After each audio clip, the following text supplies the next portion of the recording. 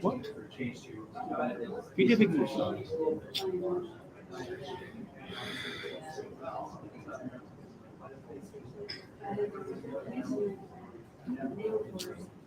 Live হচ্ছে ওকে কি কি চাও বলো না স্যার ওটা ফুল স্ক্রিন? কোনটা ফুল স্ক্রিন? এটা ছিল তো full screen.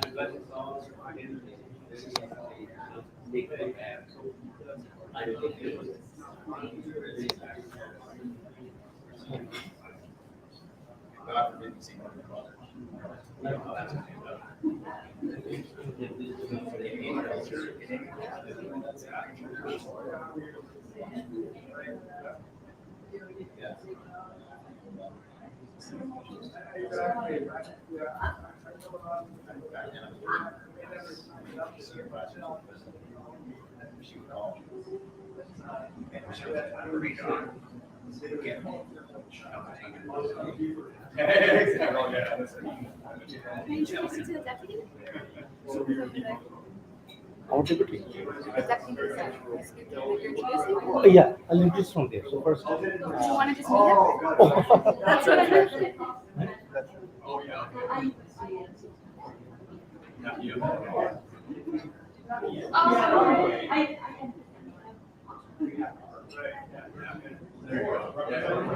There you go.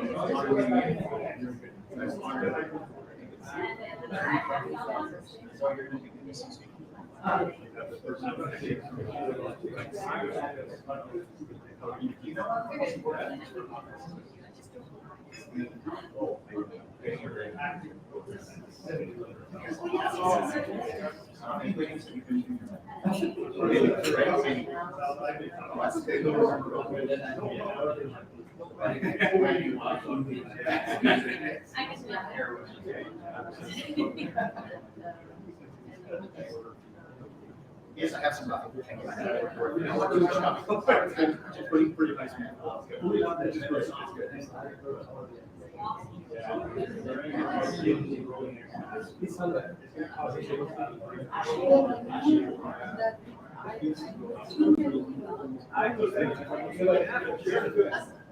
Thank you.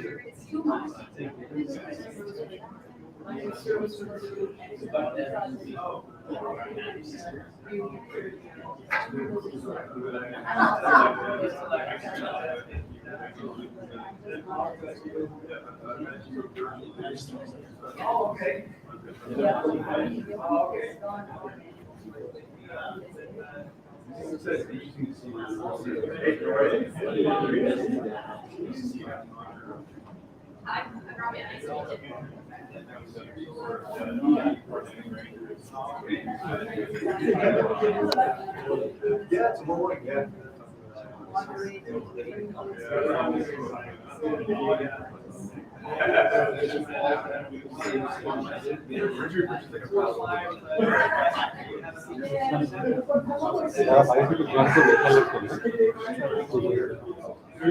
so that we're texting. Good morning. Good morning. Thank you. Thank you.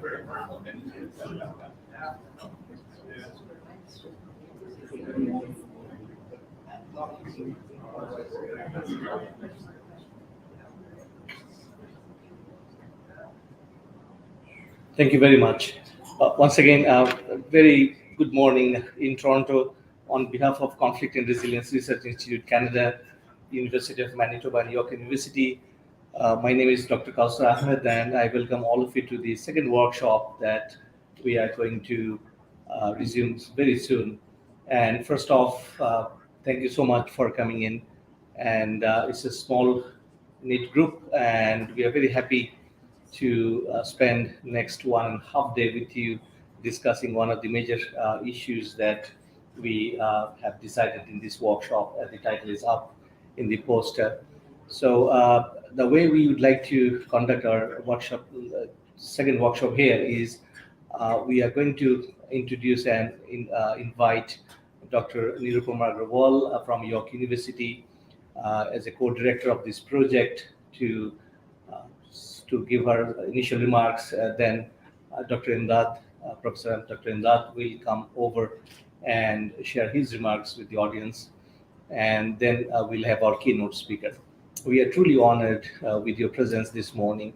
It means a lot. And the basic idea today in this workshop is that we come up with some policy recommendation tomorrow. So we'll humbly request you to kindly stay in our policy discussions and a couple of interesting presentation tomorrow.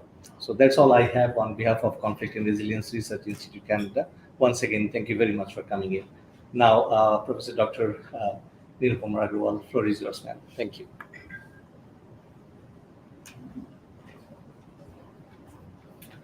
Thank you, Dr. Ahmed. Good morning, everyone. Don't you love his hat? I was thinking, should I say it, should I not? It's my honor and great pleasure to welcome you all to this workshop on nature-triggered emergencies. Thrilled to have this opportunity to bring all of us together to address the pressing issues of how best to respond to extreme natural hazards that end up being disasters. Thank you all for accepting our invitation, because this event is on an invitation-only basis to participate in person and virtually. Some people will attend virtually and participate from faraway lands, representing various indigenous communities as well. So we are very grateful for that. The overarching goal of this forum is to reflect on past experiences, identify key players and frameworks, and the importance of coordination and collaboration between agencies and organizations to ensure that the response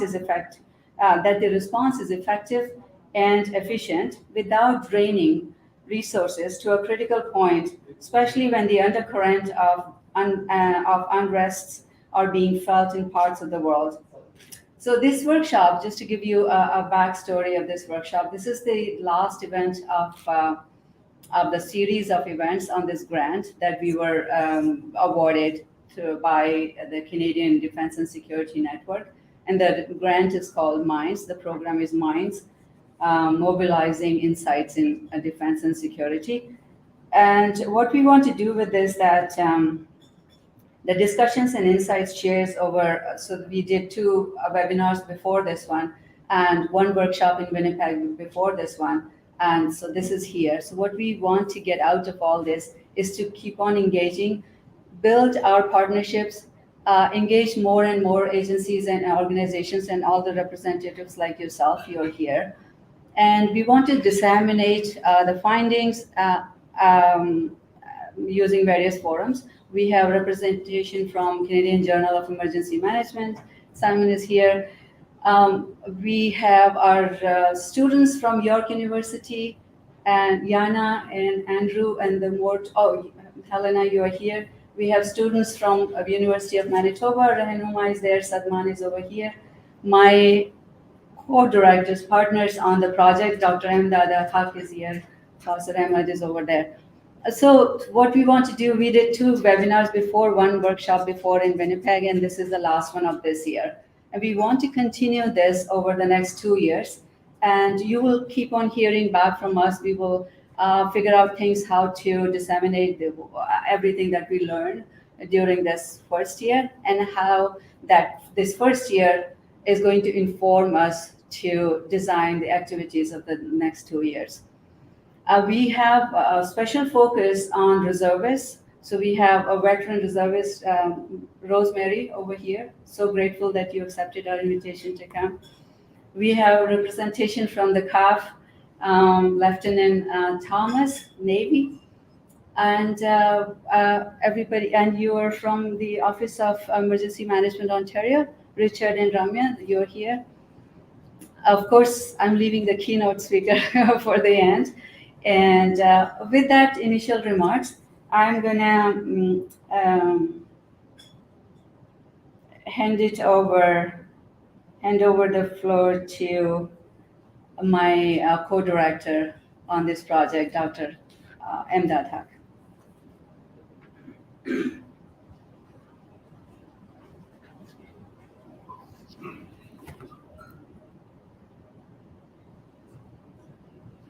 Thank you, Dr. Nirupama.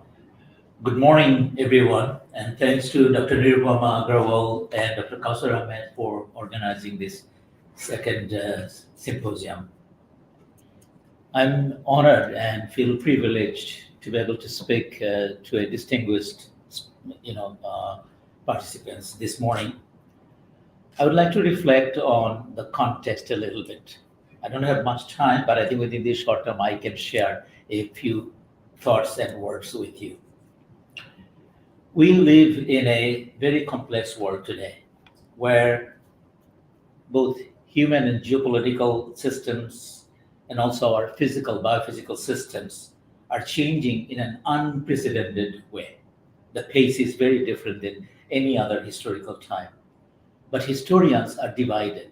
One group of historians, they think that it's a repetition of the regime that hegemony or dominated, and it's just similar kind of pattern that are following.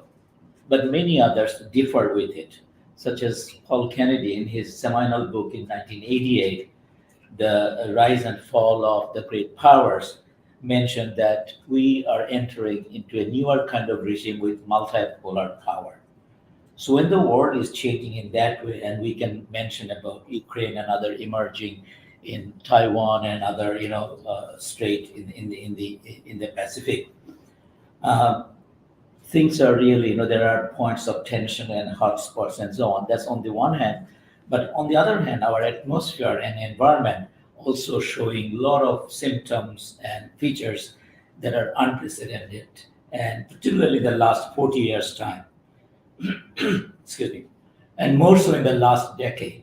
We have seen the heat waves and others, and the floods and atmospheric river, all of those new phenomena, excuse me, that are showing that the atmosphere and environment is changing in an unprecedented way, and our infrastructure and our human systems, social systems, are not ready to deal with those kind of extremes. So therefore, all nations in general, but particularly Canada, which is a northern country, are increasingly relying on military or armed forces for domestic responses. It is not common only in Canada and the United States, but also it has become common in other places. But are the forces meant to these tasks? The answer is no, they are not. But for nations' call, armed forces are always ready to defend the national interest and public interests, and they respond to the call. But it's not an easy position for the armed forces, as they often caught in between the political squabbles. A good example is during the Hurricane Katrina. The New Orleans mayor, Ray Nagin, versus Louisiana Governor Blanco is well known when and how to call the armed forces. And it was very, very difficult situation. Also, another point of note is that the difference between civil administration and management and military governance and operation, this is an area of concern because the whole institutional evolution has followed a different discourse. So these domains have historical different route and quote unquote culture. It's not a by default culture, but obviously now there's a need to know each other, understand each other, and collaborate in a way and co-manage domestic emergency in a way so that we can avoid this unnecessary wastage of resources, time, and so on. And that's why this kind of conversation and dialogue is so important. And Dr. Kausar Ahmed mentioned that we are targeting the policy discussions because there are a lot of critical policy discussions are going on with regard to what should be the specific role way. What are the options? Are we talking about a subset of the military, or we should have a separate institution to deal with domestic emergencies, or there should be a different kind of training program and so on? And there are two issues. One is Canada's responsibility to respond to international call for humanitarian assistance, and also call within Canada, what we saw during the COVID time. So what's the priority, and how our national, provincial, and other level of resources can be and should be allocated? It cannot be done with, without a dialogue and understanding in 21st century. We need all the stakeholders, and we need to each other. We need to understand and find out the formulas for collaboration. I hope that the next 2 days you enjoy all the conversation. Thank you very much.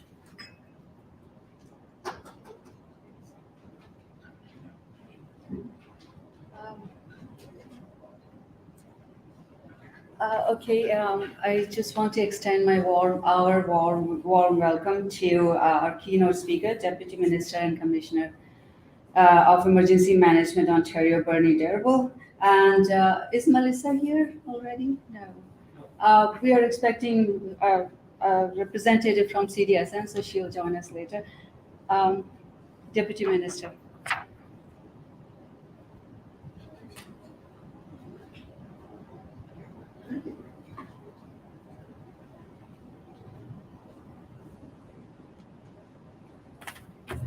Good morning. Sir, and thank you so much, sir. So let me briefly introduce our keynote speaker today, Deputy Minister Mr. Derble.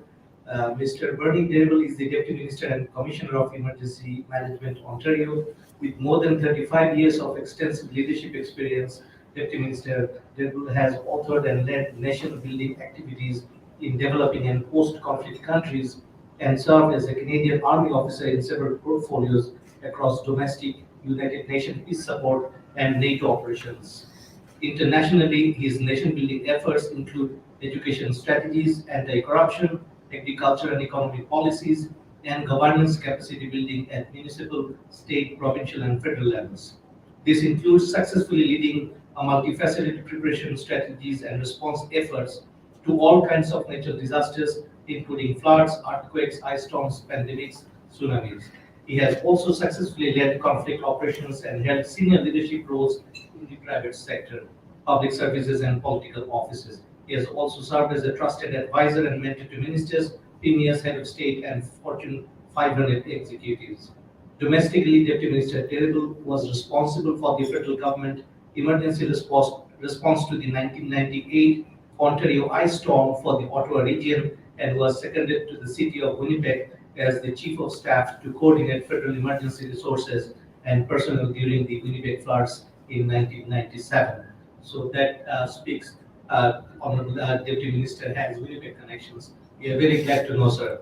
While serving as the acting base commander of Canadian Forces based Petawawa, he led the successful response for Ottawa Valley region Y2K planning and preparedness. He was also responsible for emergency crisis and mass casualty preparedness exercises at Atomic Canada, Chalk River Laboratories, and Pembroke General Hospital. In 2015, Deputy Minister Derble returned to Canada to design and implement the Syria Refugee Program, where he was responsible for safely welcoming 67,000 Syrian refugees and 1,500 Yazidi women and children fleeing violence. Most recently, while in East Timor conducting leadership training and executive coaching, Deputy Minister Derble answered the call to return to Ontario as a senior advisor of the COVID-19 Vaccine Distribution Task Force, which coordinated the successful rollout of more than 37 million vaccinations across Ontario, now rated as one of the top 3 jurisdictions globally. Absolutely, we are honored to have you, sir, this morning, and please feel free, floor is yours. Thank you. Thank you. It's kind of humbling. Thank you for reminding me of those things. Been around and doing a lot of things for a long time. And it's just a real honor. Thank you, doctors, and all of you here, York and University of Manitoba. Obviously, I spent some time in the PEG it's funny, I did all that stuff there with Mayor Susie. She's still around. Mayor Susie, who was during the flood of the century. Anybody here from Manitoba? Remember her? Yes. Yeah. Anyway, do I need to use this? And then I went on to I do a lot of coaching. And then I went on to live in Winnipeg, and I was one of the guest coaches for our women's Olympic volleyball program. So I spent a lot of time in Winnipeg after the flood stuff and everything, right? And I used to go down to the walkway, the river, and go, wow, why do they keep building? Why do they keep building in this floodplain, right? And then I was sitting there going, man. And then I went back not too long ago. And I remember talking to Mayor Susie and all the experts and all the policy people. I'm going, okay, can we do something different with the water? Hey, here's a good idea. Stop building down here. And of course that didn't happen, so, but yeah, thank you. And as a former military officer, I've been here quite a few times. For those of you that are new to RCMI, this used to be just a building. And then somebody had really good vision to build the condo up top and maintain this piece here. I have a cottage up on Lake Couchiching up in Aurelia. And I hang out at the Legion sometimes, and it's got this incredible spot down on the water, 10 times nicer spot than RCMI. And so I'm on the board. And of course, they don't like me because I'm a bit of a disruptor. And as you can see just by the kind remarks. And I said, hey, have you all been to RCMI downtown Toronto? They retained their cool spot and went up and made probably $1 gazillion for their foundation on doing it. So I've been tabling this in Aurelia going, hey, keep the Legion here.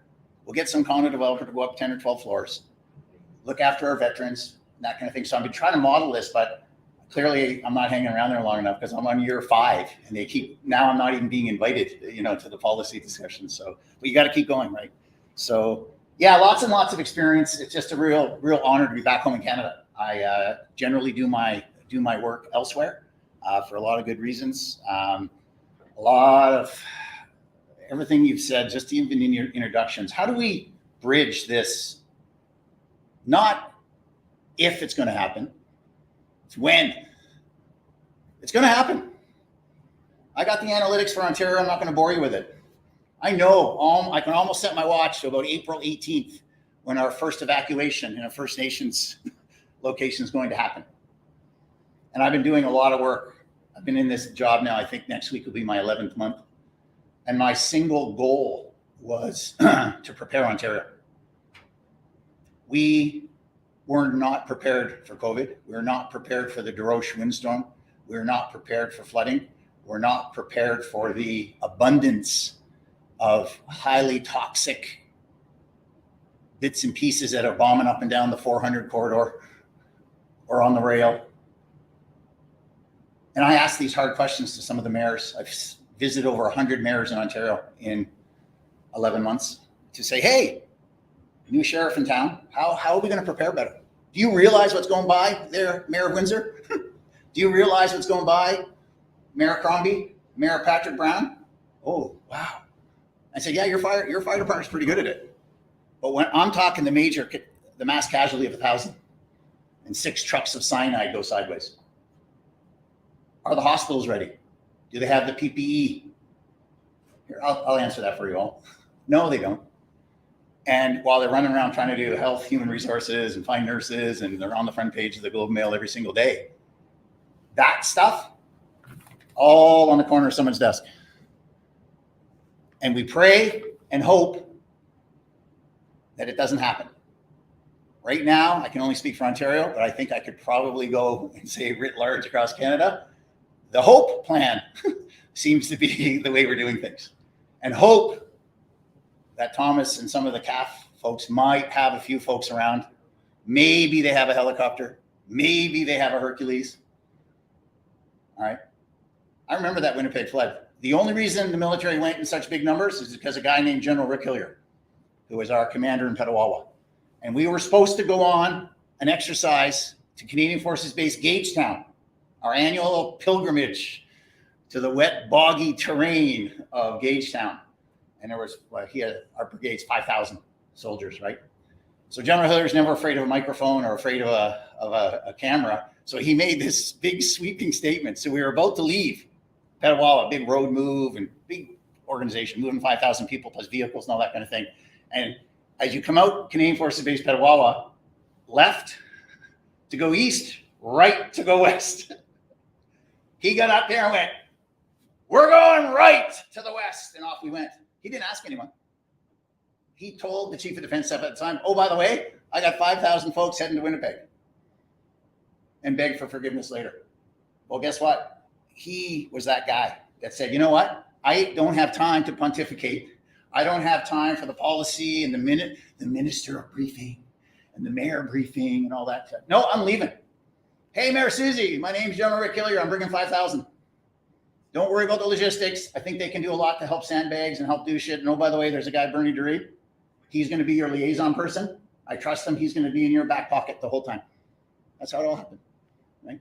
So I got in the way and tried to organize stuff. And when we got there, what was amazing was incredible fire chief. Happened to be a friend of my dad. I didn't even know that. When I arrived, I kind of had that relationship. Mayor Susie was a very interesting leadership style. She used astrology and some other cool methods of leadership. But oh my God, I got there and they were like 6 days in, hadn't slept. Their POC or their ops center were like, everyone's half asleep. So I quickly mobilized a bunch of young military officers to take the silent hours so those folks could get some sleep and help with comms and that kind of thing. Then there's this crazy thing called the ice storm. I had to go off and do the similar thing. Hillier didn't wait. All 5,000 of us were out the door, Ottawa Valley, go help cut trees and do stuff, and got in a couple of fights with the hydro people because we were putting up poles faster than they were, and all that happened. Here's what I left with. Why? Why was it soldiers? Yeah, we're pretty good at doing certain things. We come disciplined. Sometimes we listen to orders, but we get stuff done. We have comms.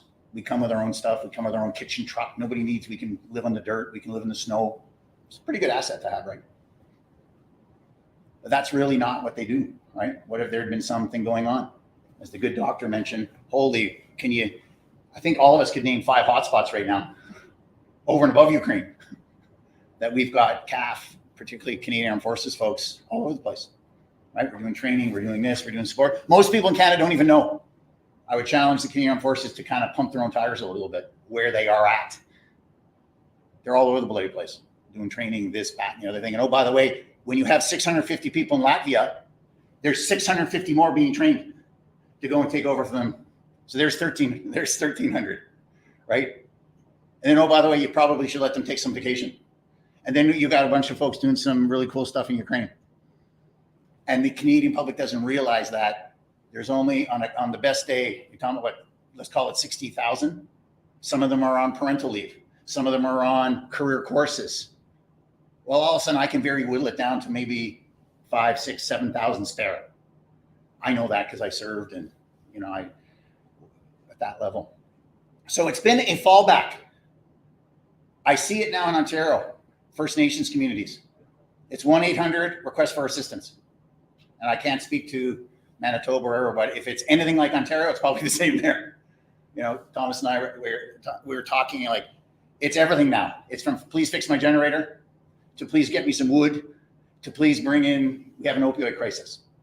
So one of the things as I sat in my first 3 months, I promised myself I would do a lot of reconnaissance and reflection. So I went and visited all these folks and started saying, well, just curious. Winter's coming, wood, you all burn by wood, I get that. Can you not pay somebody in the community $30, $40 an hour to cut some wood? And they're lucky they get to send the bill to the feds. Can you do that? Can you do that? Can we have relationships? Can we have standing offer agreements with the local wood cutting person? And then I started just having these long conversations going, preparedness, folks, you're the leaders. Whether you're hereditary, elected, don't care. You are the leadership of that community. And all right, you got this kind of cool lifeline to the federal government. I'm more than happy to help, but I'm the meat in the sandwich kind of on that piece. But there's this in practice, we need the Rangers to do X. We need the Rangers to do Y. And these are, I've been imprinted by this. And now, I retired many years ago, 2006, but it's always been left going, why? And I've done some cool stuff in other countries. I was involved in if you want to Google the 2009 floods in Thailand. Almost 60 billion in damage. I got brought in to quiet everybody down and do a plan. I had at my disposal a 25,000 person Army domestic team. Now they have conscription there, right? Their standing military is almost 300,000. But they had 25,000 who just knew how to do sandbags and just knew how to build bridges and just knew how to do all the things someone needs in a disaster. So I've seen that model in action where the prime minister or the king at the time just goes, hey, they're now here. And there's no fuss. It's not request for assistance. It just comes from the government and says, hey, domestic forces, roll. And they train. That's all they do. I don't want to be disrespectful. They're not soldiers. They're in the army. That's a way to do their 2 years of conscription. But that's what they train to do.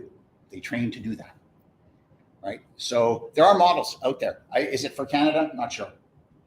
So all of these are kind of things on this piece have informed me. But I'd like to also spend some time on what are we doing here at Emergency Management. Ontario, I think we're the biggest jurisdiction in the country. Most people anyway, over 15 million, largest First Nations communities in Canada. A lot of territory. Anybody know how many municipalities, other than my team, anybody from outside Ontario know how many municipalities there are in Ontario? 444 that I am legislatively responsible to make sure they do the right thing in a disaster. You imagine what that's like. Of the 444, I think 424 are part-time mayor, part-time everybody out there. And trust me, emergency management and the stuff I bug them with for legislation and their annual is way over here. Because they're dealing with recycling and somebody whining and complaining the garbage didn't get picked up, or cat screaming or dog barking. And God bless them. I visited them all. I don't quite worry about Toronto. Their emergency management system is bigger than all of us in this room put together, maybe even bigger than CAF. I don't really too much worry about the bigger cities, but really interesting. Indigenous communities, guests, how many of those do we have here? Anybody? 133. 32 of them, no road, fly in only. And by the way, thank you, climate change. The ice roads aren't working that well anymore. How do we deal with that? Is it 1-800 Canadian Armed Forces? No, shouldn't be. It's 1-800 Ontario serving Ontarians is what it has to be. We need to take responsibility as a government, not just Emergency Management Ontario. Am I leading the charge? Absolutely. Preparedness planning, mitigation, preparedness planning, mitigation. And we've taken a lot of time in the last 11 months. I realized that we didn't have enough folks trained on IMS 100, 200, 300, 400, or whatever other courses that are out there these days. Basic emergency management and all that kind of stuff. In 11 months, we've trained 7,000 Ontarians. That's a pretty big number, right? I think we've done close to 40 tabletops with different communities, preparedness, practice. And I always use hockey analogies since I'm here in Canada. You know, whether you're a Toronto Maple Leaf fan with Austin Matthews, or an Edmonton fan with Connor McDavid, or Sheffley from the Winnipeg Jets, I know some of those characters, and trust me, they practice and practice and practice and practice every day. And I just take that from them. Everyone in this room, all of you PhD holders and all you smart folks out there, you didn't get that given to you mail in. You practiced and prepared and did it. So what I'm really been doing for the last 10 or 11 months is doing that. The Ontario Public Service is woefully not prepared. Not afraid to tell you this. Half of our ministries failed or need an opportunity for improvement to get to where they're supposed to be, just internally. Holy mackerel. That's a bit scary. And I don't even want to talk about the 444 municipalities, you know, and it's not their fault. I get that. So what I've been doing, this is a new agency, this Emergency Management Ontario. It was stuck for some years at the Office of the Fire Marshal, then stuck over at Solgen, and then somebody kicked it down the road to someone else. I'm told there hasn't been a commissioner or a deputy minister or a senior executive in 10 or 15 years, maybe longer. Somebody in this room might know that. Who cares? Holy, wow. Did you forget about the Ontario ice storm? Did you forget about this? Did you forget about that? So here we go. We talk about politics. This government, particularly the Premier, is my number one advocate. He has given me a large suitcase of money in the strategic planning process that I can now go out and train, practice. And you don't have to do anything if you're a community. We'll give you the schedule. You want to pitch up for an afternoon, have a catered lunch, do a really cool tabletop that's based on your region, your analytics. Maybe you're a flood zone, maybe you're not. Come on, or we'll bring it to you on the road. And oh, by the way, while we're doing all that, I will sign you off on your annual training plan. You need a couple more people IMS trained? Call Richard. We'll throw him in the team. We'll take care of the bill. I need to make emergency management training and practice, my favorite thing to say, is easy as ordering a Tim Hortons double-double. We cannot make it hard. And that's what I found in my reconnaissance and reflections across Ontario. Oh, Bernie, it's just so hard. We can't find training, or the smaller communities, we can't afford an all hazards course. Okay, I'll take care of that. Put them on the list. We'll get some courses done. So this is where we're going, right? And some of you may or may not have read my first featured document back home in Ontario. Was the Provincial Emergency Management Strategic Action Plan, PEMSAP, which is a document that was written by Ontarians. While we published it, we did extensive consultations with academia. Anybody who wanted to look at that document, send me the track changes. I'm not the smartest person in the room. I shared it with my international colleagues. I've done, I think, 3 earthquakes overseas. Don't want to talk about tsunamis, flooding, all the stuff I've done here. I had a little bit of input into it. But what we wanted to do, and you can say, oh, it's the first time it's been done in Ontario, or maybe other jurisdictions have never done it. I wanted to be accountable to Ontario people. I wanted to have a document that says vulnerable people, planning, practice is at the core of what I do. And I want to show you the 7,000 people I've trained, the training we're doing. I need to be accountable to you that, my favorite thing, the tagline, a safe, practiced, and prepared Ontario. That's the key. And that's what we're striving to do, all right? We are now the one window for all emergencies in Ontario.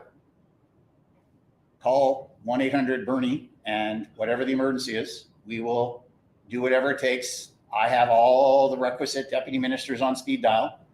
And whether it's an energy thing, or whether it's an MTO thing, or whether it's an Minister of Health thing, I have under all that stuff that I don't understand, my order in council and all this back office stuff, I have complete authority.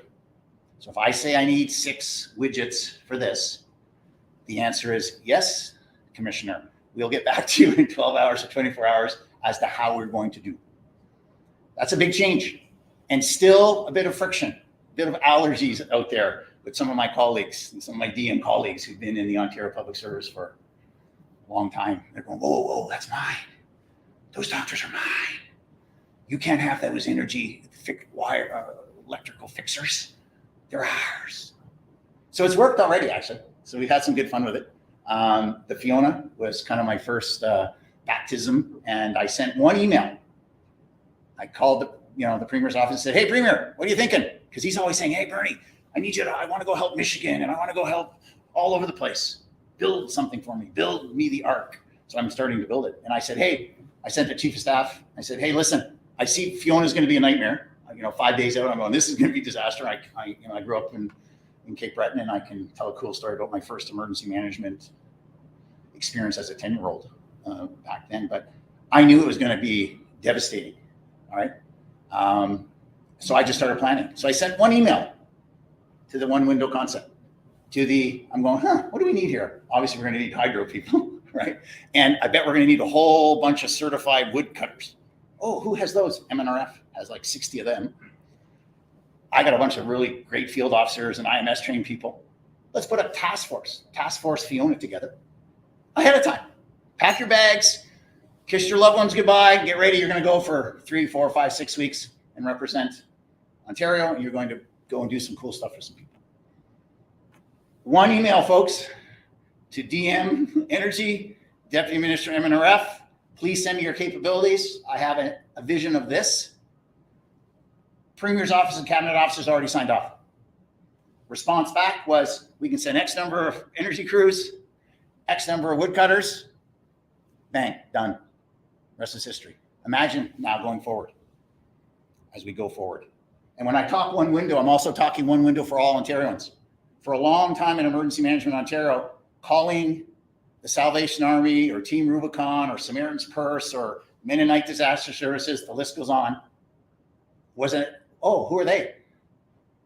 Well, because I do a lot of work in the NGO community and I understand, why wouldn't I leverage them as part of my training team, part of my planning team? So last December, I chaired a Chatham House Rules meeting. I think we brought in, Lexi, about 18, 20 of them. All came in, Global Medic, SPCA, Salvation Army Food Truck Director. Now they're in part of the planning process. Who has assets in this corridor? Because that's flood corridor. Who has assets in this corridor? And now we're starting to plan and work together. That I have what I call force packages, capability packages, ready to roll. 12 hours, 24 hours, 36 hours for the response. Mennonite Disaster Service said, whoa, Bernie, I don't want to do those things. We're experts at recovery. We love fixing basements that are flooded. Okay, cool. You do that part. You just build my team on recovery. So what we've now, all of a sudden, EMO went from 200 folks to that day that I had that group in the room, 3,000 trained, back-checked, criminal back-checked, trained, shirts that say Samaritan's Purse or wherever, ready to roll in 12 to 24 hours. They had never been invited to an emergency management planning meeting. So that's what, when we talk one window, we need to leverage all this stuff. The next thing we're doing, quite exciting, just got signed off, was this is something that this government and particularly the Premier have been keen to have for several years. I got thrown the task to bring it to life. It's called the Ontario Corps. Ontarians helping Ontarians. You come, whether you're a plumber, welder, you go onto our portal, give us all the stuff you know how to do and you'd like to be part of this momentum of Ontarians helping Ontarians. And depending where you live, you work in that community. We're rolling out and I stole this from FEMA, community emergency response teams. We're gonna have leads on the ground. They're gonna be kind of part-time, semi-full-time folks doing training, bringing that team together. Perhaps there's a team in Timmins, perhaps there's a team in the Sioux, and they're gonna have a group outside the leveraged nonprofits and NGOs, another group that could immediately go. Maybe someone just likes making egg sandwiches all day long.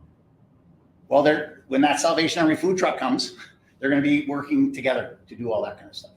So we're looking at already, just based on our current portal, I did a bit of a proof of concept during the vaccine rollout. We were really short of vaccinators. There was all sorts of complexities, doctors and nurses and that kind of thing. And it wasn't so much, I never had anyone tell me not to spend money. So I could really throw a lot of money at it. Nobody ever said that. But the problem was we just didn't have enough. And obviously it's a big sub-sovereign state. I wanted to get shots in arms. And so again, came up with this idea, hey, why can't we just find folks that would maybe like to go on the 2-hour course to learn how to be a vaccinator? So we kind of started it. And we did the back checks, we did all that stuff. 739 wonderful Ontarians later, we had them ready to deploy across Ontario. Gave them a little per diem. It wasn't a paid position, it was kind of voluntary. Kind of broke the paradigm of it, right? So these are the kind of cool things we're doing here in Ontario. And I'll tell you, I got to tell you, and I've shared this with I call him, Brigadier General Major, I call him the commander of the Ontario Army. I've told him in public with his command team, you are not going to get a request for assistance from me unless it's the last resort and bad guys and everybody are coming over the hills. Because I know Ontario can do better. I know we can. And we talk a lot about politics. There's a ton of politics during COVID. There's a ton of politics during the Winnipeg floods, ice storm. All over the world, there's politics. This government is setting things in place that the politics will actually be out of it from now on, because there's even visions of Ontario Emergency Management becoming kind of like a mini FEMA, Ontario Emergency Management Agency, Authority, pick a term.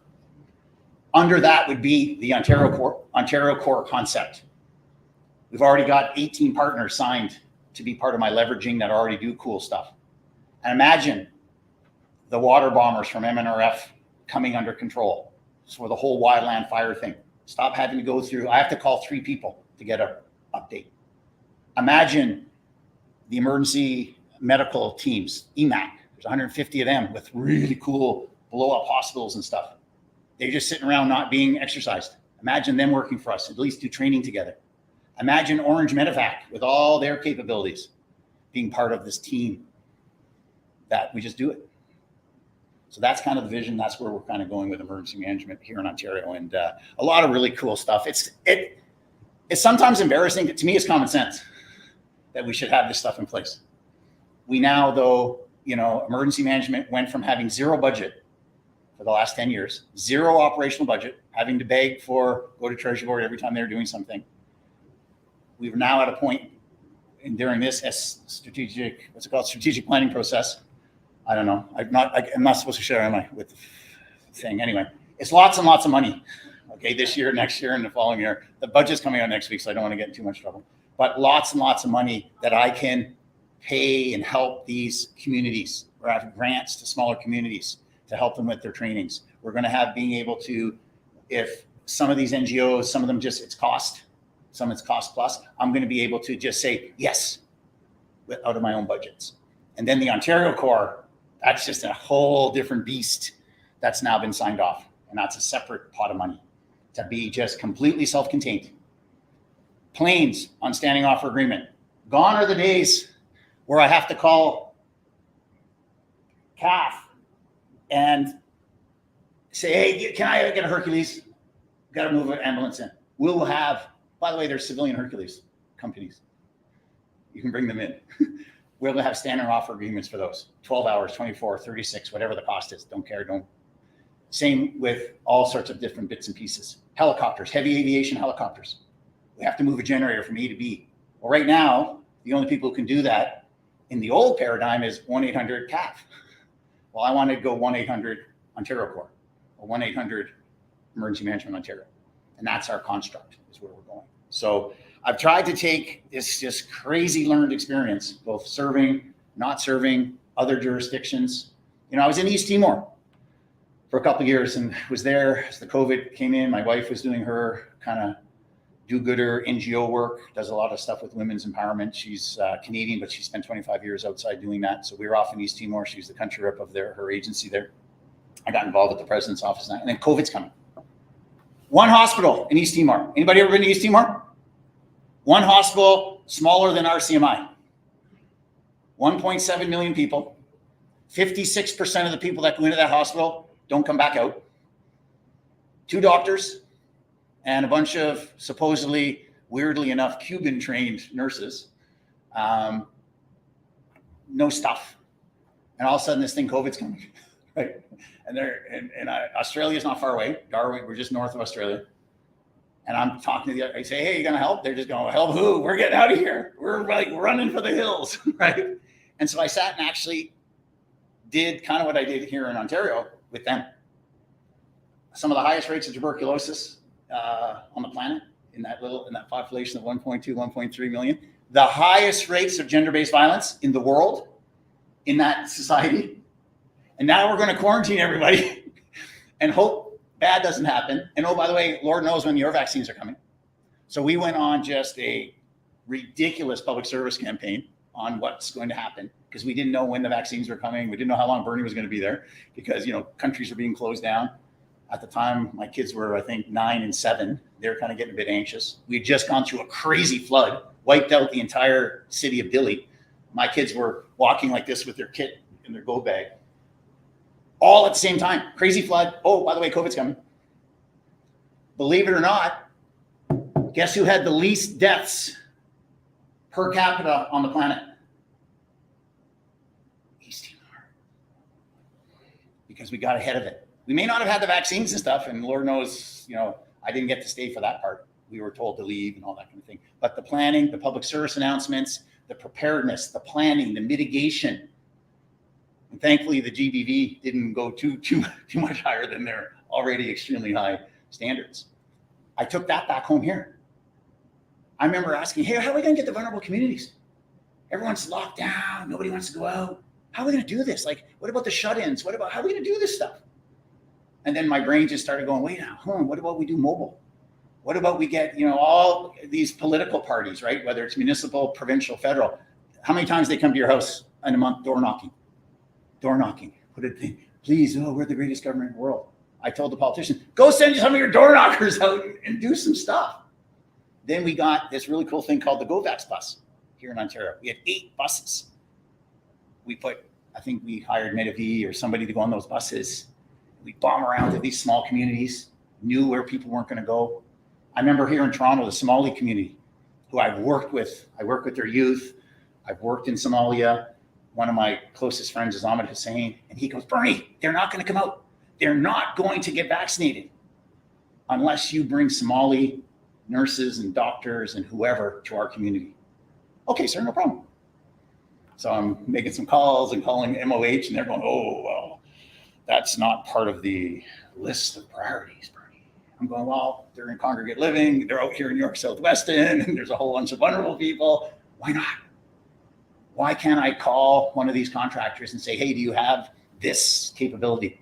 And oh, by the way, I'll give you my GoVax bus and go do. Well, guess what happened? Ahmed Hussein used his political door knocking folks saying, these buses are going to be down in the parking lot for the next 3 days. And got all the aunties, and got all the leadership and all the elders to do that. And guess what happened? Big lineups. But if I listened to the old paradigm thinkers and everything, we might have lost some people, right? So it all goes back to, my God, the collaboration, key. Partnerships, ridiculously important. And I go on and on and on and on and on about relationships, which is what we're doing here. And I'm the first will drop anything. You guys call me to come and do something and everybody else wants to call me. I will give you my PEMSAT, change it to Manitoba, change it to Quebec, don't care, because it's a really good document with a whole bunch of smart emergency management folks involved in the detail, but it's the vision.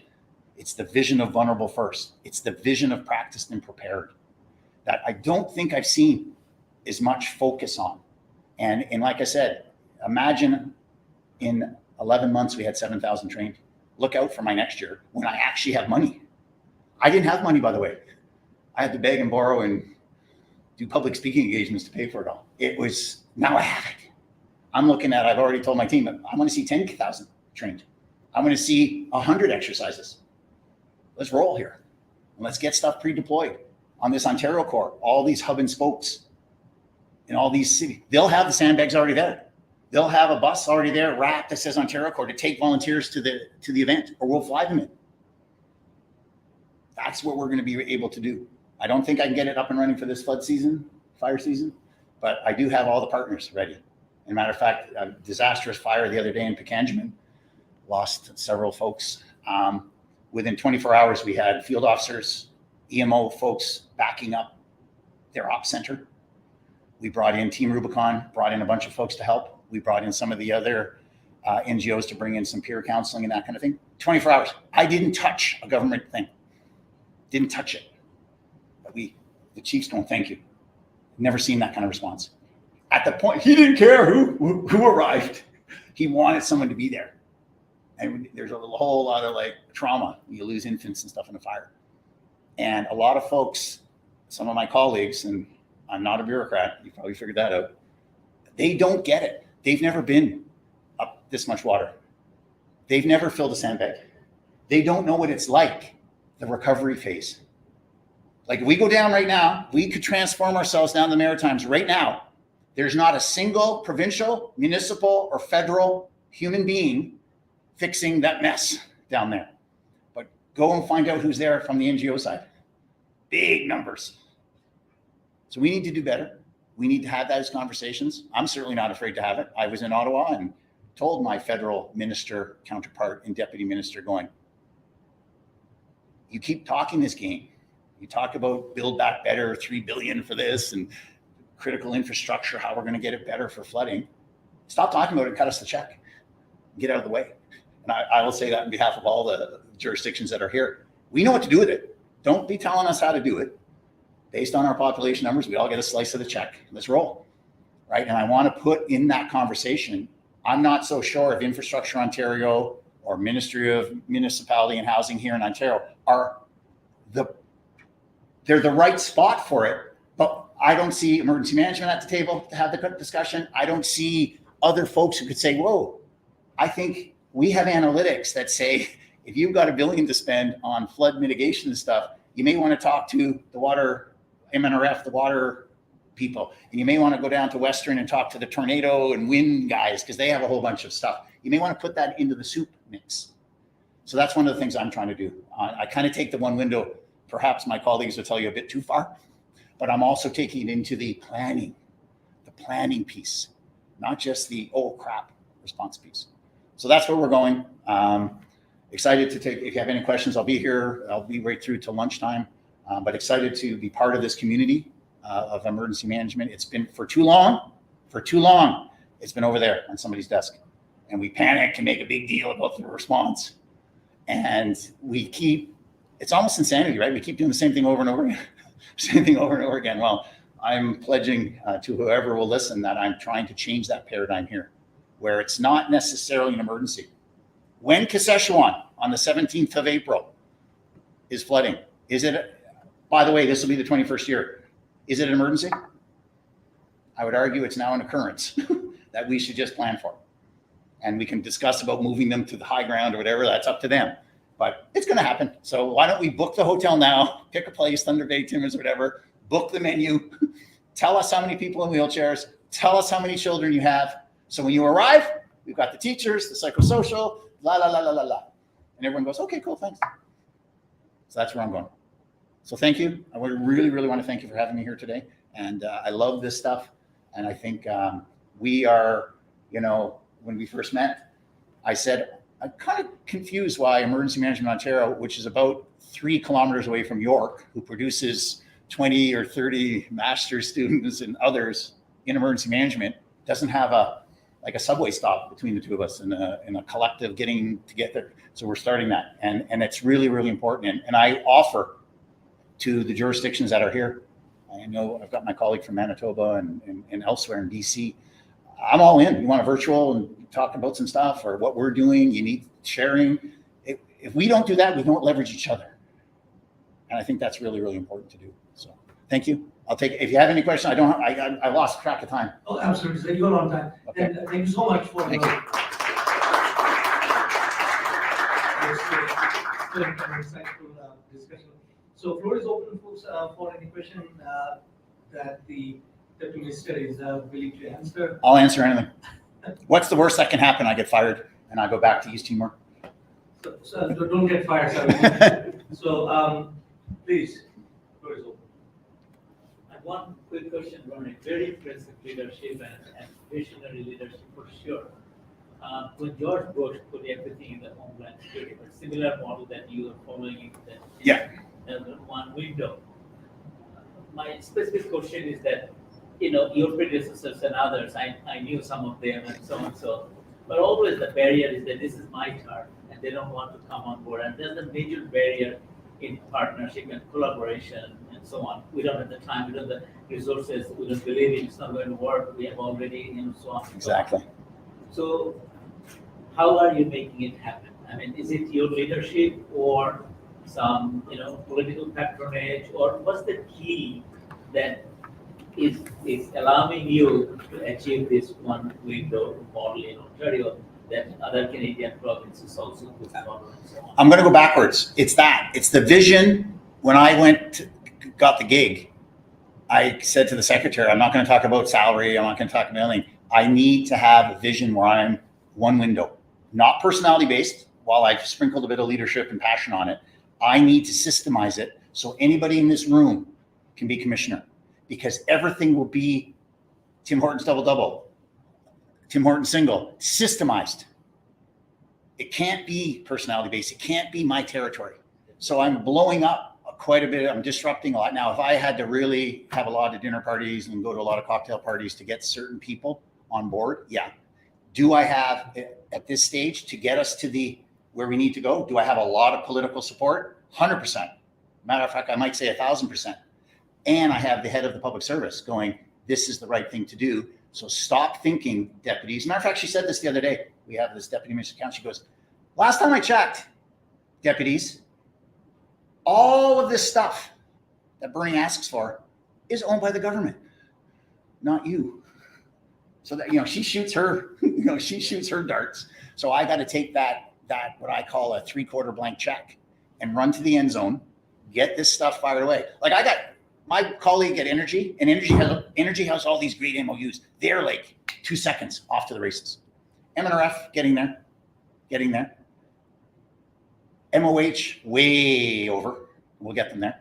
We'll get them there. But at the same time, I think this Ontario Core piece, you know, typically in an emergency, you all know this, you've studied it, you guys are all smarter than I am.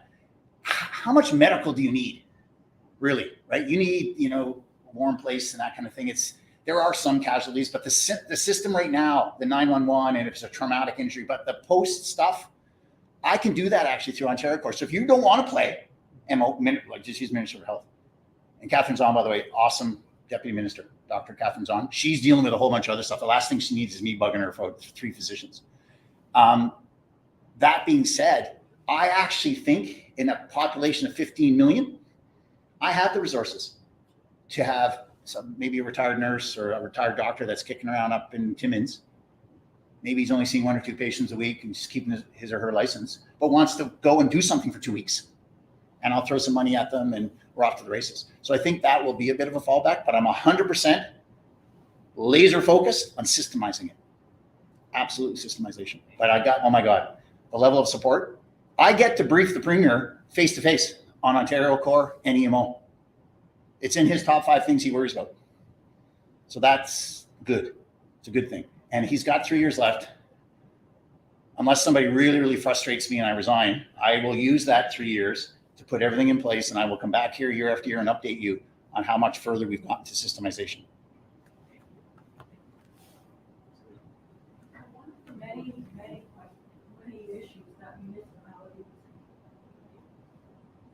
One of the many issues that municipalities in Ontario often face is around compliance. Yes. Compliance was intended as a baseline, but is often taken as what you need for an effective program, which you know is obviously not enough.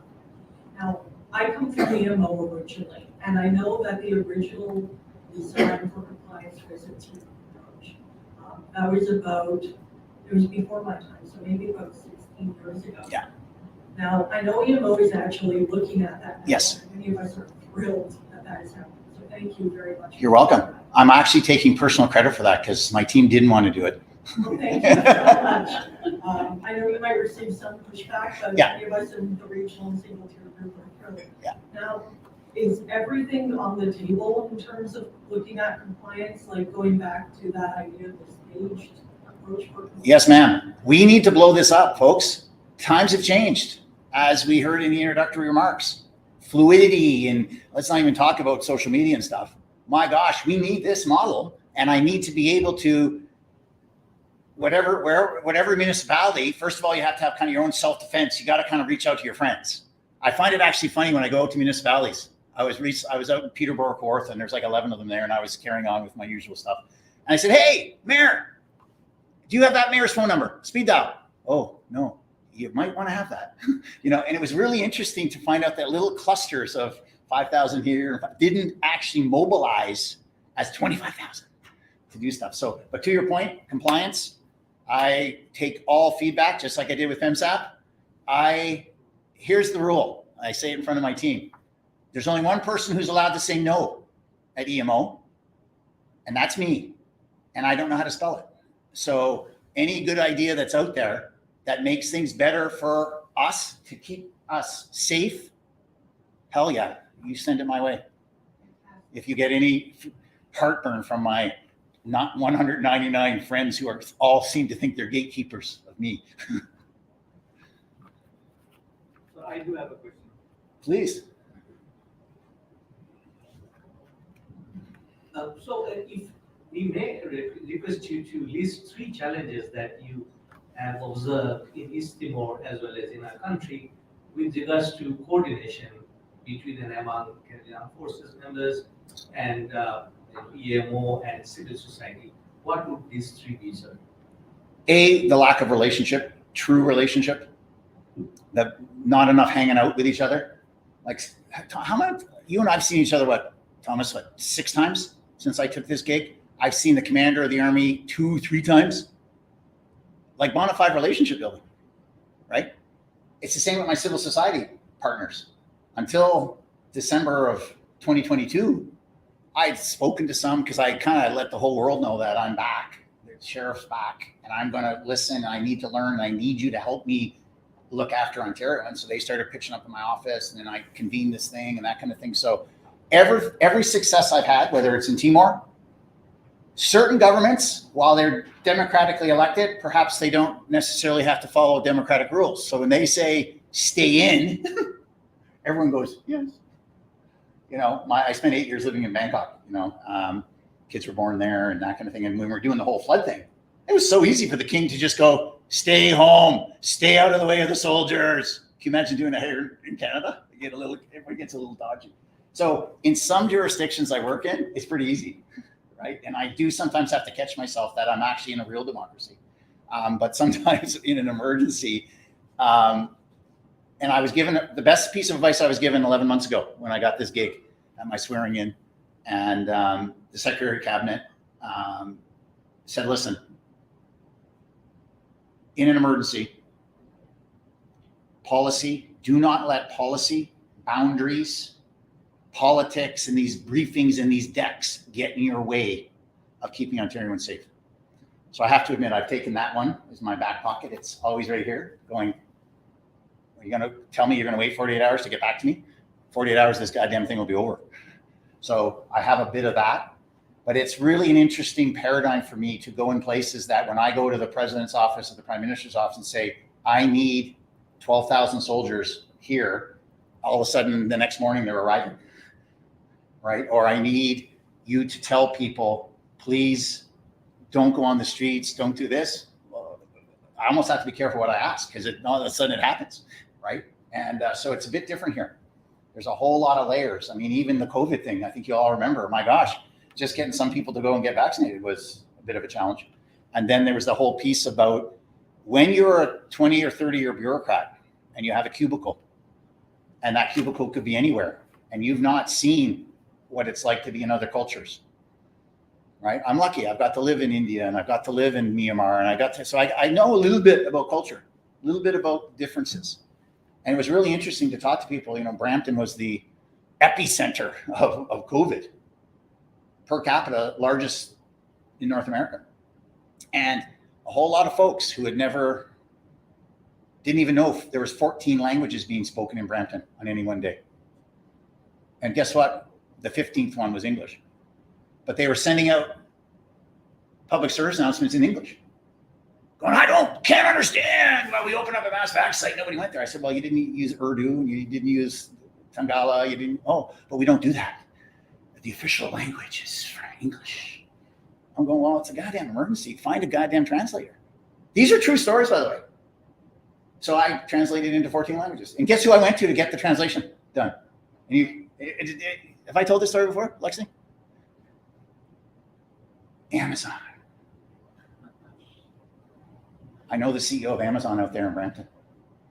And of course, they don't use English on the floor.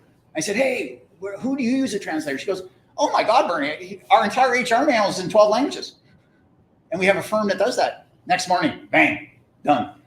And Dr. Lowe and everybody's all happy. Oh, thanks, Bernie. I'm going, Dr. Lowe, like you live out here. Like, how come you don't know this stuff? But it was a new paradigm. You got a whole bunch of people. It's not their fault. When you're at Ministry of Health for 17 years or public health person, and you haven't got exposure and don't understand that the elders, the grandpas, and the aunties that are living in these multi-generational homes run the show, and if they don't speak English, and you're sending English things to their door, they're just binning it and throwing the garbage. Those are the kind of things that I like to take to the game that are, by the way, preparedness, planning, mitigation, right? And we're still, this PEMSAP document, I'm so excited to share with you that all the First Nation languages, we did an executive summary and stuff like that. It's in their language and French, English, and by God, I'll get it in 14 other languages if I have to. These are the weird things here in Canada. In any other jurisdiction I go into, when I was in Afghanistan for all those years, there's like 17 dialects. Guess what? We did it in 17 languages. So the official language was Pashto and Farsi, but they knew that if they just did those, they lose half the population. So these are learned experiences, and I share with everybody that. Wake up, everyone. It is 2023. By the way, I get to live in Toronto. Pretty sure I can get translation in any language in 24 hours. Throw some money at it. But we need to break out of this The Sally principle, the same as last year, same as last year, same as last year. Go bold, be bold. If you really care about saving people and giving people, at least let them know, oh, by the way, the incredibly sophisticated Peterborough-based water monitoring team can tell you that you're about to get 18 inches of water 4 days from now, and we choose not to tell the community. That's on us, right? And that's what's even more amazing. We got all these capabilities across Ontario, spread across 14 different operation centers and 14 different agencies. So I got a whole team. Where is it? Can't remember. But we got a whole team now digitalizing one platform. We're not reinventing anything, but why isn't the water monitoring available to Chief Wesley up in Saskatchewan? Easily read, not, yes, Chief, go to www.cloud./back.this.that. That's what they told me. Oh yeah, Deputy, it's in the cloud. And then I'm there on purpose, like trying to find it, did the backslash wrong. And I joked with the team saying, imagine if I had water up here right now and I'm trying to hold my phone up and find internet, and you guys could have told me this bloody information a week ago. Those are the things, right? I like to think that while I don't have a learner PhD, I have one in common sense. And I think that's really what this game needs. A little bit of reality-based, a couple of disruptors, a couple of folks who don't have to worry about their Ontario Public Service pension, and just go forth. And I think that little sprinkle across all the jurisdictions would be good. I think we have some good stuff. I know BC's gone through hell and back with everything you all have done, and I track that closely. There's lessons that we can learn there in fires probably. And I really hope that my fire team at Minister of Natural Resources Fire is calling your folks, and they've had this kind of dinner or collaboration saying, hey, we could have done this better. We're dying right now on fire. We can't find anyone who wants to work. I don't know what it's like in BC. Are you having trouble? Or maybe you stole our guys and gave them more money or something, but we can't find people who want to go and fight fires now. I don't know if it's this whole labor issue or whatever, and we're trying to throw money at them, but money's not the issue. And so here I have our big water bomber Air Force, and I have pilots. That's easy, but the folks who actually do the grunt work, kind of hard. And we have this thought here now, with this government. You better find Ontarians to do that. I don't want to be bringing in people from other jurisdictions. And you try to talk people off the cliff going, this is a very specific skill set. I might need to call my friends in BC, or they might need to call us, right? So I think the collaboration piece is key. And again, I'm not going to say I love policy. I like policy, but I think a lot of the policy and a lot of the thinking on this little sphere called emergency management, or even the combination of domestic and military, how we do. I think here in Canada, we already probably researched it enough. We now need maybe people like myself and the commander of the Ontario Army building this machine here in Ontario that says, unless it's last resort, unless it's real life and limb, and I need a very specific piece, by the way. Like if I ever call the Army, I'm going to say, I need this. I don't need just some dudes picking up debris. I need some of their cool capabilities that maybe some of you don't know about. I need that for 4 days. That I could fill that out. But I ain't calling for general duty labor. And I think that would be my last point. So thank you. Thank you, sir. Thank you I'll be so around. much. Thank you. And we are going to follow you, sir, in Twitter, whatever you are using, Insta, and so on and so forth, so that you still remain in cloud, but also with us. Thank you. Thank you. Thank you very much. Thank you so much. It's great. Thank you.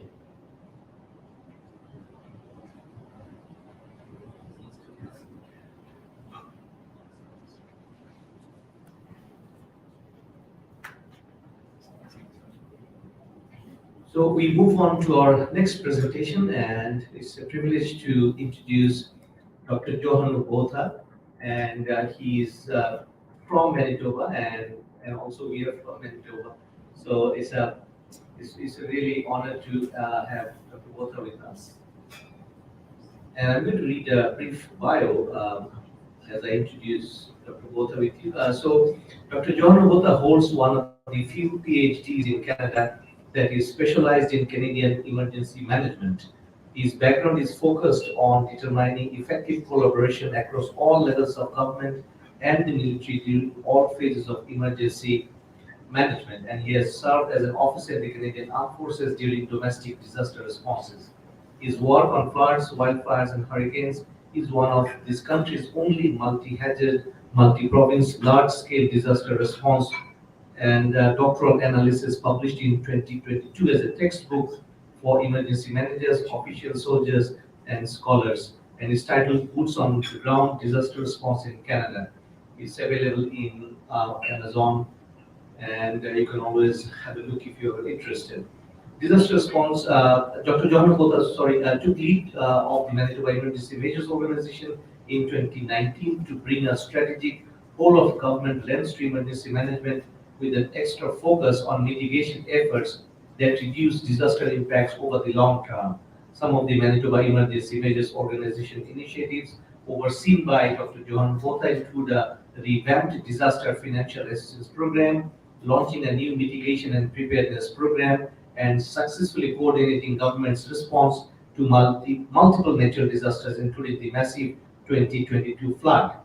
Dr. Johanna has brought emergency management expertise and capacity to other large operations, including Manitoba's successful COVID-19 vaccination rollout and integrating displaced Ukrainians into our province. Thank you so much. It's an honor to welcome Dr. Johanna Botha for his presentation, sir.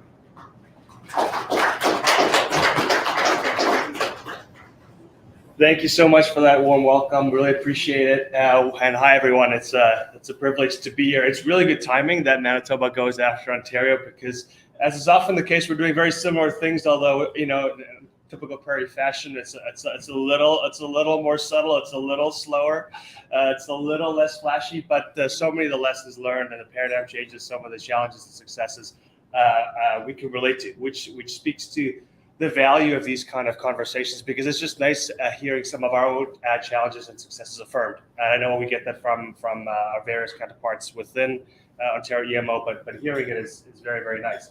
So it looks like my presentation by the title is, this niche technological tool that may not have strategic implications similar to the previous presentation, but actually it's the exact same presentation, except I'm sort of starting in the back door where we're building a technological tool that will ideally bring in all the kind of partners that we can avoid the kind of situation that Deputy Minister Darrell mentioned at the end around the chief wanting information that was existing somewhere in the web somewhere, but it wasn't on a one-stop shop. So it's a one-stop shop technological tool, but really the intent is very similar to where it sounds like Ontario is going, which is a single entity that can, through an integrated, coordinated way, deal with the kind of new threats, emerging hazards that the province of Manitoba is facing. So that we have a whole of government approach.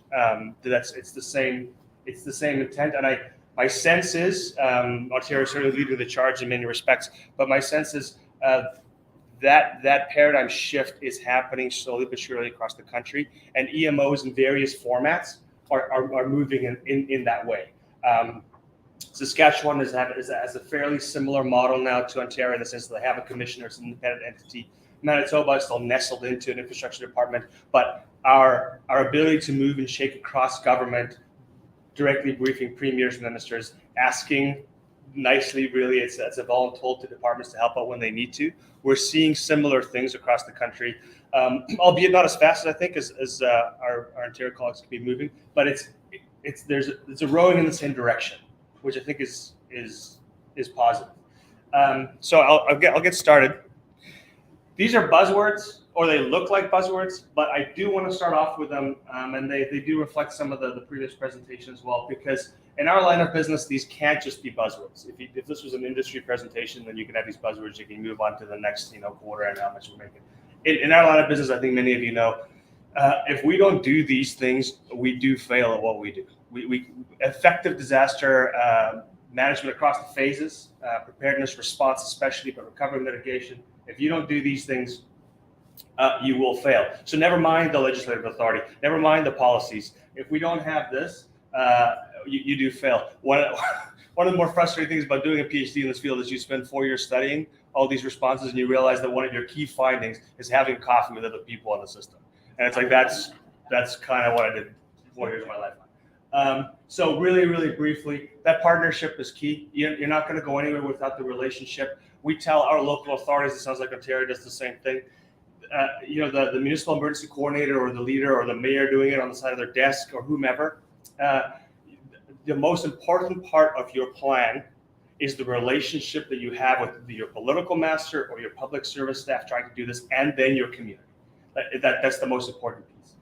So everything that you'll see in the tool when I talk about it has that in mind. It's not about just another widget. It's about trying to foster that. Agility is, if we can't change our minds midway through a response, it's so unlike other programs and services in government, which in some cases, maybe there's good reasons why you can't change your mind.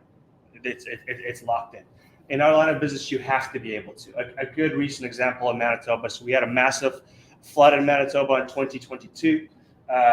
In terms of the geographical scope, 2022 was the largest flood we've had in over 100 years. It doesn't have as intense impact as one area like a 97 flood in the Red River, but also the Manitoba was flooded. Everything was underwater. It was the Oscars recently won for Everything Everywhere All at Once. Well, that is what we felt like with water in 2022. It was everywhere. And we heard loud and clear from municipalities that if you're going to dance around on whether or not you do disaster financial assistance, it's going to stress us out. We're going to have to start documenting things now. We're going to have to plan our budget to see if we can do it. That's going to impact our responsibility. So you need to just tell us that there will be a recovery and then let us respond. Historically, previous paradigm, government will know. Disaster financial assistance is set up so months after the time, we're going to collate the damages, we'll make an assessment, we'll see if we meet federal threshold, and then we'll maybe put together a DFA program. We can't work like that anymore. So, we were able to, EMO is a greater stature through some of the successes we've been able to achieve throughout the pandemic. We're able to go to government and say, whatever the DFA regulations say, we need to say there will be a recovery phase and the government will do. We did it. Municipalities, all 137 of them in Manitoba relaxed, and they became focused on the response, and that flexibility was key. In terms of accountability, integrity, again, they might sound like buzzwords. In our field, they can't be buzzwords because trust is absolutely essential. We can have the most effective and efficient and sophisticated processes, apparatus. Ontario might build the core that they want, but if they've lost the trust, what can you do? So those two things is essential to every little piece that we build, including the tool you're about to see. The other piece that I think is important about accountability and integrity, as much as I agree with Deputy Minister Darrell about the frustrations of being too focused on policy, the nice thing about the policy space is that emergency management is an established policy space. Now it's got a legal mandate. It's not a few decades ago where it's partly it sat on sides of desks because it was, if bad things happen, the government needs to do something. It exists now. It's a policy space within government. So we're public servants as well. We have to provide services to the public in a way that is demonstrably effective and in a way that we can say what we did and how we did it. So those are the values. I know they sound like buzzwords, but we try to make them not buzzwords in Manitoba EMO.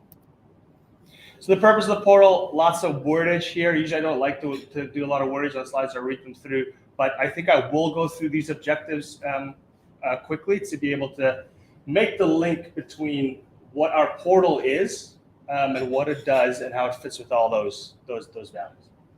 So just in a nutshell, it's a web-based reporting tool that will provide everyone in the system, government partners, stakeholders, with a centralized view of emerging hazards and disasters across Manitoba. So it's a one-stop shop. It's internally built and it leverages SharePoint and Teams. We want to build in other platforms as well. But it's essentially a spot where all partners can go to. We'll talk about whether or not the public gets access, so that in a sleek, sophisticated way, if it's wildfire season, if it's flood season, if there's a rail event, you can see who's impacted. You can see where the response actions are. You can see how you plug yourself in. That's the response phase. During the preparedness side, we should be able to see these are the municipal emergency plans. These are the hazard vulnerability risk assessments.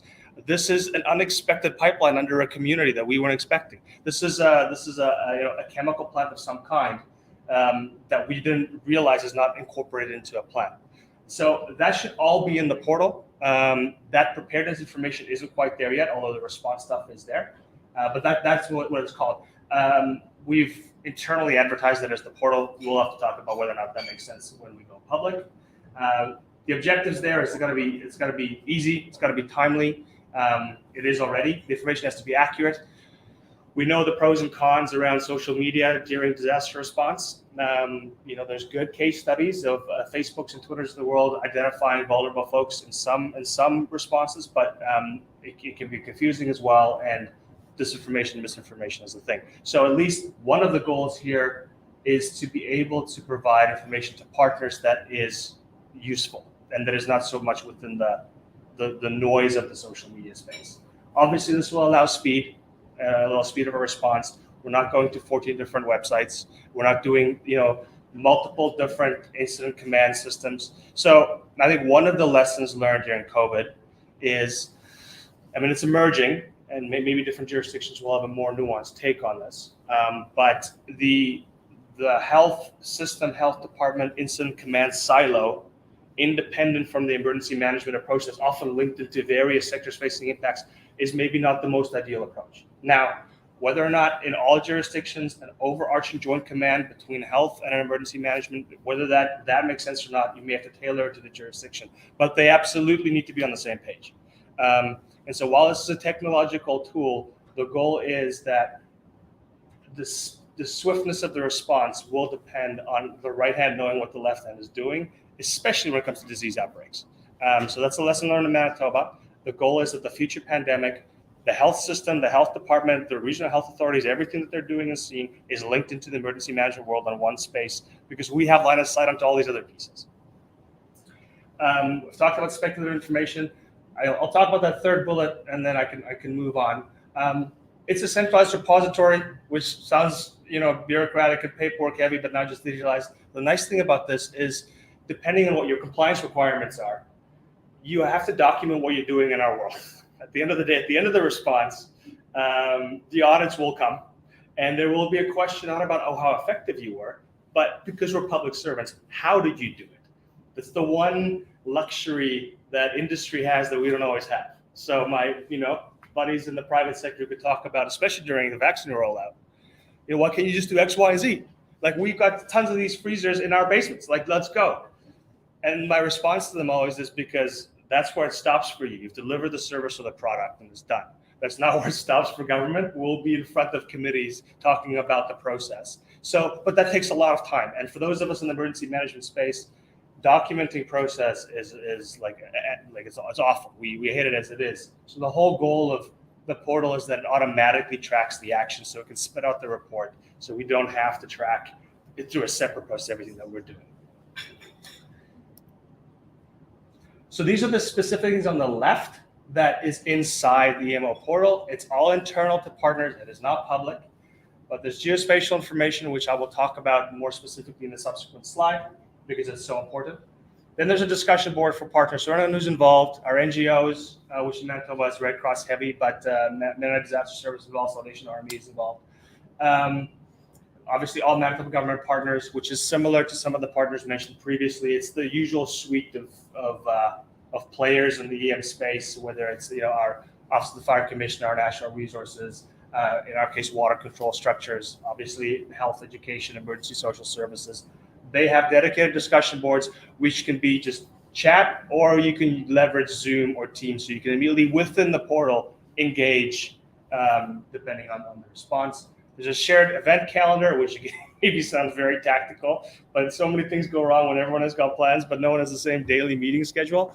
I don't know if this is a problem in Ontario, but I find that one of the most useful things I can do during flood prep is tell ministers, the premier, and government that we will do anything you need us to do. We will go above and beyond to serve government. But the briefing to government will be at the time that we set. It'll be at noon, and it'll be at that time, and you'll have everything that you need. And then after that, you can go back to what you're doing. But we're not adjusting this daily meeting schedule based on what various deputies and ministers or whatever wants to do. It needs to be locked in. So it seems like a bit of a silly, straightforward, non-rocket science thing. But a shared event schedule that locks everyone into when they need to be where is key. So much of this is not rocket science. I think so much of this is common sense, which is why disruptors and movers and shakers are useful, because it's surprisingly tough to sometimes get the common sense things through. But this is one way of doing it. Talked about centralized reporting. I'll skip to the bullet at the very bottom. AI-driven data analysis is obviously going places. It's going to have implication for emergency management, like it's going to have implication for everyone else. The most obvious application that we currently see is how, whether it's full AI or just a step below, can enhance our risk assessments. So incorporating climate change models to see what's the impact on frequency, what's the change on frequency and impact depending on the hazard at a community level. So that's a question that's still open to us. We have Prairie Climate Center based in Winnipeg who do phenomenal work. They do very, very sophisticated climate modeling. It's something that we're trying to work through with them. Maybe AI is a solution here, maybe it's not. But does this rural municipality in this pocket of Manitoba, how does their particular hazard profile change based on their climate models? And then can we throw it all into the portal, and then you can toggle accordingly and plan accordingly? So that's sort of the future of where we want to go. We're not there yet. And then we've had discussions, Dr. Carson and team, that they have very interesting ideas around the application of AI. So we're thinking about it, we're there. It needs to find a space here. Obviously AI is bigger than the EM space, but that's where we would like to take this next. In terms of the plan, and this is where we unfortunately have to get into the politics and the policy world. You'll see in the timeline shortly, phase 1 is done. We have access to all Manitoba government departments.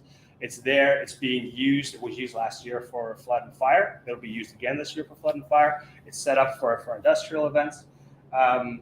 It's good to go. We are in the middle of providing access to our federal partners, to Crown corporations in Manitoba. Manitoba Hydro is sort of the big player, but they will have access. With that, it'll be fairly easy to give our provincial partners access to. So we're in that phase 2 piece. We are hopefully by flood season, but we'll see, trying to get local authorities on. So we have talked about all the bells and whistles of the tool, but all disasters are local in one way or another. Those levels of government that are part of our system don't have access to this at this moment. So you can see how that's a massive gap. We're in the middle of trying to do it. We are in the usual obstacle course of government IT land to see what is approved, how security protocols are linked between local government systems and what we do. So we're in the middle of that. But the goal is to by flood season this year, and like Ontario, we can set our clocks. We have evacuation around mid-April. That all local governments, municipalities, have been 37 of them. Our 62 First Nations through Indigenous Services Canada. They have access to the portal, and they can play as well. It's not just a unilateral information piece. It's supposed to be an integrated planning system. And then I've got this big bullet at the bottom called future. And this is a question mark because it's not so much a technological problem. Sharing this publicly is very likely the technological barriers will be minimal. We'll be able to do it. The question is, how do governments feel, and what do we recommend to governments in terms of what to share? So you'll see that today you've got slides, boring, static slides. You're not seeing the sophisticated tool because it is a nightmare for me to try to set up my VPN and get into the managed government system and play around in this tool for you. Never mind the trouble I might get into. So this is a question that we need to grapple with. If there's a paradigm shift in Canada around emergency management is breaking down silos and doing anything that's through a whole of government approach. Does that paradigm shift include a whole of society approach, the nonprofits that were mentioned, but the public? Are governments comfortable with us sharing this information live publicly? Now, of course, that'll come with risks. Of course, there's operational security issues. Those in the military will know well. So there'll be tiered, there'll be layers. And we have to respect the information that our partners provide us. One of the beautiful things about the EM world, once you build trust, it's probably the only policy space that gets this much information from groups and areas that usually don't share easily, whether it's our military partners, the RCMP, Justice, a large city. Some of this information is vulnerable information. A large city will say, we can't deliver these services at this time for this reason if this happens. If that isn't managed appropriately, of course, that could be a public debacle, they share that with us, and they should, and we share vice versa. So how do we manage which aspects of this goes public? I think my take is that it's not a whether we share, it's a when and how we share this information. Particularly as we get to, this is the phased approach I've talked about it, so I won't spend a lot more time on it. But if we get to the geospatial information, we have so much of that internally already. And as we keep building on top of that, so if we have flood risk maps that identify 1 to 100 year to 1 to 200 year risk, depending on this precipitation event or this level of flooding, that's all internal. If this can be layered very nicely geospatially, which it can because it's in our portal, what does that look like publicly? What does that mean for the real estate sector? What does that mean for consumer buying decisions? What does that mean for land development used at the municipal level when it's all public? These are important questions, but they can't be a reason to by default say this is never going to be public, because resiliency is going to require not just us making decisions, individuals and municipalities making decisions about where they develop and what they buy. So when internally, if you see, road closures are public, although it's not always in a one-stop shop where you get road closures and power outages and everything in one go. But that at least is public. But if you can see that along with where government has done disaster financial assistance projects year over year, and maybe what that has cost. Maybe citizens can see which of their municipalities have emergency management plans updated in place, maybe what the correlation is between those plans and responses. All these things are difficult questions because we don't want to throw partners under the bus, but there's a question around what should the public know to hold their governments to account, but also to make their own decisions. Because a dominant theme, I think it was mentioned in the previous presentation, will be mentioned throughout the next 2 days, is around this labor human resource capacity and the inappropriateness of by default doing 1-800-CAT.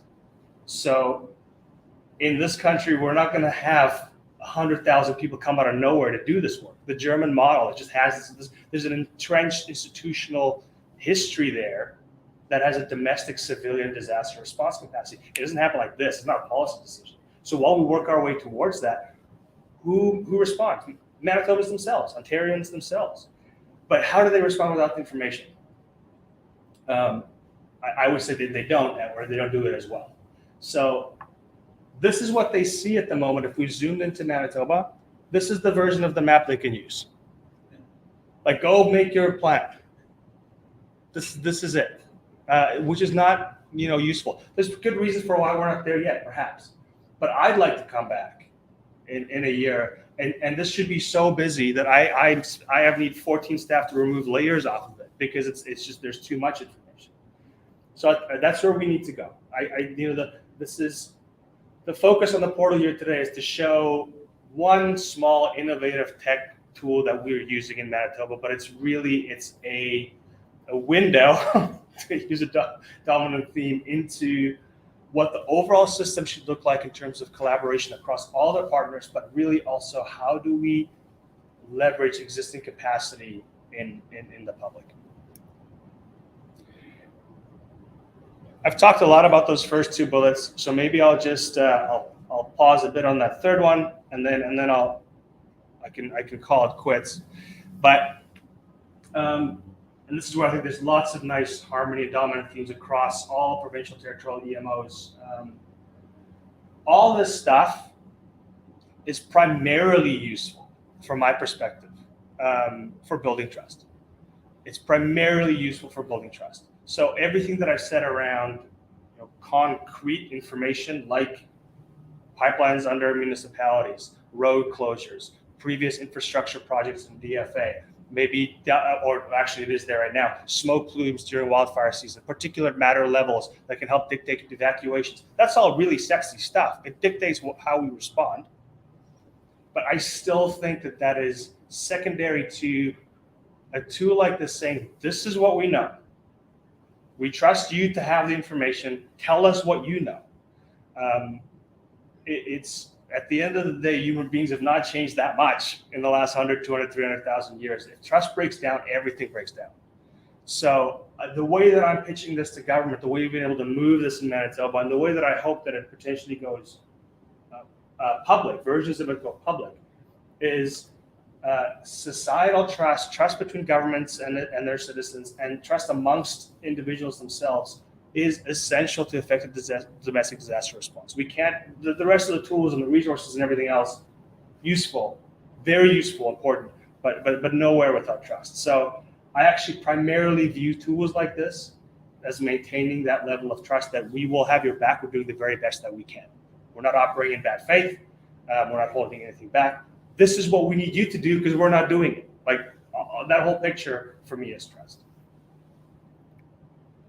I've talked about all the benefits. Maybe I'll leave them up when I go to questions because then they're fresh in mind. Two thoughts I'll leave you with. The primary one is you've just seen the deck, you haven't seen the portal, and that for me is key. That's key. I could spend half an hour to get into our managed environment and then try and share it here publicly. That is a policy question for government, and that is a technological question. So that's number one. What does that mean? How do we transcend that means? And then the other piece I'll leave you with, maybe a bit rosier, is that this is a microcosmic example of where I think emergency management is going. We're talking about multiple agencies. We're talking about everyone being on the same page. We're talking about a unified response where if there's a priority, government XYZ, ministry XYZ, or whatever, they're playing along.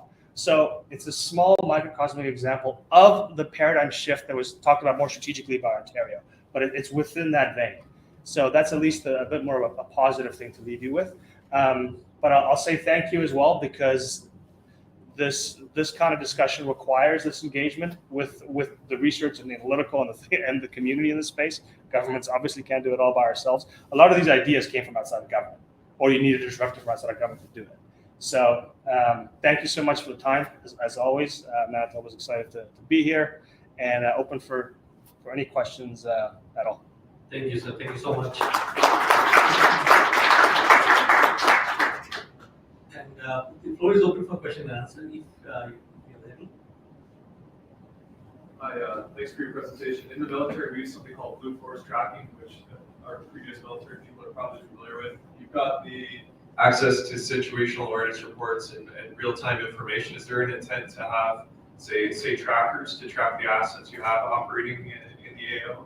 Yeah, absolutely. Yeah, and I was just a reservist, so I wasn't in the weeds on that particular tracking mechanism, but absolutely. So if you're talking about assets like infrastructure assets or operational assets, yes, that needs to be part of the picture. It's not at the moment.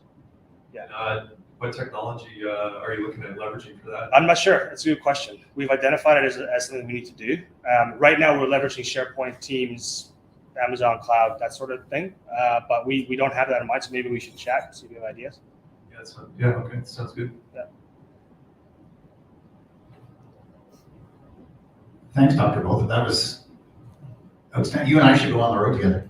I think it would be wake up a few people. I just really want to thank you for the trust piece. And because in this time, we talk trust of the public to the government, I think smarter people than me here could name some surveys that pretty sure we're not in the trust paradigm right now. And this piece here, while people don't worry about it, when that thing, whenever happens, my Lord, that software, and I think we'll talk, you can talk to my team, I'd love to just partner with you all, because I have a whole team doing this. Same vision as you have. I think we're using DLAN or something, but we're doing the same work, and I think we probably put two heads together. That being said, I would tell, please, everyone in this room, take the trust piece away. All the other good stuff in that briefing. We are challenged, whether you're a bureaucrat or an elected official, on a trust thing. I have access to some really cool polling once a month from political and everyone. We pay a lot of money for it here in Ontario. And I'm here to tell you, it's not just healthcare that right now is riding a trust challenge. It's a whole bunch of stuff, right? And it oozes from the federal level to all sorts of things. So when you can give a slice of this, and having spoken to over 100 mayors, Lord knows how many elected councillors, my feedback is they want it. They want to know what the hell's going on. And so when I brief up to my political masters and my secretary of cabinet, I say, I'm sorry, I'm the only person out there listening to our 100 mayors, and they're all going, please sign me up. I will give you it, and I don't mind telling my people we're not ready, but we have a friend we can call. So I just, again, outstanding, and please everyone, the trust piece is critical. Everyone in this room has a role to play in that, and it's really amazing when you have this conversation on trust. You can have a whole 3-hour conversation on trust within the EM paradigm.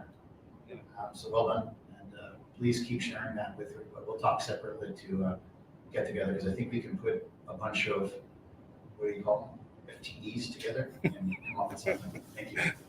Thank you. Any questions?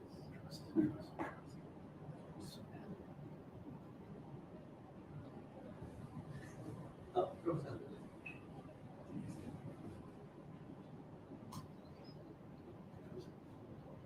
I just want to make a comment on Barney's comment about the trust. From literature, by reading hundreds of books and articles, I'm talking about trust, the core, what I learned again from published sources, there could be other experiential learning and so on. I'm not getting there, and I'm not an expert on that. But in terms of literature, the core of the trust is credibility. That is commitment. If government or any institution or personally, as a family member and so on, so anything that trust comes from that credibility. And that credibility comes if we say, we mean it, and we do it. By doing things, even the relationship of our government, our institutions, the First Nation people, where and how the trust got broken is basically that commitment, that words, and the treaties that the Crown signed. That has been broken. I mean, that follow up and keeping those words and commitments in a meaningful way earns credibility. And that's build relationship. Even, relation with the spouse, everything, all the trust, the foundation is that credibility. So whatever work plan we do, we need to follow through, and we need to mean not individually, not by a leader, but institutionally. That culture we have to develop. Thank you. Any further question? Rosemary, please. Thank you very much. We're building a portal in the work I'm doing. The idea of trust and the idea of how to engage the public, is there a plan within this portal that you can have this interactive sharing and discussion and planning with the larger community, with the larger public, versus, as you said, not just pushing information out? So I say there's a plan to have a plan. Our implementation at the moment is ensuring that we can really get this to other emergency management partners like municipalities.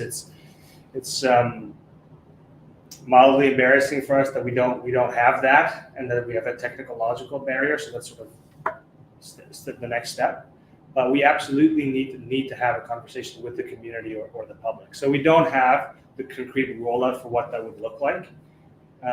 But so I'd say it's an objective, it's not a plan, but like I said, it's for me, it's an imperative. At the end of the day, this is a very small step towards a much bigger one to have it out in the community to the public. Thank you so very much. Ladies and gentlemen, it's time for a coffee break, and before we join the coffee break and what we call networking session informally, once again, thank you, Dr. Johanna Botha, for a wonderful presentation. And as Dr. Johanna Botha mentioned, we are in communication and discussion with him and his department about integrating AI in his vision, because Dr. Johanna Botha has a vision of portal and being to be used in a very meaningful way. So let's see sort of what we can do together. Thank you so much for giving us the opportunity to talk. So let's join in the coffee and tea break, and we'll reconvene at 10:35. Thank you. Thank you so much.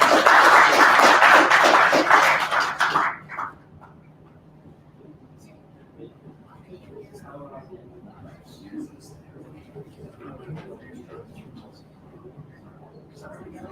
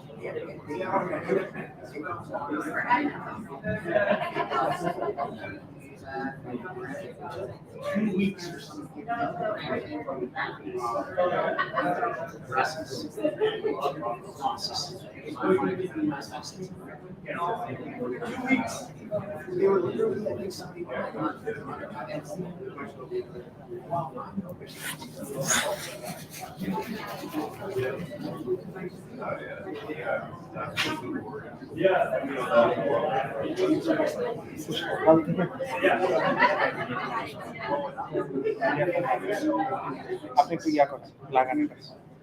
আজকে সকাল থেকে সব খাইতেছি, এমনকি আমার নিজের পানি খাও না এই জন্য। কোথায় হ্যাঁ? লাগাবো? কোন দিক দিয়ে লাগাবো? আর পানির সাথে এখানে? আবার কিসের? না না না না, ওই যে এখানে পানি খাওয়ার সাথে আবার কি রিলেশন? রিলেশন আছে। তোমার হাইড্রেটেড থাকলে সব কম খাও। থুরু ছাই।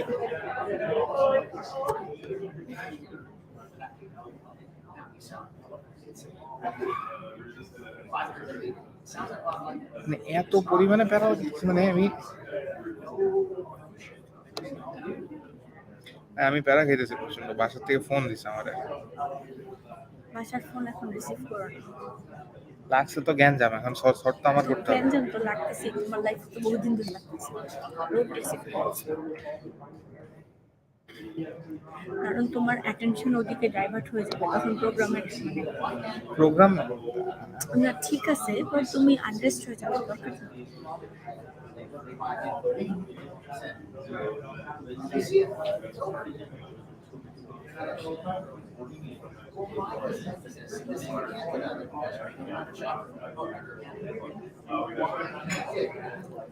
মানুষের তো কর্মস্থল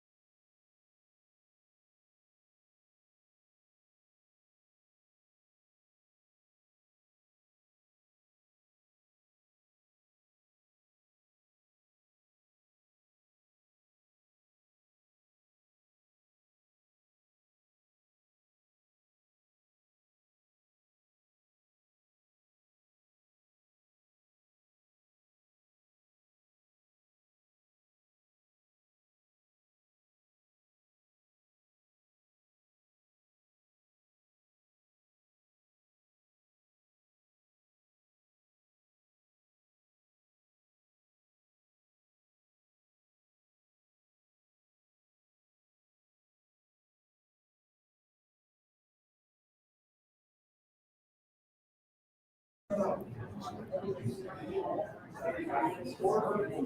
you. If you kindly take your seats, we'll appreciate. We are going to start with our next presentation. Lieutenant Thomas Johnson.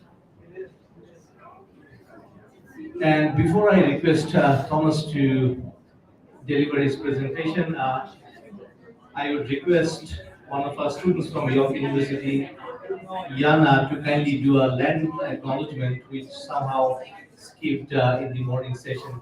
So, Yana, please do the land acknowledgement first. Thank you. The city of Toronto acknowledges that we are on the traditional territory of many nations, including the Mississaugas of the Credit, the Anishinaabe, the Chippewa, the Haudenosaunee, and the Wendat peoples, and it is now home to many diverse First Nations, Inuit, and Métis people. The city also acknowledges that Toronto is covered by treaty that is signed with Mississaugas of the Credit, and the Williams treaties signed with the multiple Mississaugas and Chippewa bands. Thank you. Thank you very much.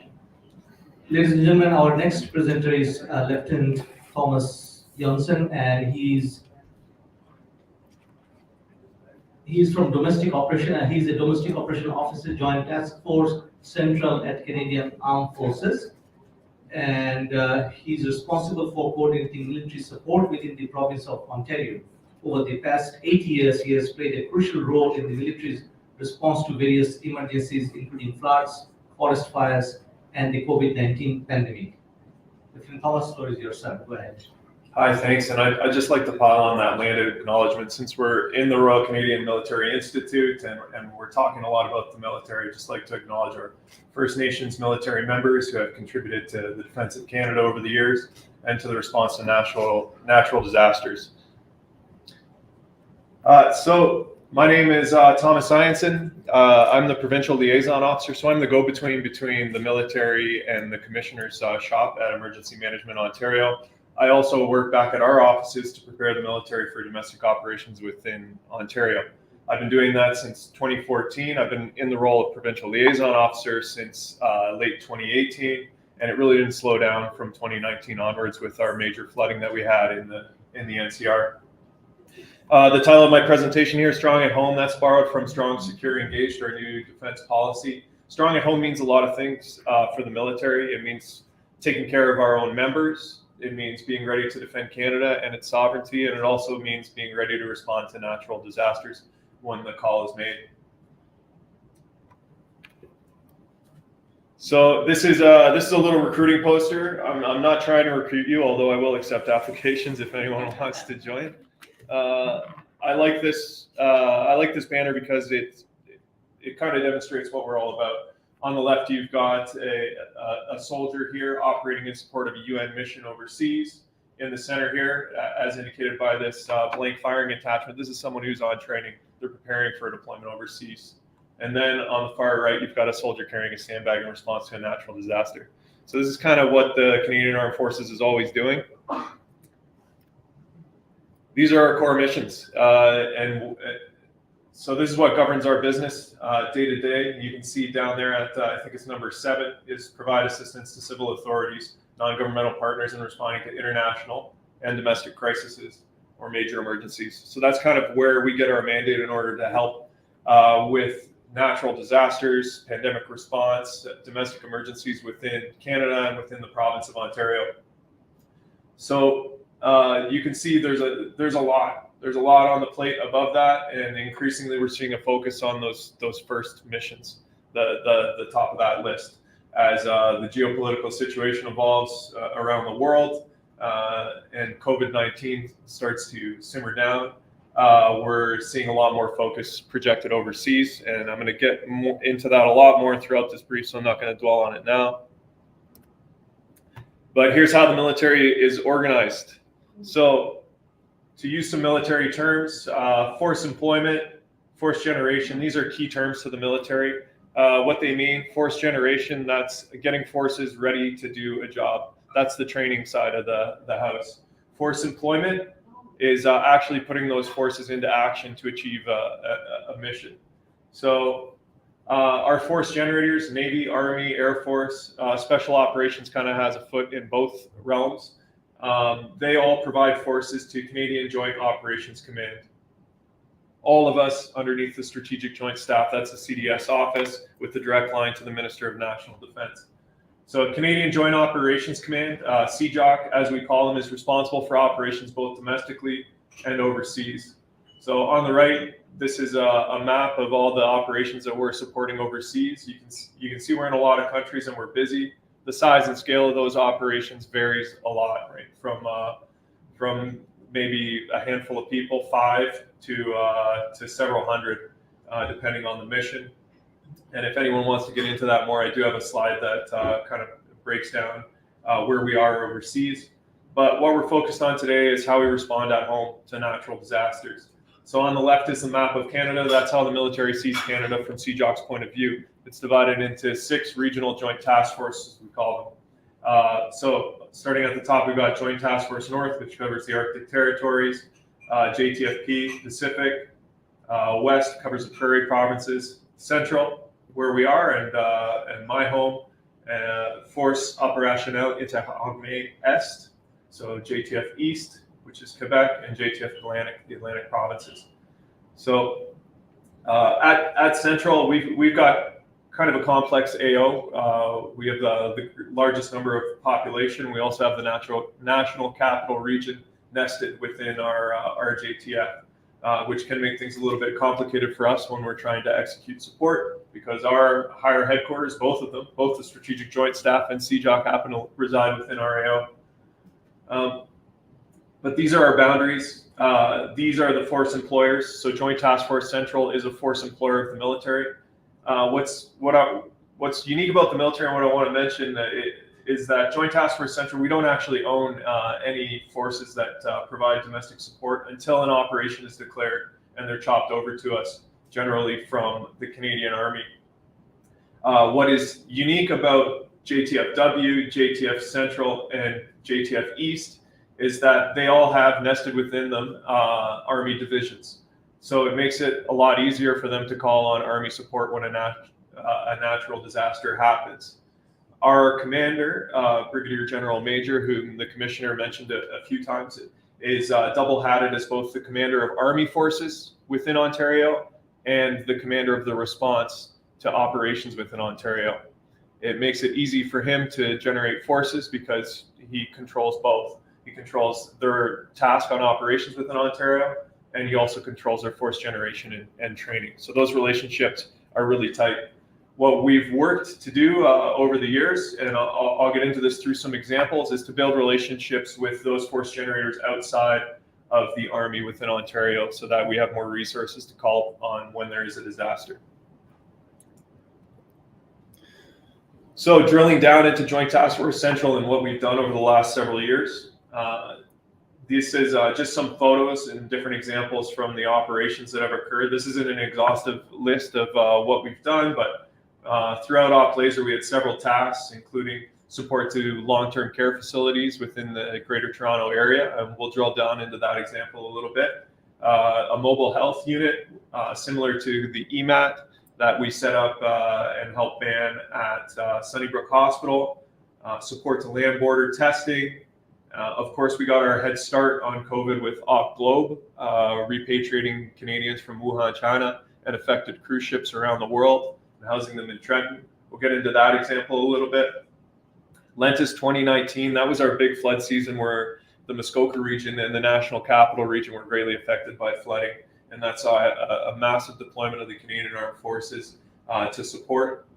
We pretty much cleaned out our regular force elements and generated several hundred reservists in order to support. And that disaster crossed the border into Quebec as well. Some of our occurrences that we see every year, flooding up north along the James Bay coast. I just got back from visiting with Chief Wesley, and it's looking like April 12th, I think is what he quoted for me. The Canadian Rangers up there, all around this entire area north of Highway 11, there's no roads that really go up there. We have one rail line that goes up to Moose Factory, Moosonee, But otherwise, it's all dependent on ice roads, and the seasons are getting shorter. And it's incredible how many remote communities reside above that Highway 11 corridor. And of course, with less access to resources, they're at greater risk to these natural disasters. And there's a greater frequency just because of the terrain. OpVector was a big one that we supported.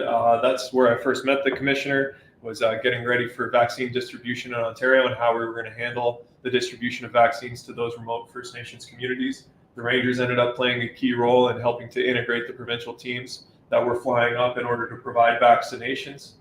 They were able to connect them with the community leadership and different organizations within the community to help them integrate, also spread information about when clinics were occurring and get vulnerable people into the clinics. Oplentis, I mean, two examples here. We had a really bad fire season in 21. We were told to be prepared to evacuate 8,000 people from northwestern Ontario, and we worked with the province in order to come up with a plan for doing that. I'm going to talk a bit about evacuations as well. And then a quick one there, that's our most recent Lentis operation, which was the delivery of some medical transport capability into Pikangikum when they had lost theirs. So here are domestic operations principles. This is kind of the stuff that we're told to repeat when we're liaising with the province. So when I go down to the PIOC, I've got this in the back of my mind when we're talking about what kind of support we can provide, PIOC being Provincial Emergency Operations Center. So force of last resort and last resort, a little spelling error up there, but force of last resort, we want to make sure that resources have been exhausted at the municipal, provincial, and federal level before the Canadian Armed Forces is called upon. We're the last line of defense, and we have a lot of other irons in the fire that we're trying to take care of. But being strong at home, we're ready to drop a lot of those in order to help Canadians. Because at the end of the day, we're there to protect Canadians, and if that threat is an overseas adversary or whether it's a forest fire, we're gonna be there to help. Domestically, we don't take the lead. We're not going to take over responsibility for an emergency from a lead. Frankly, there's experts at every province that are better suited and more experienced to lead those kind of operations, but we integrate with them and work to support their efforts. We seek to provide an effect, so usually we're not, we try to make sure that requests for the Canadian Armed Forces are effects-based and not a specific number of soldiers or a specific asset. While we support civil authorities, we're always under the military chain of command.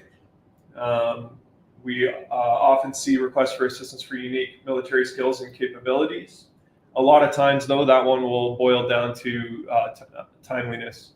We're a pretty responsive and agile organization, and we can generally provide a large number of people rapidly, and sometimes that is the unique skill that a province is after.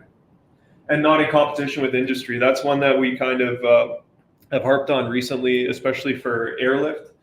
We don't want to take jobs away from Canadians. So if there's something like the ambulance delivery, for example, and there is a civilian HERT contractor who could provide that airlift into Pikangikum, we don't want to take away that contract from a Canadian because we're going to do it. One of the DOMOPS principles used to be cost recovery, but I don't think it's been done since the 90s. So we can't be seen as a free service that's going to step on industry and take jobs away from Canadians. So when you want to initiate a request for CAF support, this is how it happens, and I'll make English out of this because it's a bit of a crazy spiderweb diagram. But on the left you have the military here in orange. In the center you've got the province, and on the right you've got the feds. And this is how requests for assistance flow. Down at a municipality or a First Nation, there's going to be a problem, some kind of emergency or crisis that's going to precipitate a response. They're going to say, hey, we don't have enough stuff to deal with this, or we need a specific piece of equipment.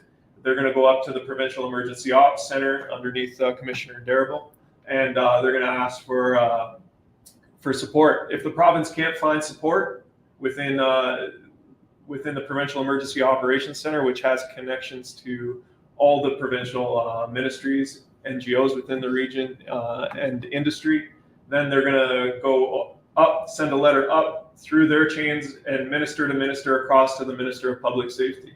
It doesn't go directly to the Minister of National Defense because the Minister of Public Safety is kind of the federal government quarterback. They've got all the different ministries underneath in their huddle that they can draw on for resources. And as the force of last resort, they need to ensure that they do staff checks with all those agencies before CAF support is engaged. So that request goes to them. It bounces around at the Government Operations Center where they try to figure out, hey, how else can we solve this problem? If they can't find a solution, then it's another letter, a request for military support that goes across from the Minister of Public Safety to the Minister of National Defense and down the chain. Now, I mean, having just said that, I realize how kind of complex that sounds, and it can be complex, and especially in today's climate where we're quite overtasked as a military and we're pushing back a lot more on requests and making sure that we are the force of last resort. This process can take a couple days, 24, 48 hours. Sometimes it happens really fast though. Sometimes it's done within 12 hours and it's all done by emails. But what's happening at the same time is all these black arrows are where we have linkages. And this is about the relationship building within the province. So our commander is connected, as the commissioner mentioned to him, so they can have a conversation about what type of support needs to be provided. This is where I'm linked in. I'm linked in at the Provincial Emergency Ops Center, so I'm talking with the staff about what kind of response is required, what we're going to bring, and in that conversation, as well as Public Safety's regional office, also based here in Toronto.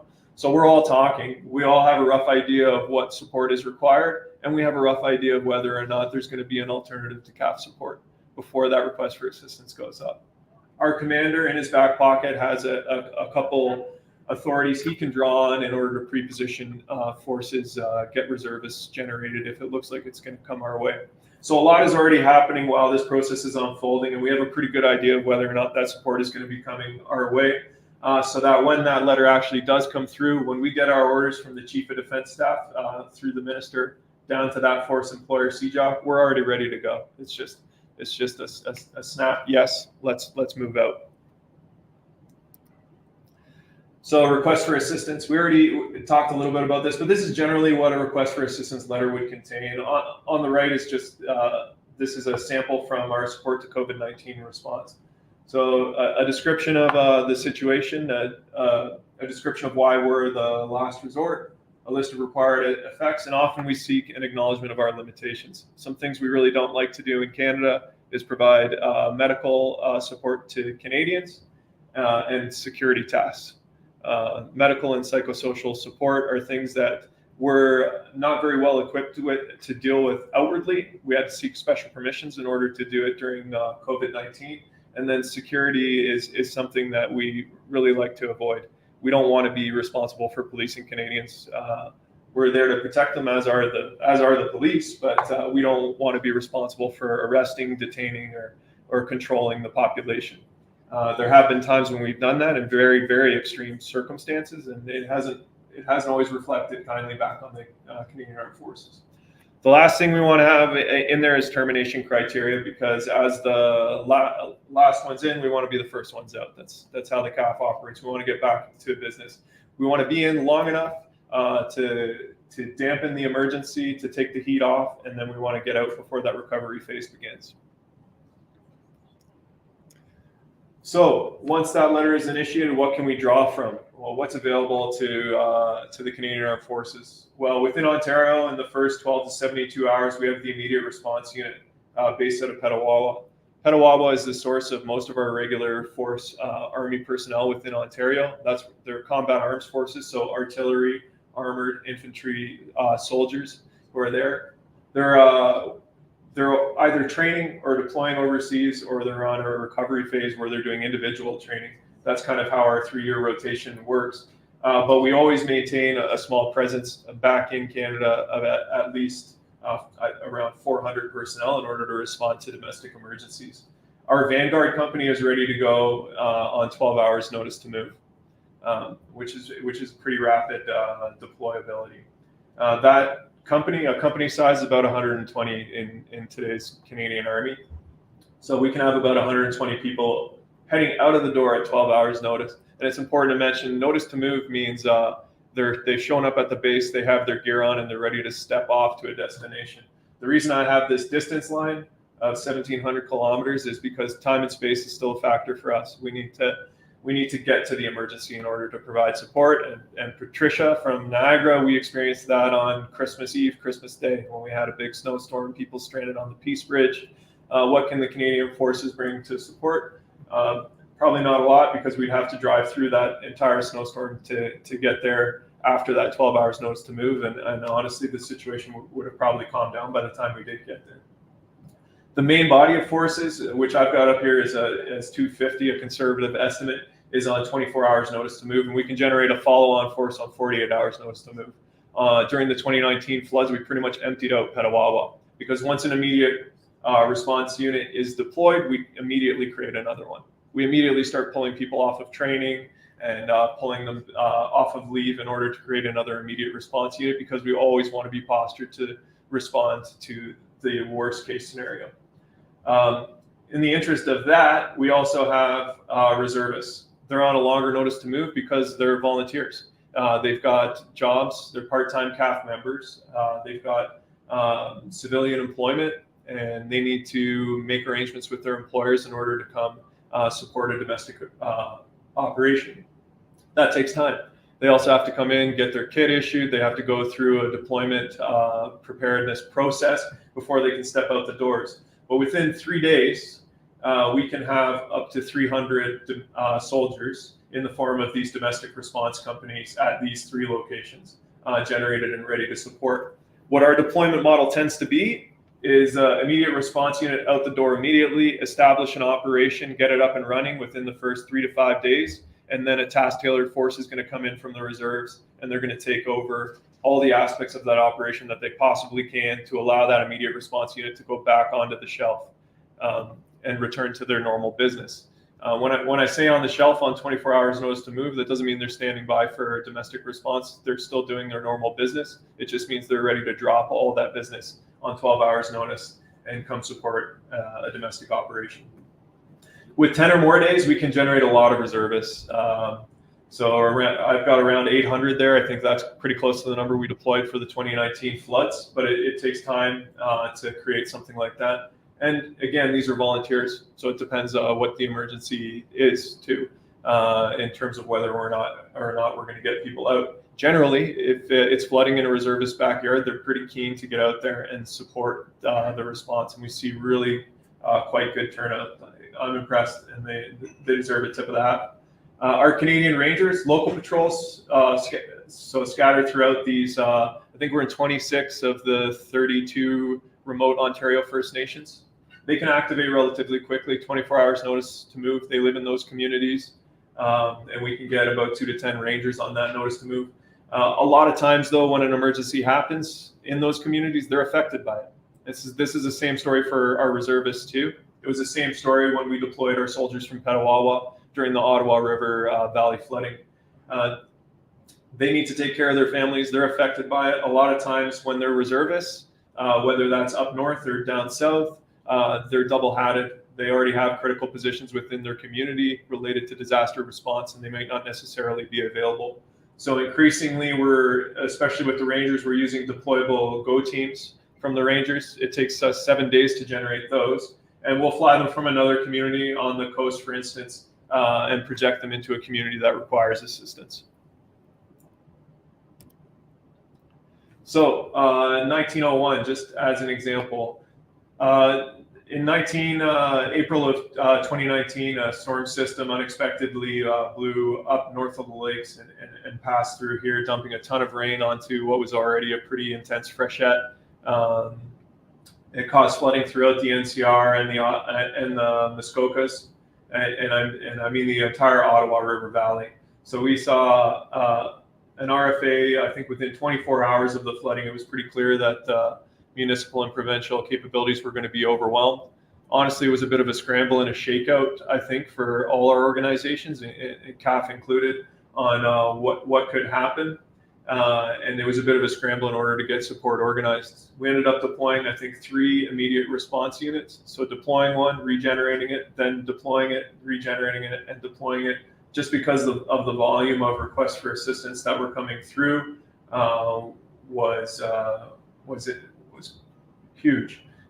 We had the reserves activated, providing assistance both in the Muskokas, where they were the primary force providing support, and then we shifted them up to Ottawa to relieve those IRUs once the Muskokas had stabilized a little bit. On termination criteria, this is an example of termination criteria. During natural disasters, it's a little simpler than some other emergencies we've experienced. Once the floodwaters recede and the threat is dissipated a bit, it's a little bit easier to say, okay, the situation is stabilized, CAF can redeploy. But it gets a little more complicated, as we'll see in other operations. One of the major issues here was the relationship with the province wasn't really that well established. We didn't understand each other that well. We were a bit rusty when it came to communications. So when an emergency is happening is not the time you want to be giving out a business card. I think that's something we've all probably heard. It's a pretty common phrase in emergency management. But that's what was happening during 2019 floods. And within our own organizations at Joint Task Force Central, we were struggling with our internal relationships to non-Army assets throughout JTFC. So I think we were 5 days into the operation, for example, trying to procure a sandbag loader from outside of the affected AOs because we don't want to take from the affected area. And we get on a phone call and we hear that Borden has one that's just been sitting there at their base. So that was a big wake-up call, a big shakeout for us. And since then, we've really strengthened those relationships. A few weeks ago, we held our command council with all those organizations in Ontario to talk about domestic operations and response. And now when something like this happens, the first thing we do is get all those organizations on a phone call to see who can offer support, what they can bring to the table. So building on some of those lessons from 2019, our next major operation was Op Globe. And this one was a little bit unique because the RFA didn't come from the province for this one. On the far right here, you've got in green some other federal government institutions. They can also send a letter over to the Minister of National Defence for support. And that one came from Global Affairs Canada and Public Health Agency Canada for the repatriation of Canadians from Wuhan, China, and affected cruise ships. I tried to purge this of acronyms, but some of our operational updates are plucked right from our commander's update briefs, so I couldn't get away from them down here. But this timeline is a good way of showing how we generally do operations in JTFC. We had the RFA come in, and then a day later, we've got the immediate response unit on scene starting to set up that operation. Because of our relationships that we built in 2019, we knew what Trenton had to offer and could bring to the table. We'd already sat down with all the bases across JTFC to see who was the best fit for this operation, and Trenton came out ahead as the #1 COA. We had relationships with the medical personnel, so we could establish a Role 1 clinic at Trenton. And then we brought in all our federal partners. And while we're not the lead, Public Health Agency Canada was the lead. You can imagine that at this time, at the outset of COVID, they were pretty strapped and there was a lot happening. They weren't really staffed for a pandemic, and there was honestly a bit of a panic. We helped to support their planning effort, helped to bring in all these other federal agencies, bring them together to provide support. The IRU got us established for our first 2 flights, CAN 1, US 4, first 3 flights, and CAN 2 into quarantine. And then the IRU, RIP, means relief in place for us. That's when they did a relief in place with the domestic response company and redeployed, got back on the shelf for the next pandemic emergency we assumed, the next flood, the next fire. That's generally how things work. When we thought we were all done, when we thought we had quarantined enough Canadians, we got stood up again and had to do the whole thing over again here mid-March for CAN 4 quarantine. But just a good example of how we like to deploy right force, establish the operation, and then switch in. Yeah, just a couple of weeks. Okay. So here's our long-term care support. So this I included because it's a good example of how we use transition criteria. This was a really complex operation, something that was way outside of the CAF's comfort zone to get into. So we really sat down with the Ministry of Health and with EMO to determine how we would get out of there. We came up with a bunch of metrics for determining when a long-term care home would be deemed stable and we could redeploy CAF. And you can see we tracked that transition criteria throughout the operation. We were asked to support 2 other homes later on, late in the operation. And when we got into those, the province had already done a lot of work in order to stabilize those long-term care homes, and they were in a lot better shape than the ones we first entered during COVID-19. Northern Ontario evacuation, since we're a little pressed for time, I'm not going to talk too much about this one other than to say that the CAF assets that we use in order to support airlift out of these communities are really strapped right now. There is a big focus overseas, and our lines of tasking and aircraft availability is very low. Last year was the first year where I saw a 48-hour notice to effect for an airlift, and it's frankly only gotten worse. So that shortage though is being felt by our civilian partners as well. There's a pilot shortage everywhere. A lot of the major airlines are taking pilots away from smaller airlines that the province would contract in order to support these evacuations. So I think we're going to be short across the board for probably the next couple of years to support these. Some key observations I just want to touch on lastly as I close out here. We adopted sometimes we do it to ourselves as the Canadian Armed Forces. We say we're a force of last resort, but then an emergency happens, we lean forward. COVID-19, we activated a bunch of forces and put them on standby to respond to emergencies and started leaning forward with the province to look for ways to help. We did that in First Nations communities too. We activated the Rangers across the board, leaned forward into those communities to see how we could help. Unfortunately, that kind of goes against force of last resort. While we provided some great effects on operations there, people kind of scratch their heads when we turn around 3 years later and say, oh no, we're not. We're a force of last resort. You can see our operational intensity really picked up in 2019 and reached a peak in 21-22.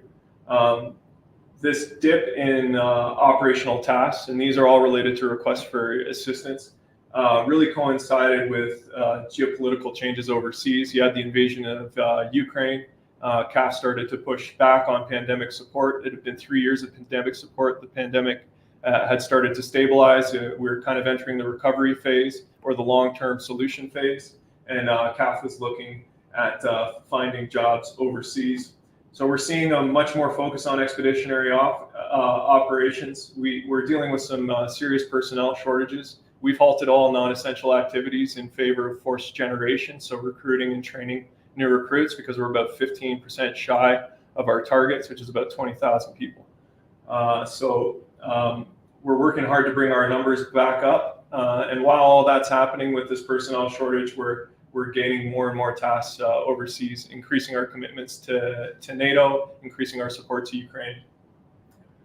Our force employment trains, I think we touched on all of this. What we see outwardly looking at our federal and provincial partners is capacity building, and I think we're going to touch on this a lot. The commissioner already touched on the capacity building, mentorship, and planning and preparedness that are happening at the province. But we're also seeing a lot of this happen through IFC in consultation with the First Nations communities and tribal councils, and with public safety with the creation of the Federal Humanitarian Task Force.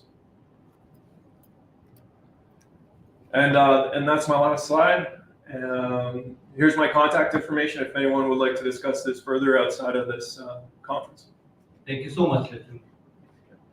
And just a reminder that we are bit of running short of time. So I request you hold off with your questions and we can touch base with Lieutenant Thomas during the lunch session, if you don't mind.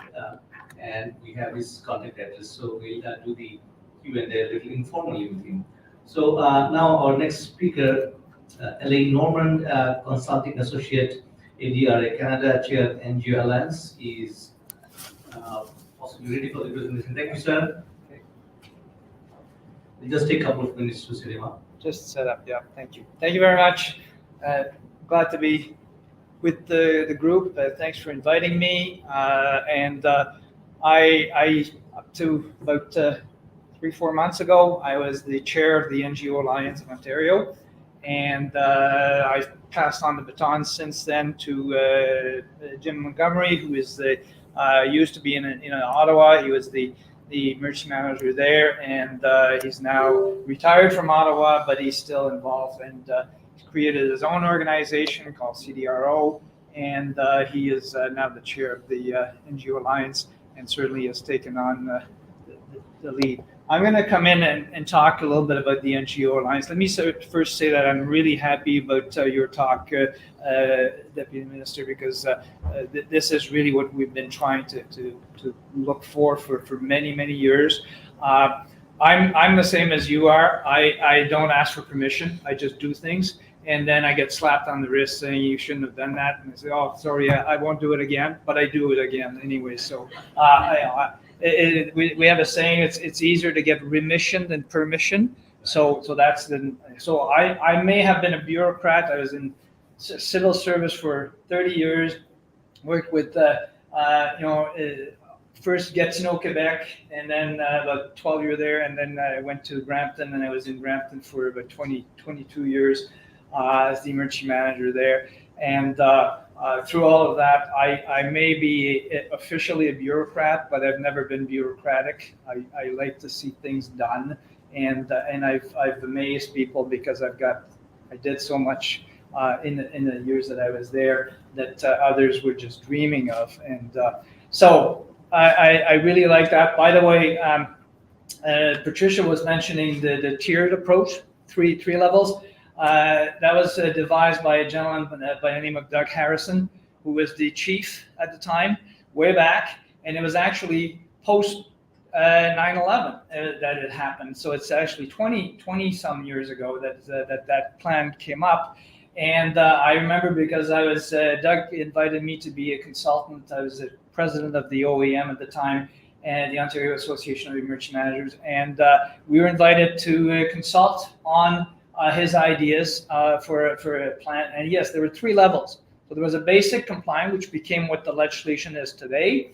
There was an enhanced, which then went a little bit above, and then there was a comprehensive, which really encompassed all of what emergency management as we know it, academics and professionals, should be. But unfortunately, when we rolled it out, the municipalities pushed back and said, we can't do that. There's no way, it's not going to happen. And it stayed at the first level and never went to the other 2 levels. So if you can bring back the other 2 levels, kudos for you.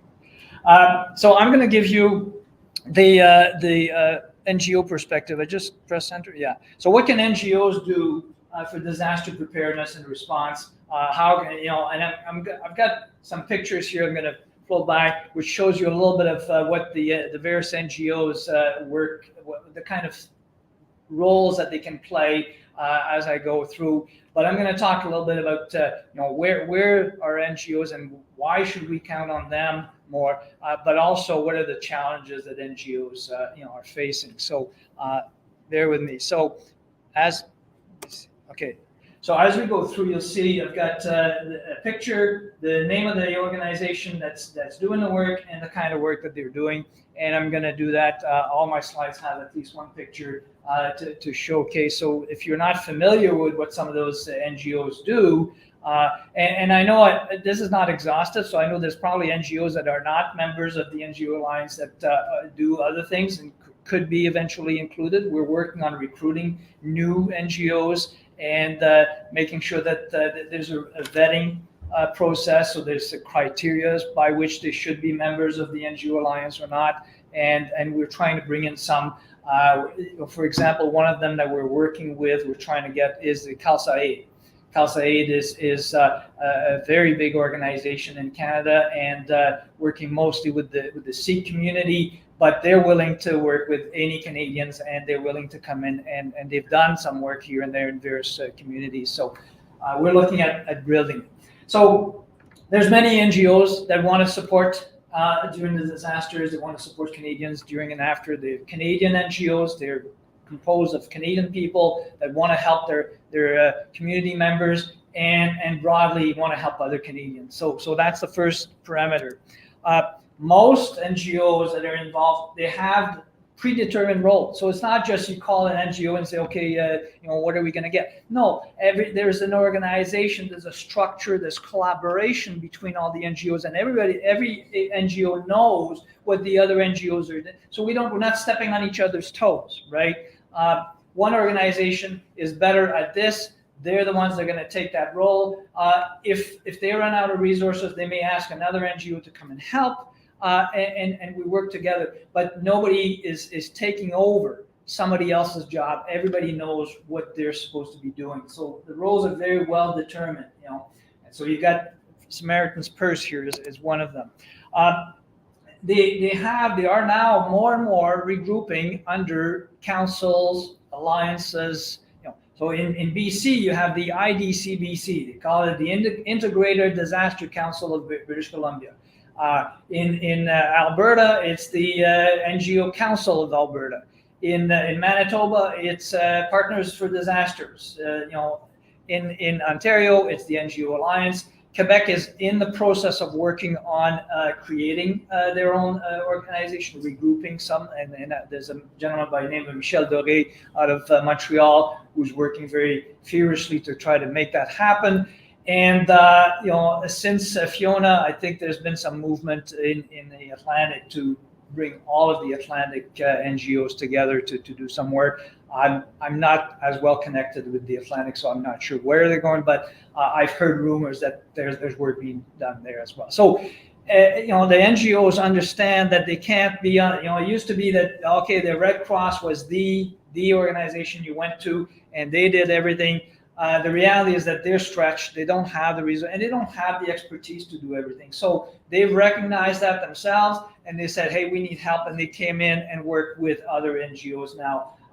So now what happens is that now EMO can call the NGO Alliance and say, "Hey, we've got a need," and they don't need to worry who's going to be at. The NGO Alliance will say, "We're going to reach out to our members." And we're going to bring them in, whoever is the best equipped and whoever has the resources right now to do that. So it's easier. And I'm saying EMO, but it's also municipality. So if a municipality has an issue and they want to resolve something, they can call the NGO Alliance, one call, one stop, and they can get all of the NGOs instead of having to call Red Cross and Salvation Army and this and that.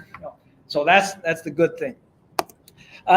Most NGOs, they only ask for reimbursement. They're not asking for money up front. They say, we're going to compile what it costs us to be able to do the disaster relief that you ask for us.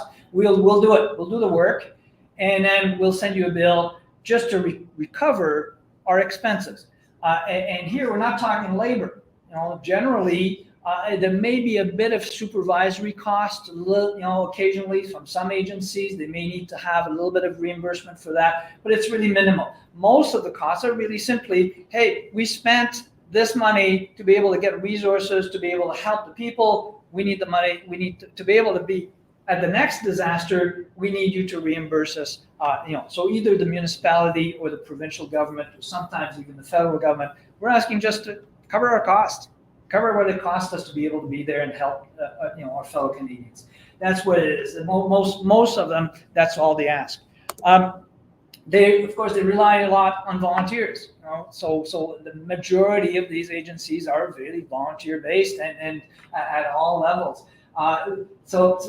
This is a good thing because that means your labor cost is almost nil. Volunteers, they may have costs for traveling and accommodation, feeding while they're at a disaster. You may have some costs there, but there's no salary. There might be a per diem once in a while, depending on the agency. Some of them have that, but really there is no labor costs, and there is no benefits and insurance.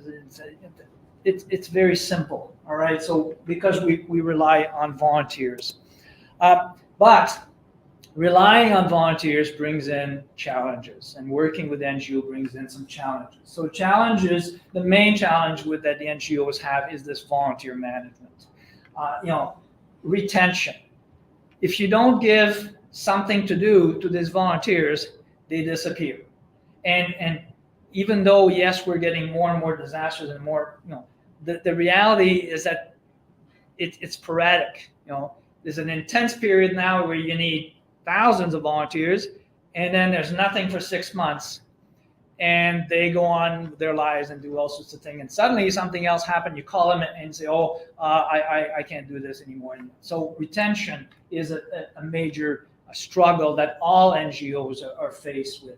Scheduling, organizing, that, it's very nice to say, we need somebody, for 3 weeks to do this, but they may have something else for those 3 weeks.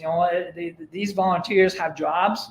They have lives. They have thing. They go on vacation and they be out of the country on a vacation or something. So there's all sorts of difficulties with scheduling.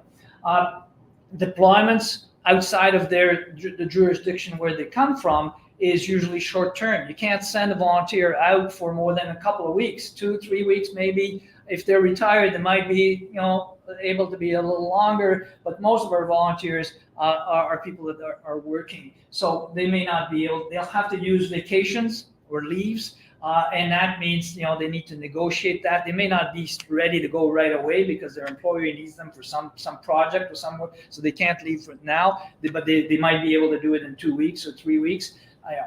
And on that term, I'm going to suggest something which the province and the federal could look into, is that employers may often struggle to let the volunteers go. The volunteers want to go, they're ready to go, they're trained, they're rearing to go, but they've got a job and the employer doesn't want to let them go. If there were incentives, financial and others, for employers to let their volunteer, the people that are volunteer that work for their company, if to let them go, it would make a lot easier for us to be able to get these volunteers and to send them out to where we need them. We struggled. Lieutenant Johnson, mentioned we were working closely, during the COVID from December 2021 to April 2022. I believe those are the dates approximately. We registered a total of 43 requests for help. Now, mind you, some of those were second and third, so it's not 43 different, but with First Nations, 43 requests for help. Most of them were for distribution of food to people in isolation, wood cutting. We were able to provide the support for the first 5, and then we ran out of volunteers.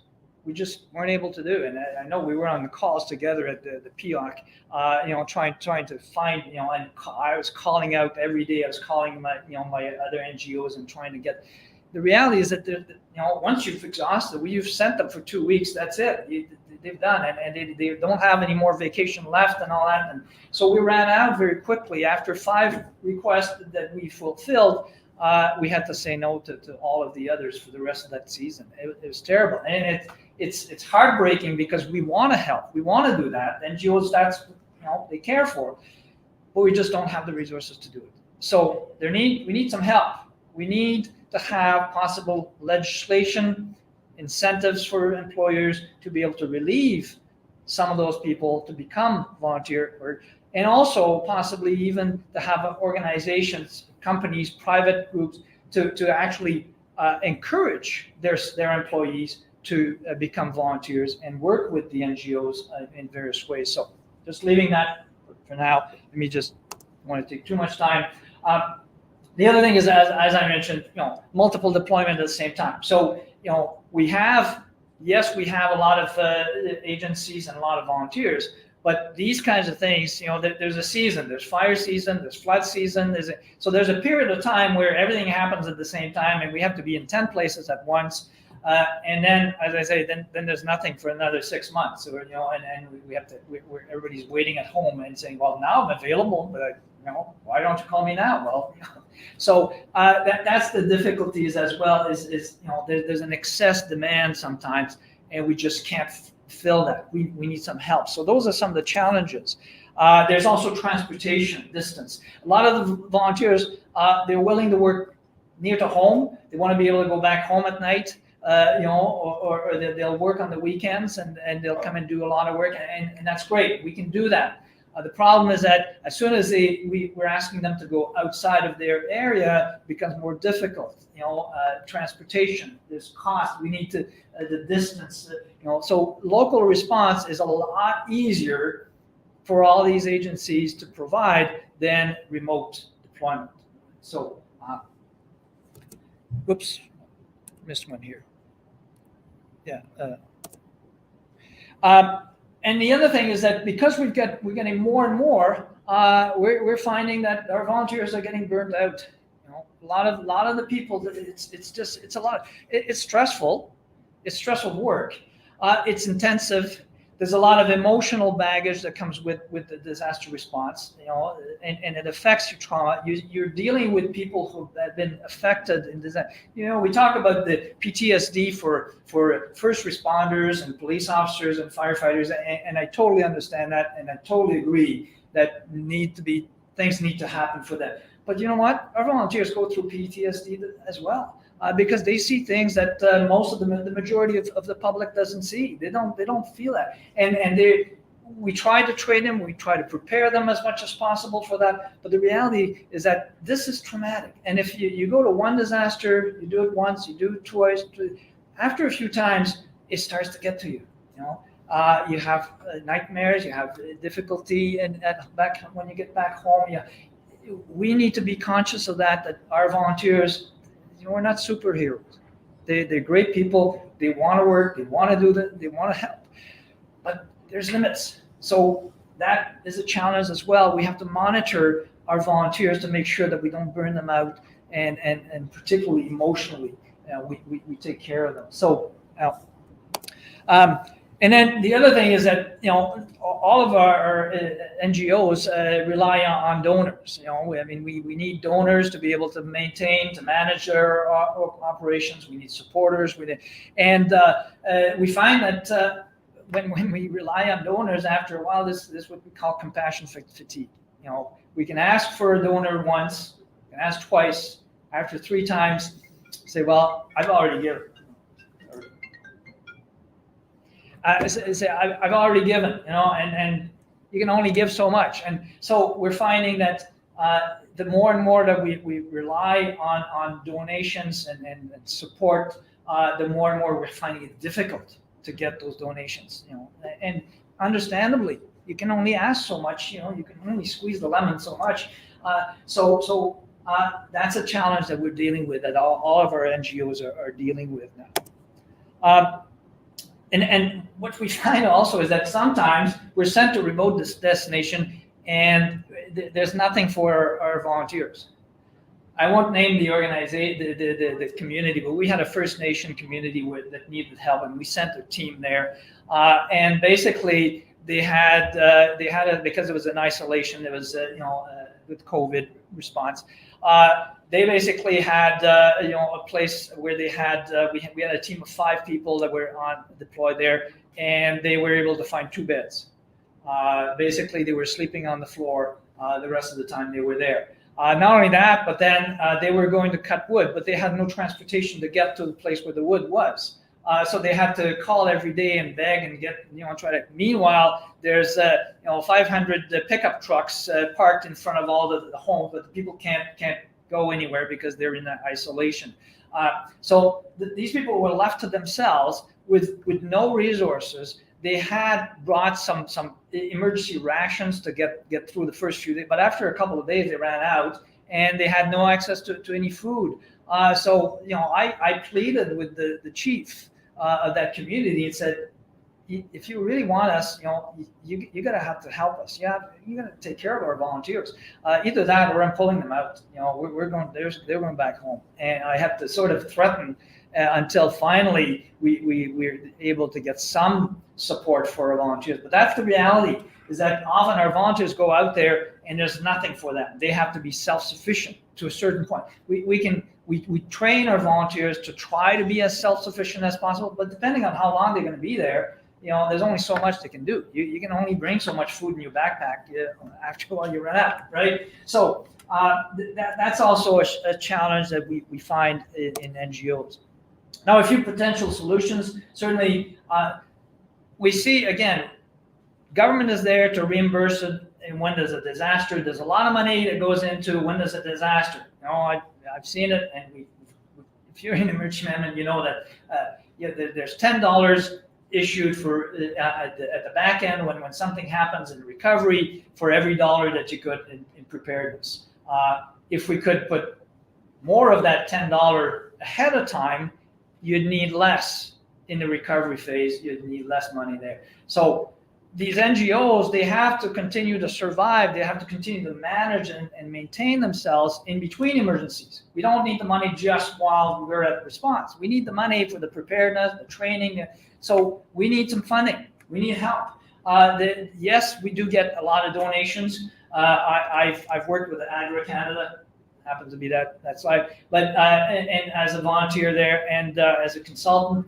And ADRA Canada is the humanitarian arm of the Seventh-day Adventist Church. And most of the management, most of the money that goes for the management of ADRA comes from the members of the Seventh-day Adventist Church. There's appeals to all the churches in the country and outside all the time. And I give money to ADRA and all my other church members give money. And that's what they use to maintain. So there's no. However, when we're ramping up, we're trying to train, we're trying to get special equipment and all that. We don't have the funds for that, so we're limited into what we can actually do. And again, our donors our church members are very willing to help, but up to a certain point, after a while, they say, I've already given 3 times this year, 3 appeals. So we need government financial support in between emergencies, not just when the disaster happens, right? That's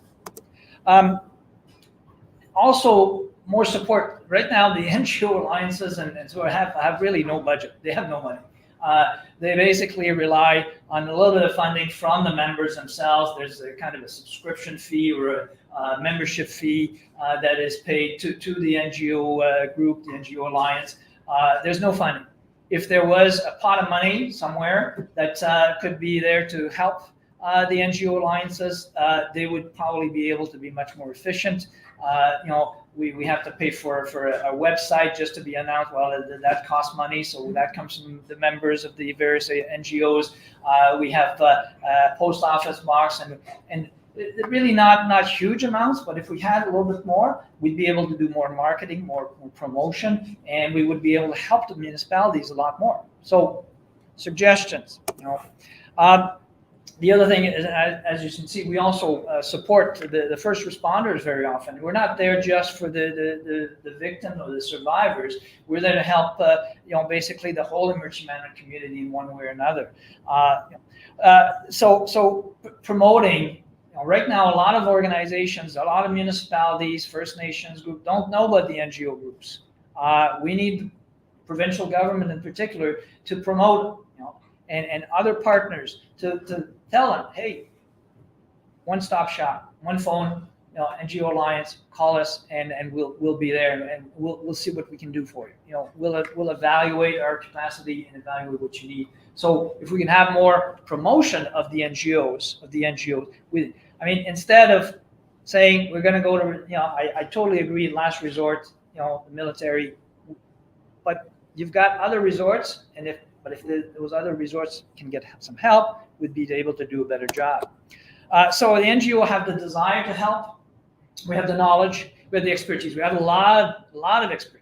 A lot of people that know a lot of stuff. Gone through some of the slides there, but some of the different groups there. There's a lot of value there that you can tap into. That organizations facing a disaster can tap into. They have the knowledge, the expertise, and they're committed. These are people. If you're working for an NGO or you're volunteering with an NGO, it's because you want to do something. You want to be there. It's not somebody that dragged you in and there's no conscription for NGOs. So let's work with them. Let's help them to be able to have that because they're committed to the well-being. We want to do this kind of work. I've been a Red Cross volunteer on the side for about 25 years, and and when the call goes out, I want to be there. I want to help people. And I've been in so many situations where I've been able to help, and it's gratifying. It's great to know that I've been able to do something. You sit there in front of your TV and you watch all these disasters happen. And you say, "Oh, what can I do? Well, this is great." And I'm not rich, so I can't send a lot of money. But being called in and going, and I went to Ukraine. Last year I was sent out by ADRA for 6 weeks, and it was a great experience for me. It's a terrible situation. The conditions there are awful, but I was able to do something. And even though it's at the other end of the world, just knowing that I was able to do a little bit made me feel so good. Going back home and then talking about it to other people. So we're committed. So that to my conclusion on all of this is that the NGOs can be a solution. I totally agree that our military, and I'm a military brat. My dad was the Air Force, and so we've moved around, and I've seen military all my life, and I totally understand what the real role of the military is. And I totally understand that's the domestic response to disaster should not be their role. They should be last resort again. So I'm suggesting that some of the money that is going and some of the support that is going to the military for disaster response, the domestic response, could be channeled to the NGOs. The NGOs need the support. So that's what I'm offering as a possible solution, something to consider. But also, as I mentioned, we need to change the policy. We need to make it easier for employers to let volunteers go and work in various situations, because right now it's very difficult. So we need the financial and logistical support from government, before the disaster. By the way, this picture is quite interesting. This is from Fort McMurray after the fire. This one is from Lytton, BC, after the fire there.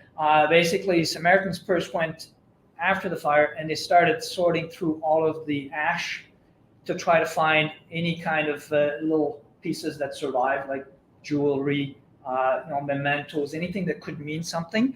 They knew the address, what that house was. They had it recorded and they put it a little bit like a criminal, the crime scene. They put everything in little bags. They taped it, the name and the address and all that. And eventually they were able to return a lot of the stuff to the people. This is something that people don't know that we can do. But our people can do, our agencies can do that. Team Rubicon can do the same thing, same kind of work. They did it in Fort McMurray. So these are the kinds of things that we can do. That there's a lot of expertise, a lot of people that can do a lot of different things, that we don't need the military. And that's what I wanted to touch on. Hopefully I didn't go over, but any question? Do we have Not time? much. Thank you, Ellen. Any questions? And I forgot to read the bio that was official. Because Ellen quickly introduced himself. Thank you, sir. But just for sharing, he was consulting to government and non-government organizations in the Toronto area for many years. He was instrumental in developing the national standard for emergency management and business continuity. This is what I wanted to share. And Elaine is also the outgoing president of, as he rightly said. And last point I wanted to mention here is that Elaine is the recipient of 3 national awards, including the Canadian Award for Emergency Management from the World Conference on Disaster Management in 2010, the Lifetime Achievement Award from Canadian Risk and Hazard Network in 2019, and the Exemplary Service Award from Public Safety Canada in 2021. So although late, but it's good to be late sometimes. Thank you. Thank you. Thank you very much. So thank you so much. We have our next presentation ready, and we are requesting Patricia Myrtle, Emergency Manager, Niagara Region, to kindly take the floor, and we set her up.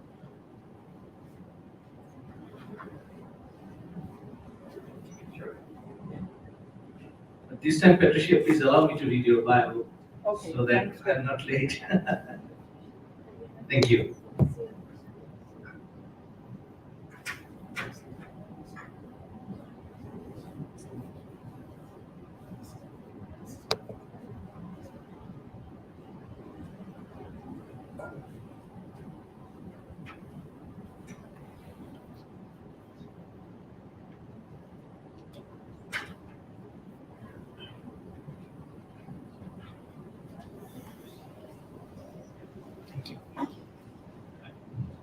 So just to share with the audience, Patricia Myrtle has over 15 years of experience in the emergency management field. This has included working with provincial, regional governments, municipalities, and indigenous communities. Our current position is serving as the Community Emergency Management Coordinator, in short CEMC, for Niagara region in Southern Ontario, where she continues to build the regional emergency management program and support the 12 local area municipalities. With experience developing and reviewing emergency management program for different levels of government, non-government organization, and the private sector, Patricia has developed best practices for hazard identification and risk assessment, as well as emergency planning for vulnerable groups.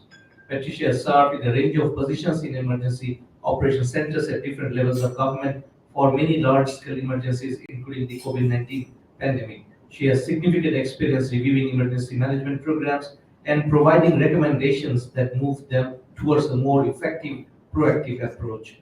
To learn how to better transform both theory and practice into effective solutions, Patricia completed a PhD focused on effective operational emergency planning for vulnerable populations. So, Dr. Patricia, and her PhD research focused on social science aspects of emergency management and complemented her strong background in the natural sciences, particularly in natural hazards. She holds a certified emergency manager designation through the International Association of Emergency Managers and has an associate business continuity professional designation from Disaster Recovery Institute International. She also works with Napier Emergency Consulting to create emergency plans and resilient self-sustaining emergency management programs for diverse clients with across Canada. Welcome, Patricia, please. Great, thank you for that. So now you're probably all looking at that going, why on earth am I going to talk to you about an event where the sun is going to briefly go out? Well, I'll get to that, but I can tell you that this is probably going to be the next biggest emergency response for Ontario. Now, just a quick question. How many of you worked the Pan Am response or the G8, G20 response? Okay, so a few of you. So you kind of are going to have an idea of what's in store. This might exceed that. In fact, it likely will. So that's your happy thought as we get going with this presentation. So I'm sorry to ruin your day, but we'll get into why in just a second. But a bit of a background first. So on April 8th, 2024, Ontario will experience a solar eclipse. So a solar eclipse occurs when the moon covers the sun, resulting in the shadow of the moon covering, going over the earth. These are once in a lifetime events, and they attract huge numbers of people to where those paths fall on the earth's surface. Now, don't underestimate the level of interest in these events. A lot of people do. In fact, I personally did. My background before I did the PhD was natural hazards. I am a huge nerd. So in 2017, when the US, parts of the US at least, got a total solar eclipse, and we got the partial eclipse up here, my first instinct was to go, well, when can I see one? That's awesome. But I didn't think about it from an emergency management perspective because it looked like a pretty simple event. It looked like a neat scientific curiosity. So I looked it up and I went, well, when is Ontario going to get one? 2024? Cool. Okay, well, where in Ontario can I see it? Awesome, Niagara's in the path. And I didn't think too much of it until a couple years ago. Now, this will be the first solar eclipse, the first total solar eclipse visible from parts of Southern Ontario since 1925. Now, some of you might remember one a couple decades ago. That was a partial. That is not the same thing. That's similar to what we got in 2017. Now, the big mistake people made with the one a few decades ago is children were herded inside of classrooms and told not to look at it. Great waste of an awesome educational opportunity. We are not going to want to make the mistake for this one. Now, if you're hoping that you can maybe sit this one out and catch the next one, good luck to you, because you are very ambitious and optimistic in terms of your lifespan, because the next one isn't coming for over 120 years. So it's only this one that's our shot for Ontario. So path of totality. This is going to be a term you're going to hear a lot as this approaches. So one of the reasons why this is going to be a really big deal for Ontario is the path of totality is where you get to see that image right at the center, that really cool ring. Only the places in the path of totality get to see the full event. If you are on either side of the path, you'll only get to see a partial eclipse. Now that's still pretty cool, but the crowds are coming to witness this big event. And if you're in one of the places just outside the path, you're going to think to yourself, well, why not make the short drive to the path of totality? Why not take the kids and see this once in a lifetime experience? It's free to witness this. The price is right. And people have that mindset, and the lengths they are willing to go to is incredible. In my EOC, one of my senior leadership team actually knows someone who they're in their mid-60s, they have arthritis, they have major hip issues too. They loaded up their van, their camper van, and it's an old one. It was not a comfortable experience. And they threw a mattress in there. They drove all the way down to, I think it was something like Wyoming in 2017. And they camped out in it because they couldn't get hotel reservations. These are just normal people. So don't underestimate the lengths people are willing to go to. Now, the path of totality is pretty narrow, geographically speaking. It's only 100 to 115 kilometers wide, where the sun appears to be completely covered. Areas outside the path that are going to see the partial eclipse, the percentage you will see depends on the distance from the path. So if you're close to the path, you might get pretty close to it. If you're far from the path, only a little bit of the sun will be covered. So as we got closer to 2024, I began to think, you know what? I might want to start looking into if there is an emergency management element of it. I mean, the sun's going to be covered, but maybe I should look into, I knew that we had to wear eclipse glasses for it. I watched the partial one, so I purchased a huge stack of it because I totally over-prepared and bought them for everyone and their cat pretty much. But what else was there? This is where it started to hit home. So I contacted my counterparts in the US and I started pulling after action reports. I started pulling media. I started pulling back the layers. This is just a sampling of what happened, and I kept this more to preparedness. This was a massive undertaking. Now, I was with EMO for both Pan Am and G8, G20. Pan Am really didn't do a heck of a lot. We over-prepared for it, which is a good thing. We should. That is our job, literally. If we do our jobs right, it looks like we did nothing at all. That's the goal. G8, G20, that was difficult overall. When you have the human element and they're determined to be difficult, things are going to happen. This one is going to be more problematic because we are not dealing with set focus areas. We're dealing with a much wider area of engagement. We're dealing with a much larger group of people coming. And estimating numbers for this event is going to be a nightmare. Apparently, when it comes to emergency management bingo, I decided to go for the win with everything in my career. But luckily, we have a case study to look at. Now, the caveat I'll add with this is 2017 is not a good, fantastic case study for us. Yes, it hit our neighbors to the south, so it gives us some idea. However, as you'll see in a bit when I talk about the Ontario context, there are a lot of pieces that don't actually help us as much when it comes to estimating the key points, such as the number of people who are going to come up here and the complexities. But it at least gives us an idea of the magnitude that we are looking at for here.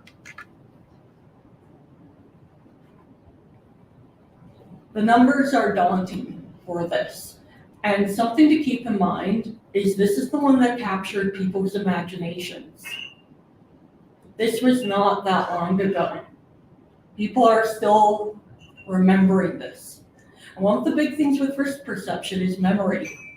If you have former knowledge of an event, that's in your head now. So people who missed out on this one, like myself, are kind of going, wouldn't that be cool to go and see one? It is estimated that 7.4 million, that is not a typo, visited the path of totality on eclipse day. This may have been the greatest temporary mass migration of humans to see a natural event in US history. This had the largest audience for any scientific, athletic, or entertainment event ever recorded, with 88% of American adults viewing the eclipse either directly or electronically. Why they didn't include children in this study, I'm not quite sure, because kids were out in full force for this. This is huge. The price is right for it. It's a free event that doesn't require much in the way of participation for it. It's educational. This has sparked careers in the STEM fields. It has sparked careers as astronauts, astrophysicists. It is a huge educational opportunity, but it's actually a positive one for Ontario. As emergency managers, we never get these, which I'm personally excited about. We get doom and gloom all the time. This actually has a positive side. This will bring tourism to parts of Ontario that don't normally get it. Now, in my region, I have Niagara Falls and Niagara-on-the-Lake. They are known tourist hubs, but I have 12 municipalities. You don't really hear as much about the others. Well, they're all in the path. They now have an opportunity to have tourists in their areas too. That's a major selling point. Local businesses actually do really well during these things. So as dark as this sounds, this is an opportunity. This is a win potentially. We just need to do our due diligence and make sure we're prepared. So people are definitely going to be the biggest hurdle here. So while some people may choose to attend organized events and viewing areas, viewing parties were really big during this because it gives you the opportunity to get kind of an estimate of how many are coming and make sure they're doing things in a safe manner and to know where the road closures will be, which will be really helpful. Others will choose to do it individually. You might have a viewing party in your backyard, or to make things difficult, you might have spontaneous gatherings. This can range from people deciding, you know what, I'm going to go out to this random field in the middle of nowhere, so no place will be safe, which the Oregon State Emergency Management people wanted to stress to me. They had some people deciding to throw a party in fields just because they could, apparently, or just having people stuck in traffic at the time of the eclipse because traffic congestion was a big deal. These people would pull over and watch the eclipse there, and then traffic got going and you had a problem. The influx of people was huge, and it stresses infrastructure and resource capacity. Our roads are built for a certain number of people. Our gas stations have a certain amount of gas supply for a certain number of people. All of our infrastructure is built for a certain population size, with some fluctuations built in to allow for a tourist season and special events. It is not meant for you to suddenly have 1 million people descending on your community for a day and then suddenly leaving. That is exactly what US states faced. And that is what we might be facing. So in some cases, some hospitals actually had to plan for a 25% spike in emergency room visits. You have to assume your visitors are going to be out getting hurt, just like your general population. In addition, the eclipse is a positive event. They're going to be having parties. They're going to be drinking. They're going to be making poor life decisions, just like at any party. You're going to have emergency room visits. They're going to be calling EMS. We have to plan ahead for that. How are we going to handle that? In terms of traffic congestion, that is going to be another big issue. So we have the large volumes of people, and then we have the traffic that comes with it. To give you an idea of how problematic this was. Now, keep in mind, they did a ton of pre-planning, all the states I talked to.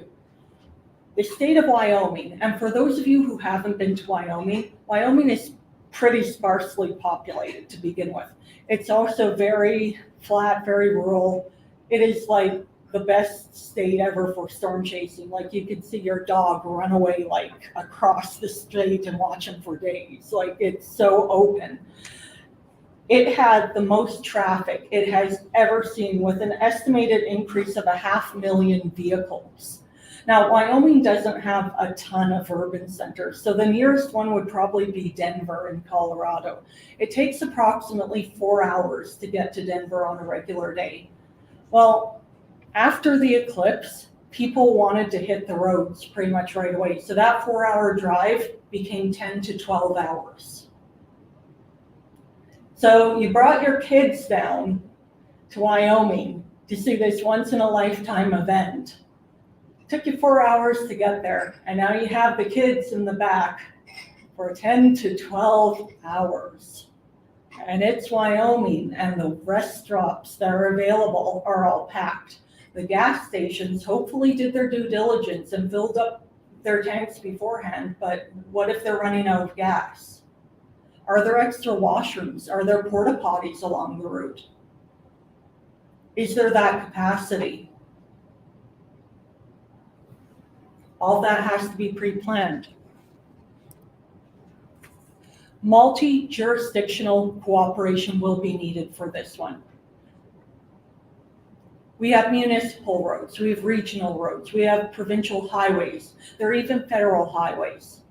The eclipse isn't just going to stop at the border. We are interconnected. All of the partners here, you have a role in this. We all need to come together on this one, and the clock is ticking down quickly. This one has strong elements of special event planning with municipalities, communities, residents, and other entities who will be choosing to hold viewing parties. We need to make sure they're all aware, because to give you an idea of how interconnected we are, so Hamilton is actually in the path of the eclipse. If we have, at the last minute, clouds drift over Hamilton, where are all those people going?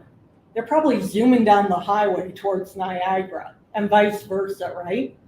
Well, MTO is going to have to know about that. I'm going to have to know about that. Our first responders are. EMO is going to have to know about it. We all have to be talking to each other with this one. No one's getting off the hook with just staying back. We're all going to be players. Other hazards can occur during this one. For 2017, it happened during their forest fire season, and that was a major stressor for them. With this, I'm sorry, it's flood season. Now, hopefully we won't have far north flooding during it, but that could stretch resources. Now, luckily, our northern communities that usually flood are not in the path, but they will be seeing a partial eclipse during that time. But that's something to keep in mind. Our resources are going to be stretched. We have to make sure that plans and procedures are in place well in advance to protect public safety and security, to make sure that this event remains positive, because it is overall a positive event. So this is the path of the eclipse, and I'll show you a more zoomed in version in a moment. The US has much more in terms of viewing opportunities, but even there it lands on a lot of rural places. I had the state of Vermont give me a call and essentially go, oh my God, this goes in a lot of our rural places. We are very afraid of what people are going to do. Are they going to get stuck on top of mountains in the middle of April and we're going to have to rescue them? To which I had the pleasure of responding, yes. After speaking to those in the back of 2017, yes, they probably are, and giving them the contacts for those who experienced 2017. Eastern Canada will also be affected. They also have a number of rural places. There is not a lot of viewing area in Canada. So those in BC, those in Manitoba, you're going to have to come out here if you want to see a total solar eclipse. We're going to be busy. But even Ontario, a lot of our path is over the Great Lakes in April. Now, I can guarantee you that at least some people are going to be like, I'm getting on my boat in April, and I am going to watch this thing over the lake.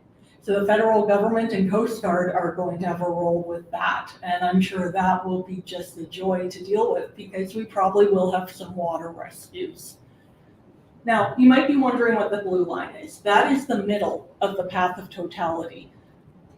Why that is of note is the sun will be covered for a slightly longer period.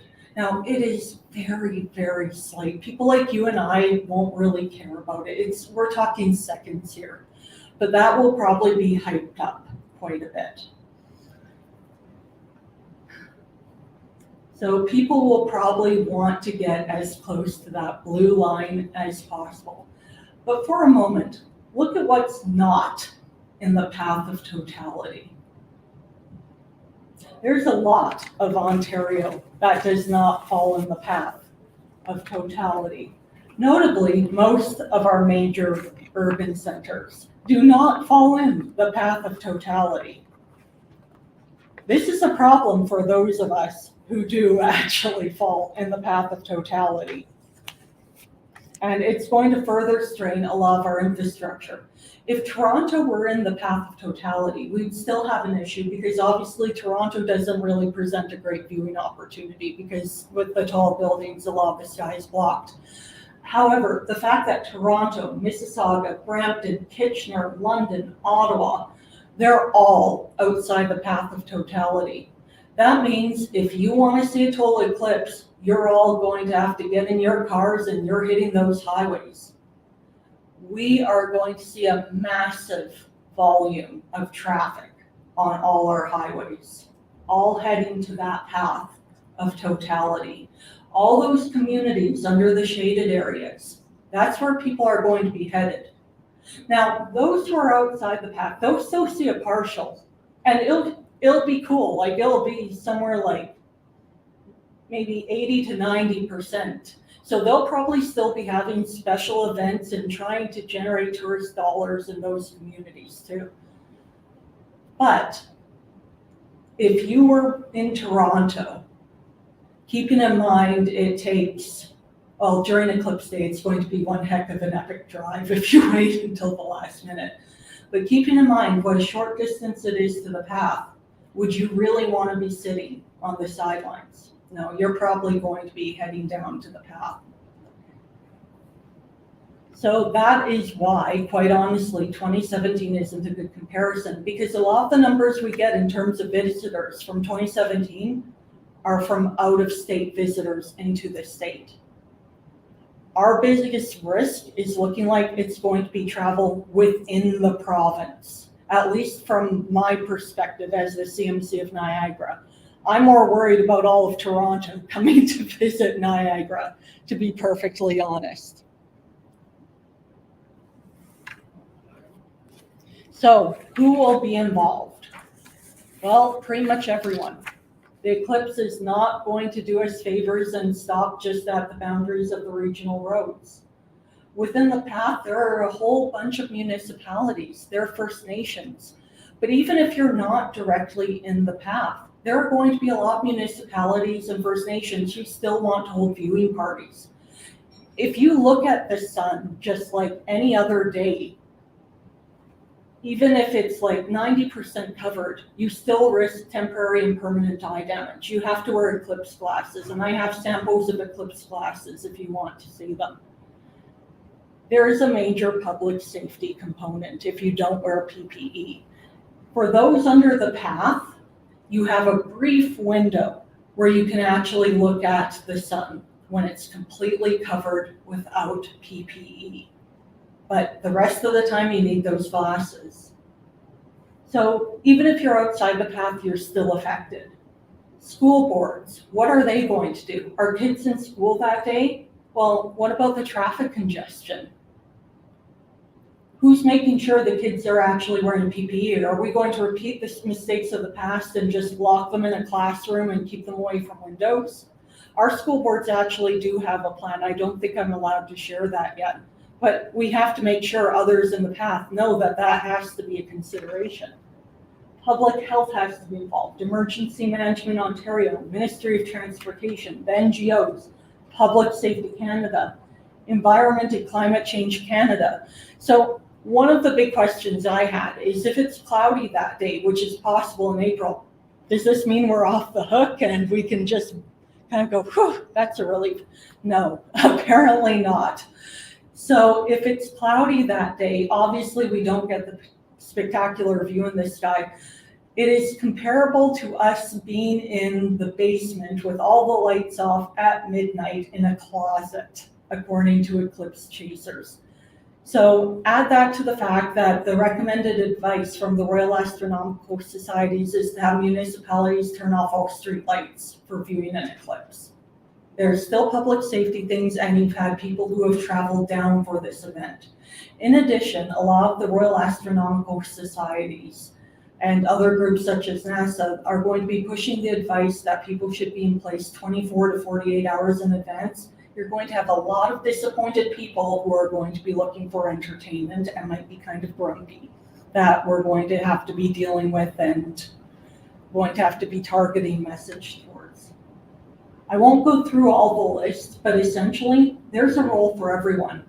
Now, you might be looking at the last point and thinking, oh no, because we are very close to the 1 year mark. The recommended planning period for an eclipse, based on the research and consultation I've been doing with our partners who experienced 2017, is 1.5 to 2 years. This is not a simple event. And I can tell you, in dealing with this, it's like every time you peel back a layer, there's something else that pops up with it. Thing is though, we've been planning within the recommended period. Our working groups have actually been running for close to 2 years now, and many of the stakeholders across Ontario have been a part of them. We've been trying to actively get involvement. Unfortunately, it's been a bit slow getting some of our partners to have involvement, but many of them have been aware of this, and we're starting to see more activity at this point in time, which is good. Now, in terms of Niagara, all 12 of my municipalities are in the path and are very close to the center of the path. We are very well connected to the rest of Ontario with major highways, but we're a peninsula. As you alluded to, there's not a lot of help coming to us if something happens because of geography. We've taken on a coordination role. I have 12 municipalities, and as you said, of my 12, 10 are fire chiefs, and this is a part-time role for them. The other 2, they have 1 emergency manager who's full-time, so they've covered off a 12-hour shift. I am, of our regional program, you are now looking at 25% of the region, and we have no choice. We've taken on a coordination approach to support our partners. This is an extremely rare and complex event, so it's been noted that it's very overwhelming. So that's why we've kind of taken the lead within our region and why we've given more support to others outside our region. Now, based on all the research and evidence we've done, we've taken a very aggressive approach to planning within that 2-year time frame.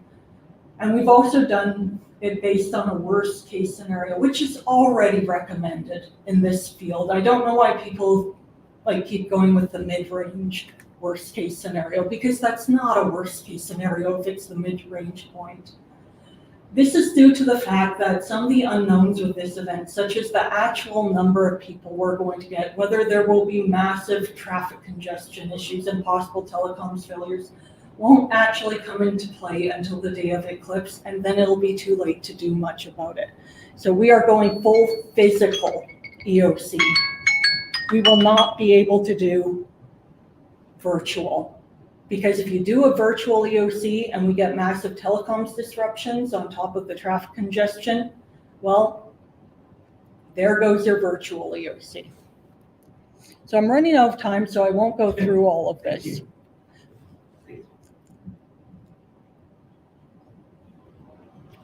So there you go.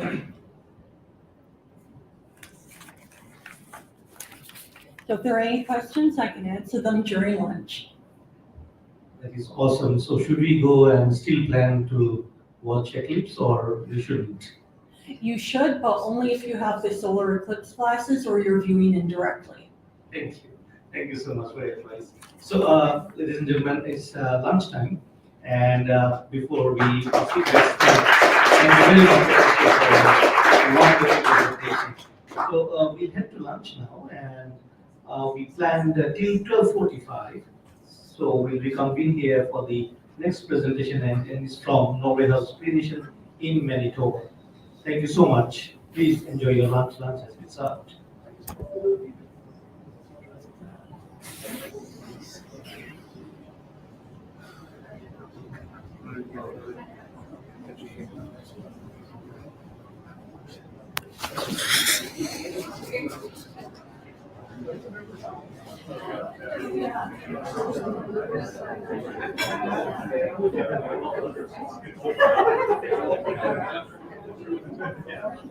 These are us.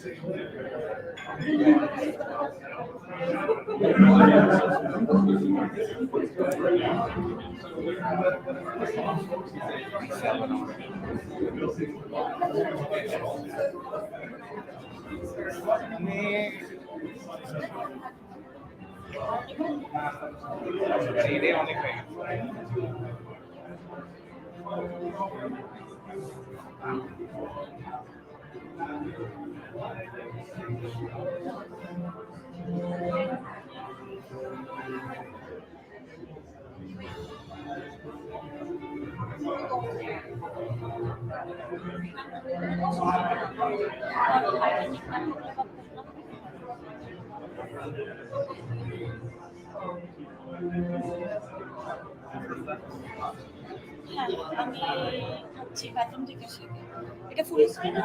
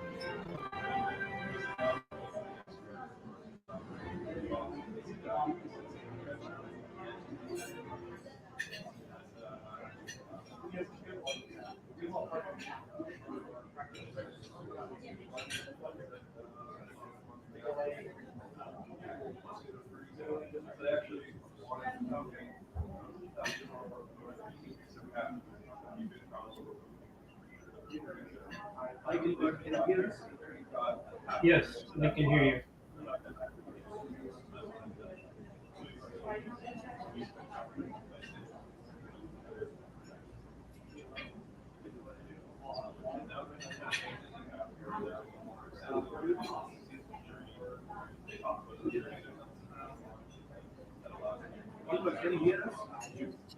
Yes. Can you hear me? Sorry, sorry. Can you hear us? Yes, I can. Can you hear me? Thank you. We'll begin shortly. Okay. But oh, দুইটা কেন? Twice two. Hmm?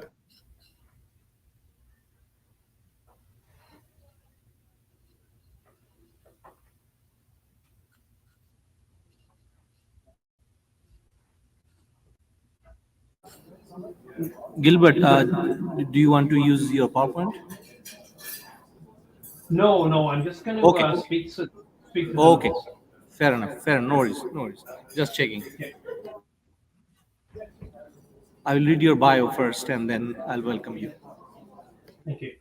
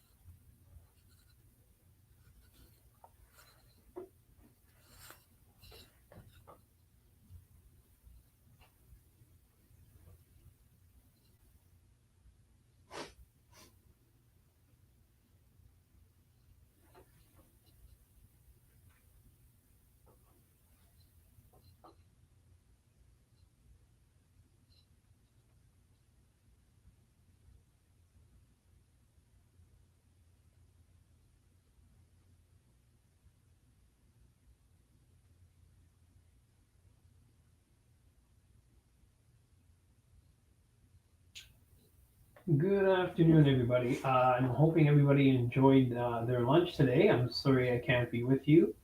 Tansei, my name is Gilbert Fredette from the Norway House Cree Nation in northern Manitoba.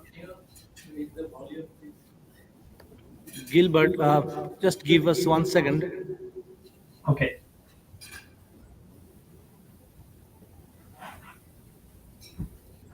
The sound is little, we're checking the sounds.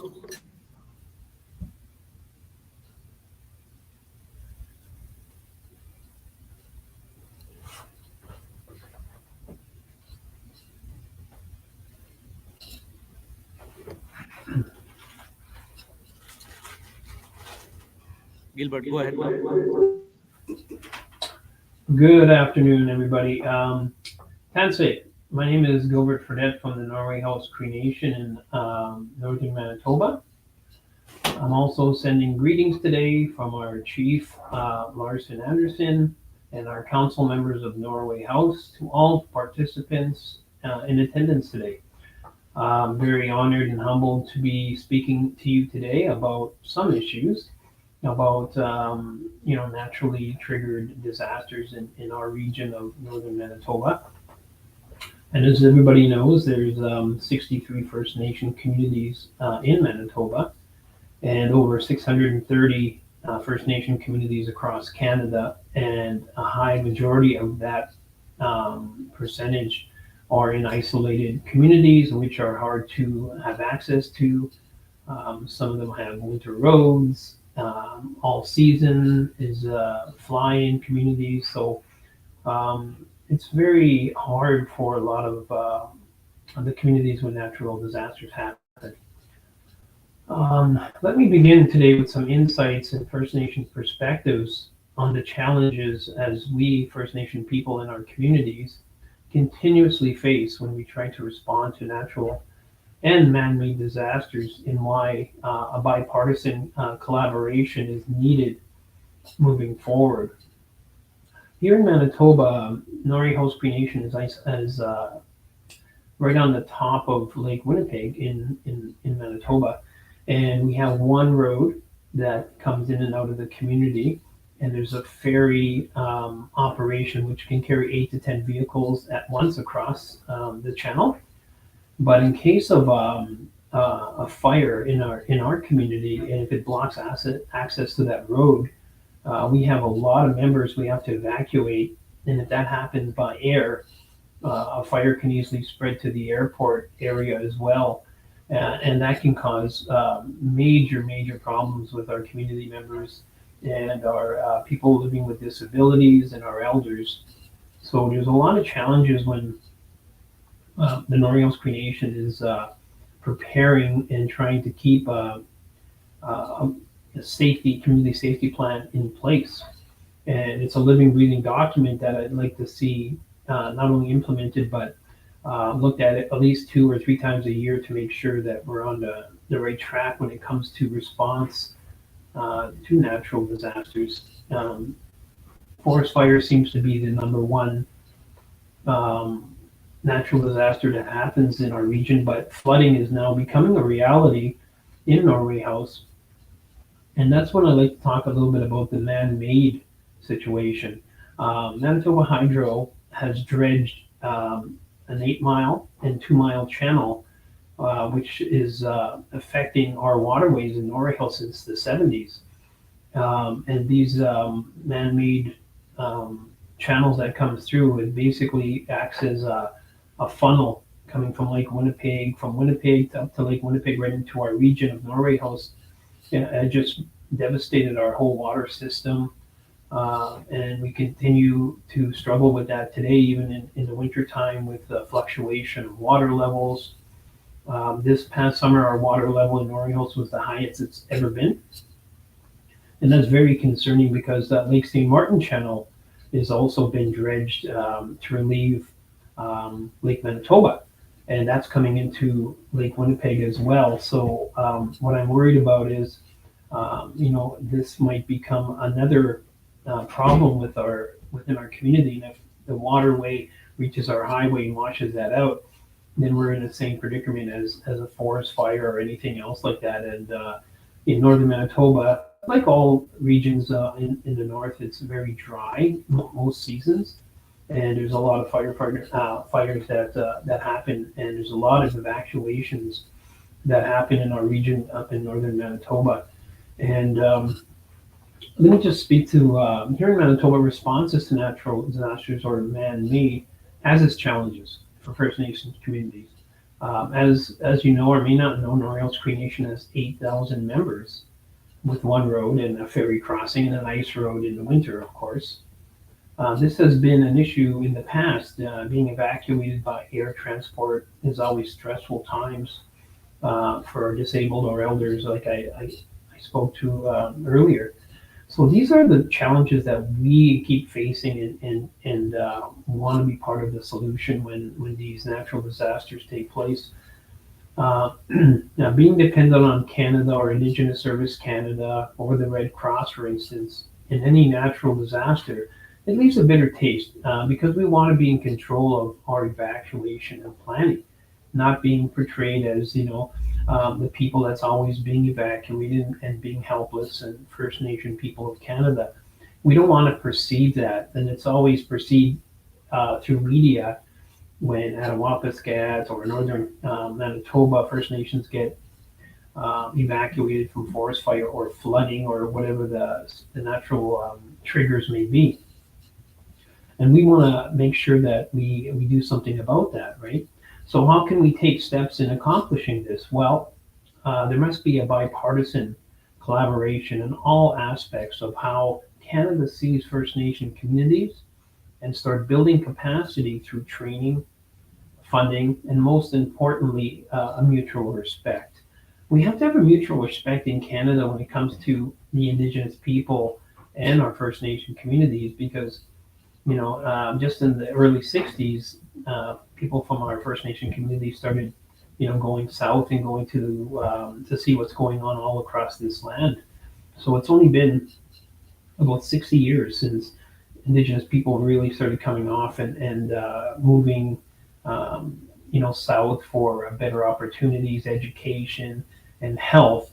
So we got a lot of catching up to do, and I think that with natural disasters, we have to be prepared, and I think that having that bipartisan relationship will give us the tools to really take those situations upon ourselves and maybe have a very collaborative way with dealing with it in the future. Relevance and significance of the project objectives for partner organizations, and this is what we'd like to see. Section 35 of the Constitution Act of 1982 recognizes Aboriginal rights, but acknowledges that Aboriginal people have had rights, well before Section 35 was implemented. The Department of Indigenous Services Act, Section 6, outlines the prospects of transferring administration of management operations and listed areas essential to Indigenous peoples' livelihood and well-being. One of the crucial areas is emergency management. Indigenous Service Act 2019, exploring a framework for disaster risk. Management that is Indigenous driven and based is inevitable as the current emergency management system is failing Indigenous communities. I spoke a little bit of that. This is not finger pointing. This is not a blame game. This is just a reality of how Canada was developed and how Indigenous people were kind of left behind the curtain while Canada was being developed, for the 155 or 56 years since 1867.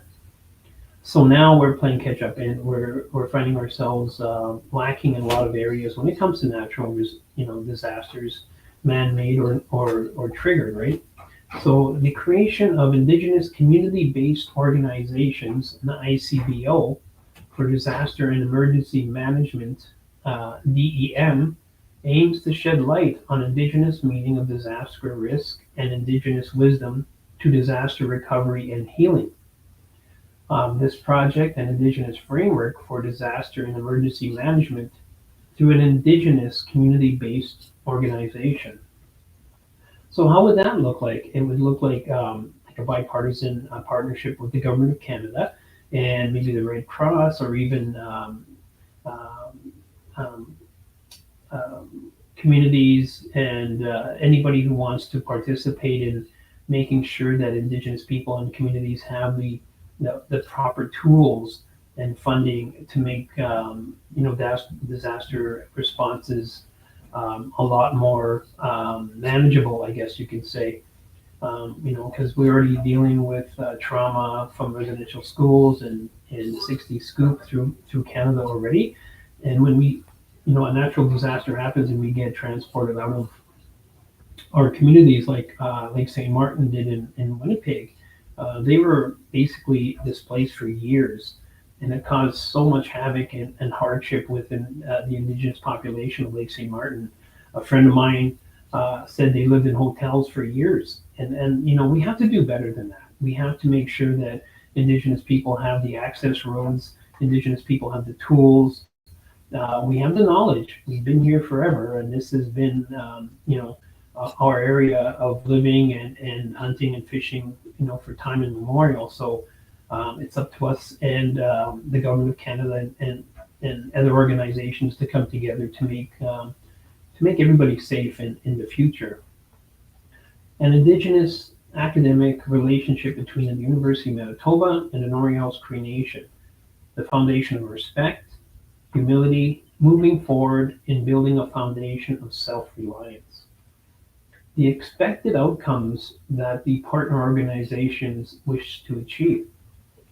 So when a partnership comes like that and an academic institution comes to any First Nation community, before research was looked at as, okay, you came into the community, you got research, you got data, you got pictures, and then poof, you left.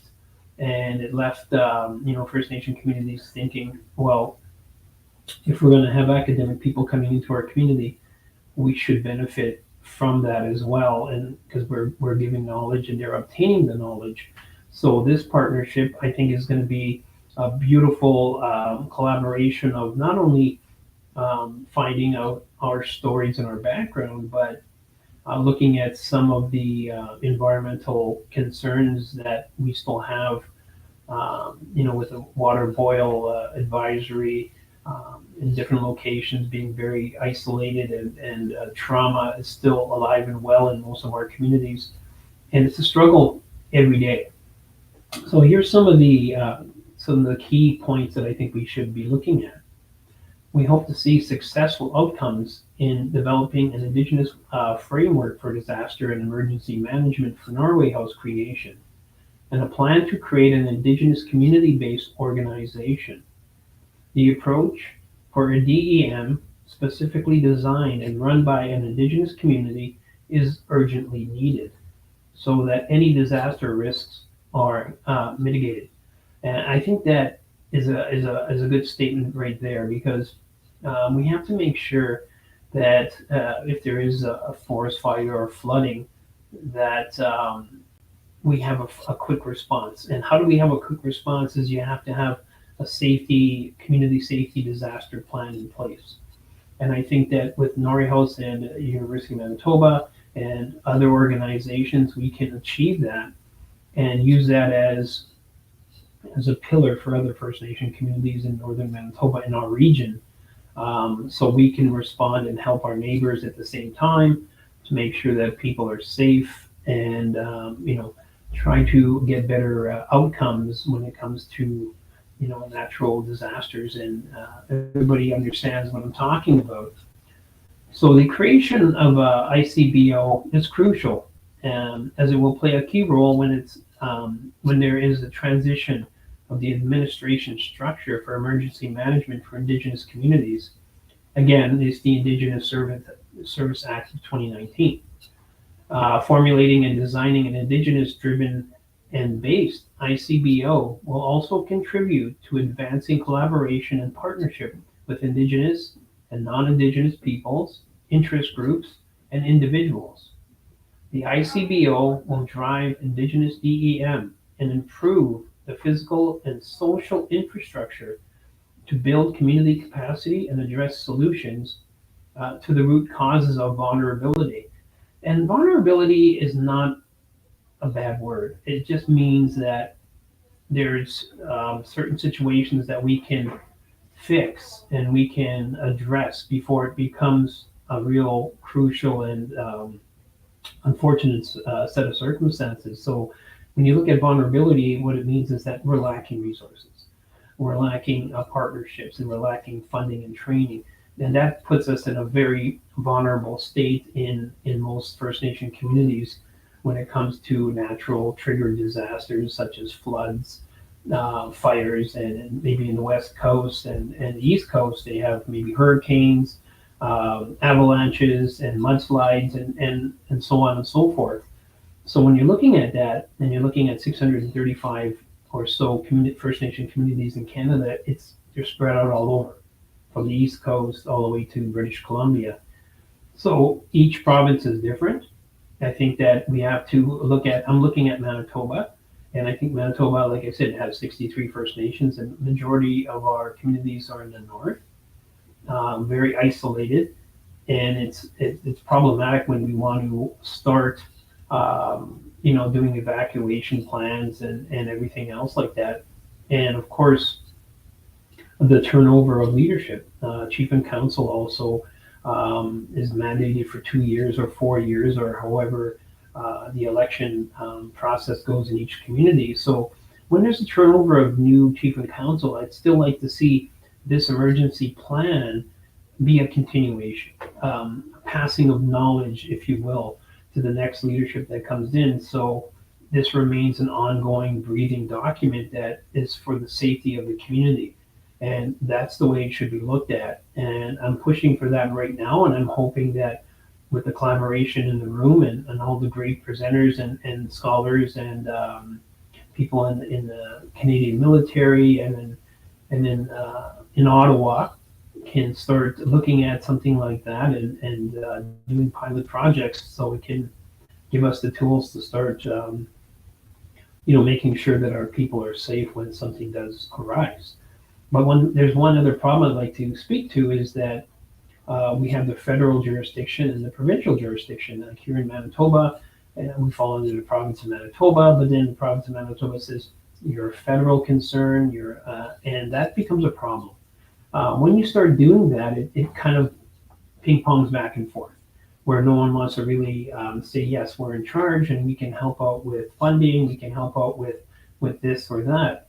I think there has to be a very clear path in how funding gets approved and how the provincial and federal government can say, this is something that's good for our First Nation people in Manitoba.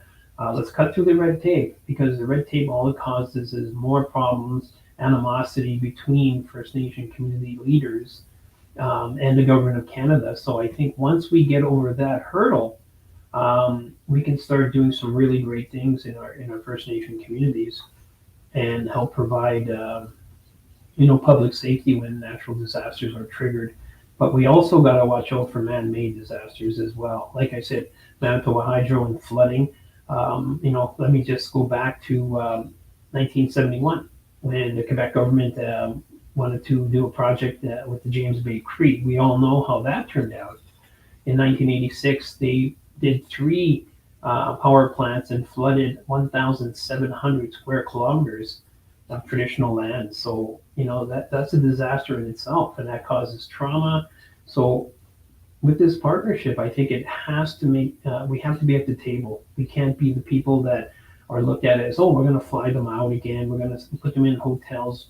We got to be equal partners. And if we're going to be equal partners in this country, it means full collaboration and transparency right across the board, so we can start doing things together in a very healthy and positive way. So I'm glad I had the opportunity to speak to you all today. I wish I was in Toronto, but the last time I was there, there was a snowstorm. And of course, being from Manitoba, they all blame me. So that was pretty funny. But I'm hoping that you're enjoying the conference, and I'm very honored to be speaking to you today. And if there's any questions, I'd be glad to answer them. Thank you very much.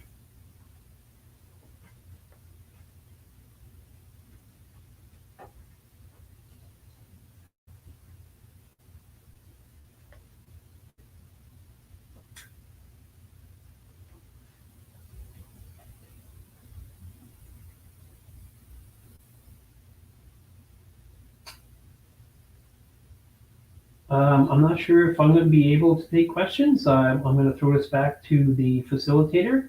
And Steve. Gilbert, I have one question though. Thank you.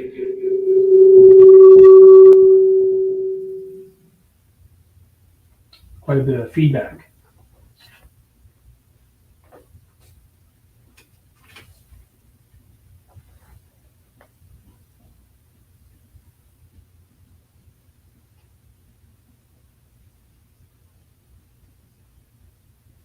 Yes, go ahead. I can, I'm waiting for your question. Oh, sorry. Can you hear me now? Yes, I can hear you. Fantastic. So the question that I was trying to frame during your speech, and of course I know you for some time, what is the state of preparation in terms of evacuation of First Nation communities in the event of disaster? Can you briefly share your ideas and what are the challenges in terms of relocation?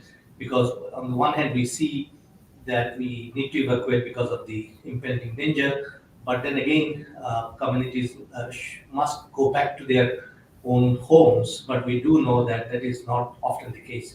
So can you just focus on this particular aspect from your experience, because you have been the chief and you are very actively involved in terms of advocacy. Thank you.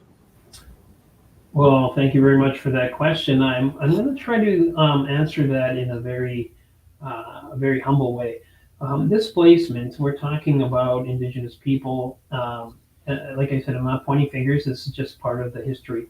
Displacement has been part of our total history when it comes to Canada since 1867.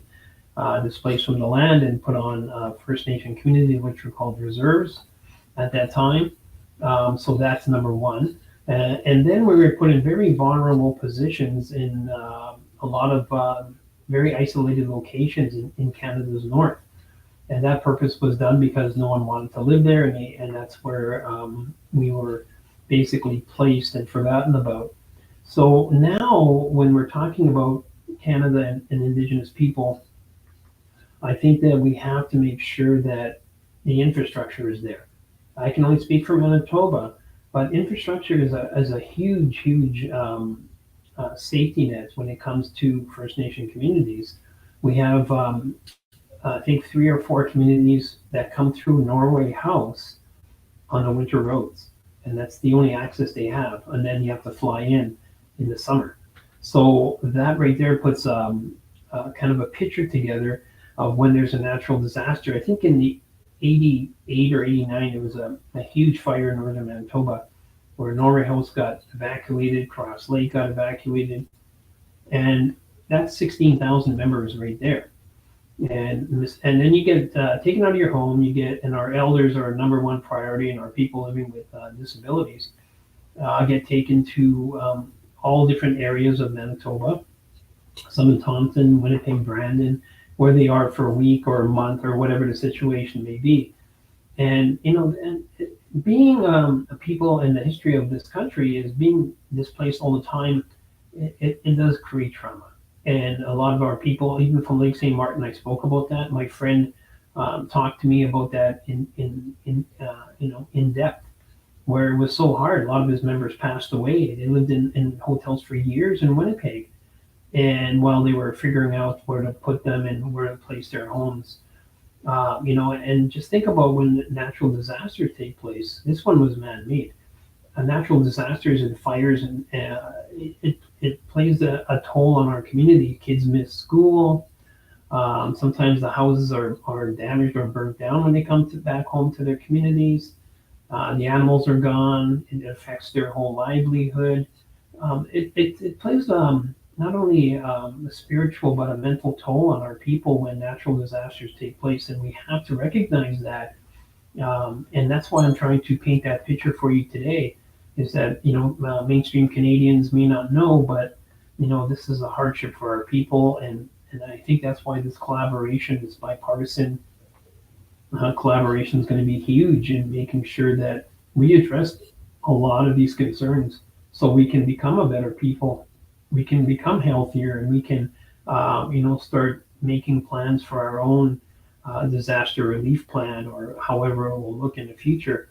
And I think that we're a very resilient people, but also at the same time, we need to make sure that infrastructure is more accessible for our people, for food sovereignty and for natural disasters. I hope that answered your question.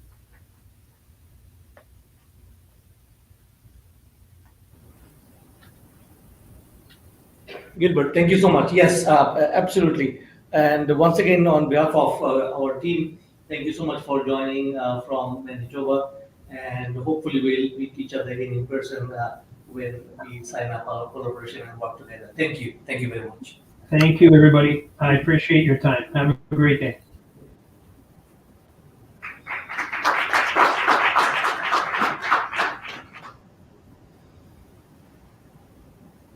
So now we are moving on to the next presentation, and it's a teamwork. And the team is comprised of Mr. Kevin Skrapnek, Tariana Ulrich, and Tom DeCersey, Fire Chief of Hope, British Columbia. And they have joined virtually with us today. And welcome, Tariana Ulrich. And I think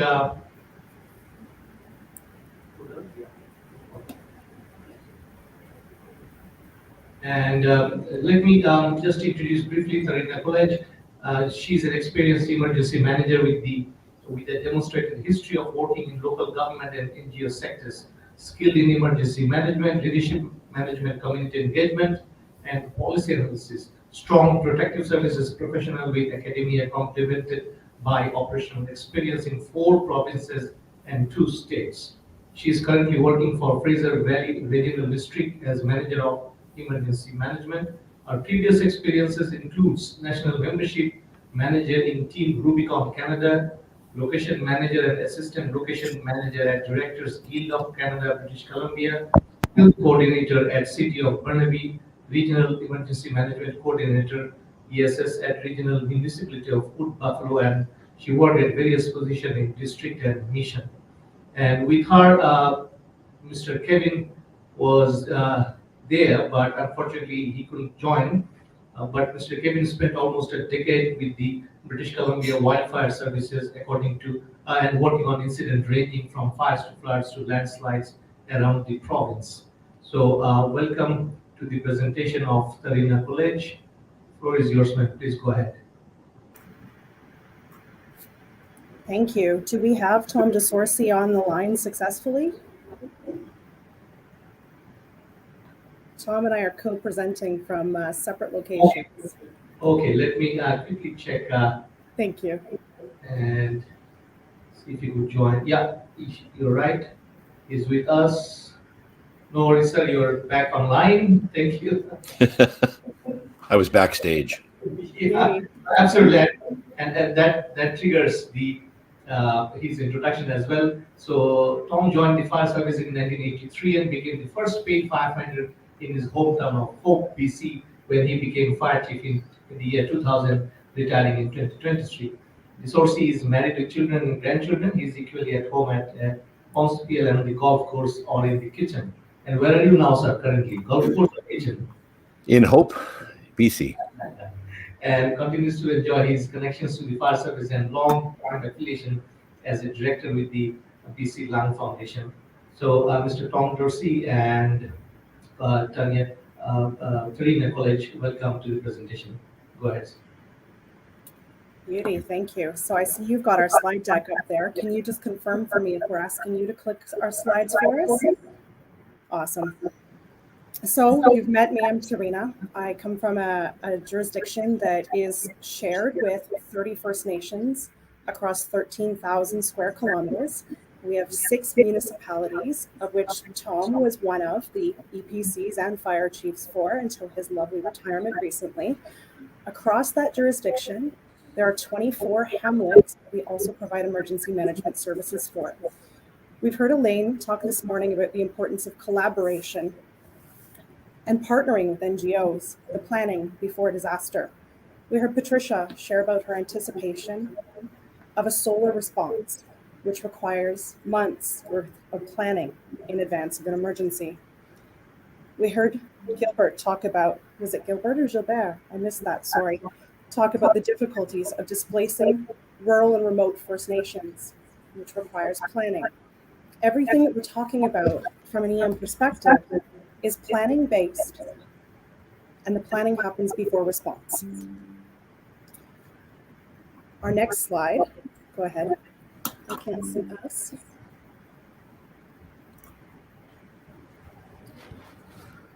Are you seeing our slides?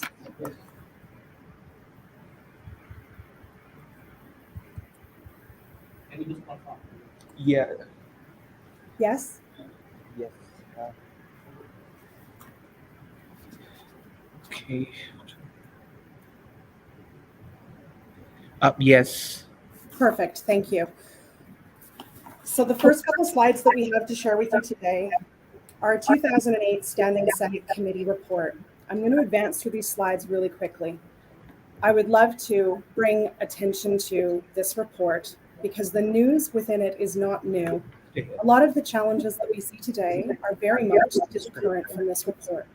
And I challenge your researchers to review it, familiarize themselves with it, and look at the topics. If we can advance past problem 2, which focuses on Canadian Forces for Domestic Emergencies, and if we can move on to slide number 4, this slide focuses on the importance of regional emergency planning and the role that Canadian Armed Forces have in regional emergency planning.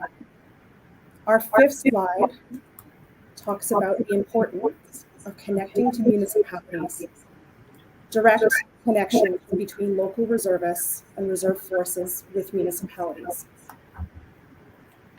We're now in 2023, and that's still not a reality. It's not a reality because the municipalities and local governments go through our provinces to be able to access federal reserves, federal resources.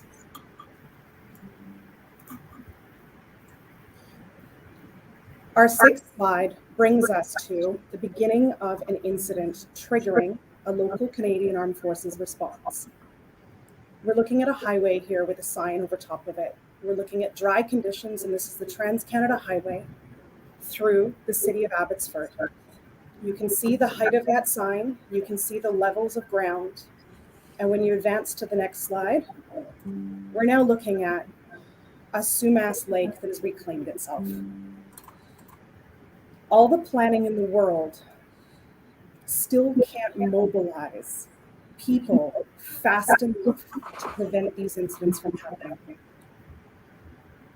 The provincial request for assistance in British Columbia went forward for Canadian Armed Forces response after this incident had already occurred, and it didn't necessarily incorporate all of the needs of local municipalities when it came to what we needed to do next. So I bring forward to slide 8, if you will, our discussion. This is one poster on the wall of the Emergency Operations Center in the midst of the November 2021 atmospheric response. That little sticky note on the bottom was a question. The gentleman needed help to dig out his car. To him, that's an emergency. When we talk about an emergency, and we often think about it publicly as the incident that causes the impacts to people, and I'm challenging you today to shift your perspective. The emergency is not the incident. It is not the weather event. The emergency is the impacts to the people and the impacts to the infrastructures. Slide 9 shows us piles and piles of debris. And we have a lovely Canadian Armed Forces team who showed up to look and see what they could do. This is 8 days post-event that we were able to get resources into our communities. And the gentleman who just found help to dig out his car, unfortunately, was unable to receive that assistance because it's now 8 days post-event, and this is recovery work and response work. Tom, did you want to add anything there? Not to this point. I think it's important, and it's a good stressor. I think you're leaning into the assumption side that you and I deal with people and how people perceive and assume how we respond. So please carry on with the slides. So if we're looking at slide 10 now, this is a road that the other side of has the potential to isolate 2,200 citizens. This is the only road in and out of their community. You can see an infrastructure line running underneath that road. The BC Emergency Program Act, similarly to many of the provincial emergency management legislations, identifies that at all times a local authority is in control of its emergency response. Now, if you were to rewind and reflect on our jurisdiction, we are double the size of Prince Edward Island. We are a regional government, and we, as a regional government, don't have a public works service. We have complex shared authorities. The Ministry of Transportation and Infrastructure here, or the BC Highways Ministry, is responsible for roadways through our jurisdiction. The Canadian Armed Forces team that deployed to our communities offered to triage every single road that exists through our jurisdiction. There's a lot of them. And to stop and throw sandbags down at the edges of degrading shoulders, just to stabilize and prevent further degradation. This could have saved BC millions of dollars. And even though it was being offered at the local level, it wasn't being authorized at the provincial level. An invaluable resource deployed to our community, offering to help stabilize a situation, the local government willing to accept that stabilization attempt and to have a better understanding of how our 13,000 square kilometers are impacted. But because of the complexity of the provincial to national to provincial request for assistance and the limitations of that, we often don't get local level input.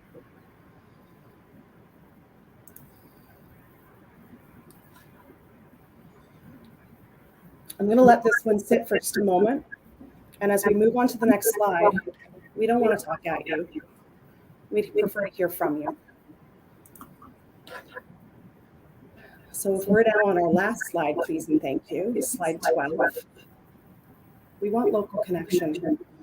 All of the things that every presenter you've heard from seem to identify a greater need for local connection. We totally understand that federal resources are federal, and formal response requests for assistance will always go through a provincial to national process. But we want to challenge the limitation to engaging with our neighbors and the partners in planning.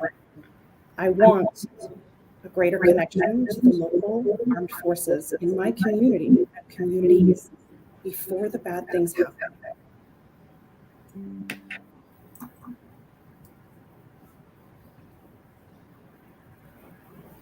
Over to you, Tom.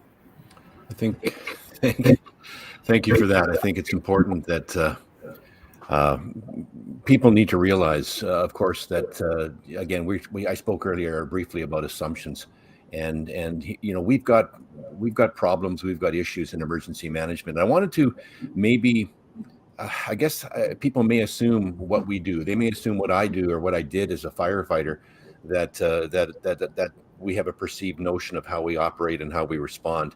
I think it's important to realize the history of emergency management in British Columbia. And if I'm giving you information you already know, I apologize, but I wanted to go back in time to see where we came from and maybe analyze how we got to where we are today. I think it's important to realize or remember or to know that emergency management, at least in British Columbia, it's centered around and originated in the world of civil defense. It was about the air raid siren that was in our community, that one person that was appointed on behalf of the province to be the agent from the province and then onward to the federal government to represent and respond and be there for the public when that air raid siren were to sound. The civil defense triangle was predominant on a hat or a T-shirt or more likely a helmet. It was a sticker that was given to folks that represented the province. They were provincial emergency program people. Thus, we called it PEP or PEP. And under PEP, we went from a civil defense training, went from civil defense response into the fact that, well, one day we're going to have an earthquake. And the earthquake is going to be the big one, at least in British Columbia. So telling the public to be prepared for earthquakes, then the odd flood would happen. The river would rise on a regular and annual basis, or one of the rivers, at least in our community, that tend to do that annually, the two of them.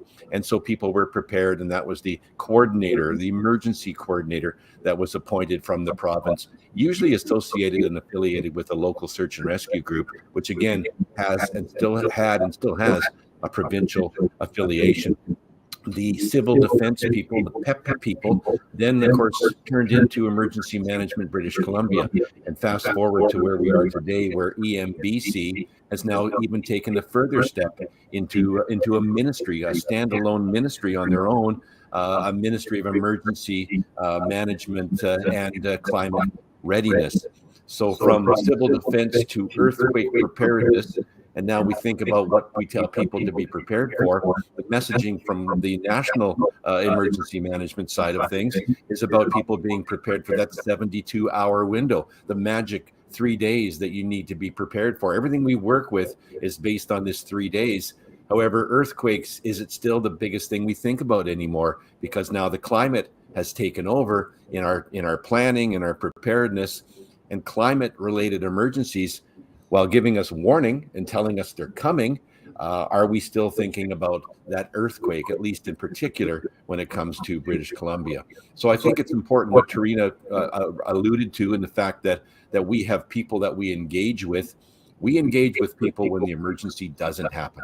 That is the key and the important part in emergency management. Yes, your worst day can be our every day, but at the end of the day, we have to be prepared ourselves to respond and react, to not only be first response to an emergency, but then be able to manage it and deal with the people that are coming in to help and the people that we are going to help.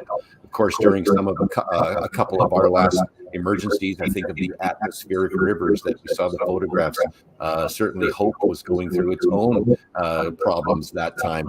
Here we are in a small community that was completely cut off because of road closures, and we have 5 highways that transport through Hope, and all those 5 highways were closed. We stranded some 1,200 people in our community, and we, of course, didn't have any people to manage it, because some of those on the other side of slides were people that we would rely upon to be part of our emergency operations center. So it's important. I hope the message gets across that find out or realize what we deal with and what we're dealing with today when the emergency is not happening, and how we are planning and preparing. And then when we have to flick the switch, that we have to have everyone on board. I allude to folks when I pass them and talk to them, and rather in different conferences and settings, that the time to meet you and exchange a business card is not at the riverbank when the river's lapping over the edge. It's in advance, and this is the opportunity we have now, and I'm looking forward to hearing from people in the room to see if you understand exactly what we are going through and what we have to deal with when it comes to the first initial stages of an emergency response. Have I captured that kind of correctly, Tarina?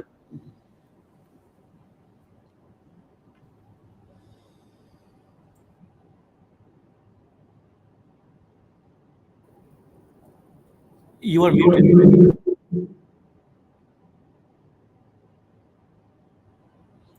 You want to take off your mute, Tarina? That was a great practice round. Hopefully you're seeing a slide from my screen right now, and I understand that you may not have seen the full slideshow in the live presentation. So I'm going to reflect back on just a couple of these slides. One that I mentioned, dirt piles, 8 days after response, Canadian Armed Forces in one of our communities. This was the pile of rubble that a gentleman, a senior who was disabled, needed assistance pulling his car out of or digging his car out of, and unfortunately CAF resources were not able to help with that. This is our road shoulder that was degrading. It could have been stabilized. Unfortunately, it had more damage. And this is where we're at. As we challenge you to think local, connect local, we have reservists that actually practice all over Canada. And we often are not invited from local government emergency programs to participate. We don't know they're happening. We read about these things in the news. If we would understand the capabilities and capacities as well as limitations, we can partner together on that. And so in hoping that we were able to see who we were talking with, And we wanted to see a show of hands. Who here lives in a community? And since I can't see your hands, I'm going to assume that everybody's hand is up. Who thinks that their local government is able to show up and manage a disaster completely, utterly, as a person who's trained in emergency management and dedicated fully to managing a comprehensive, integrative emergency management program, not just doing disaster response? And how many of you guys in the room actually have an understanding of who your local community emergency coordinator is? Do you have a relationship with those people? Do you know how to connect with them? Whether you're a resident, whether you're a reservist, whether you're full-time, we all live somewhere and we can all connect local. And we leave you with the question, do you want to be an integral part of emergency management, or do you just want to show up and respond? And if we can, I'd like to open the floor for discussion for the remainder of our 20-ish minutes.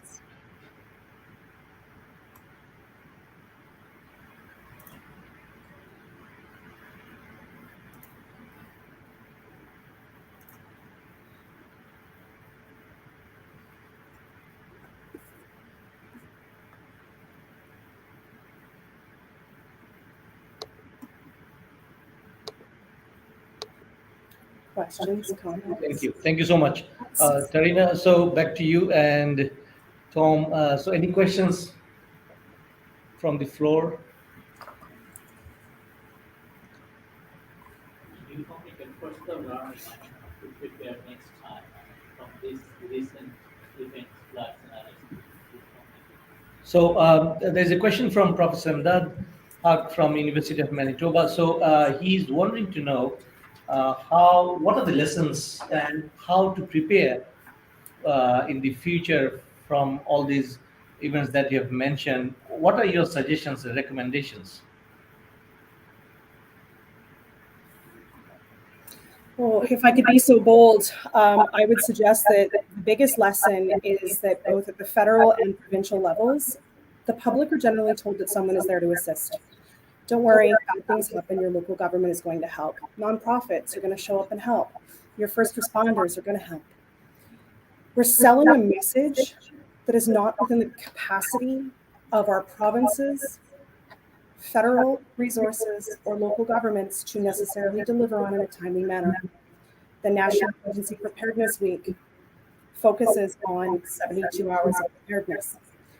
If you understood that only a small percentage of Canadian fire departments are actually staffed fire departments, your first responders are typically volunteers locally, and that much of Canada doesn't actually have first responder services, then telling people to prepare for 72 hours isn't enough.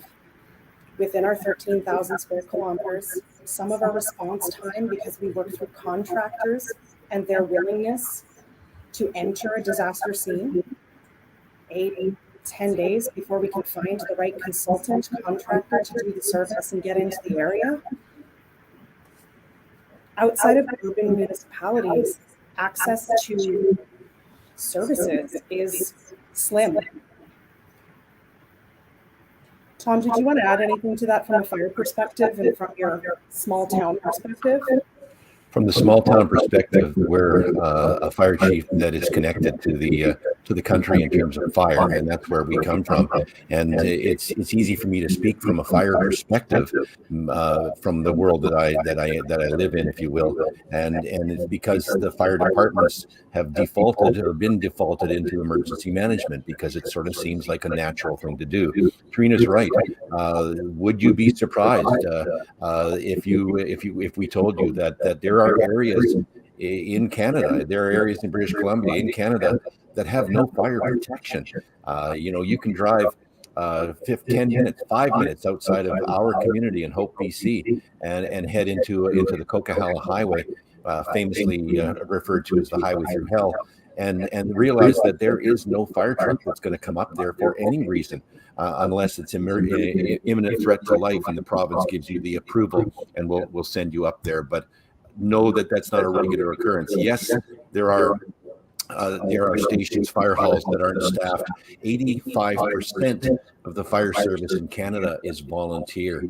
And so the public perception is what we deal with. That's one of our biggest struggles, is public perception and what they think is going to happen when the incident happens. These people are going to magically appear, but they're sitting there ready to respond. They are the coiled springs that are ready to go when the rainstorms happen. And now the fact that we are getting warnings, natural disasters, we're being told that they're happening. These climate-related disasters, we know when the atmospheric river is coming. To a point, we know what kind of rain to expect. We know when a snowstorm is going to strike us. We get wind warnings. We get those. We're not going to be warned of an earthquake, but we're going to be warned of everything else. So people expect that we should be ready, that we are there for them. I used to be a broadcaster. I used to work in radio, and one of the things that I was fearful of was we were listed in emergency preparedness. Radio stations were. Back in the day, before internet, before social media, we were told that we were telling people the best thing, one of the things you want to have in your emergency kit, and we still say that, is a portable radio.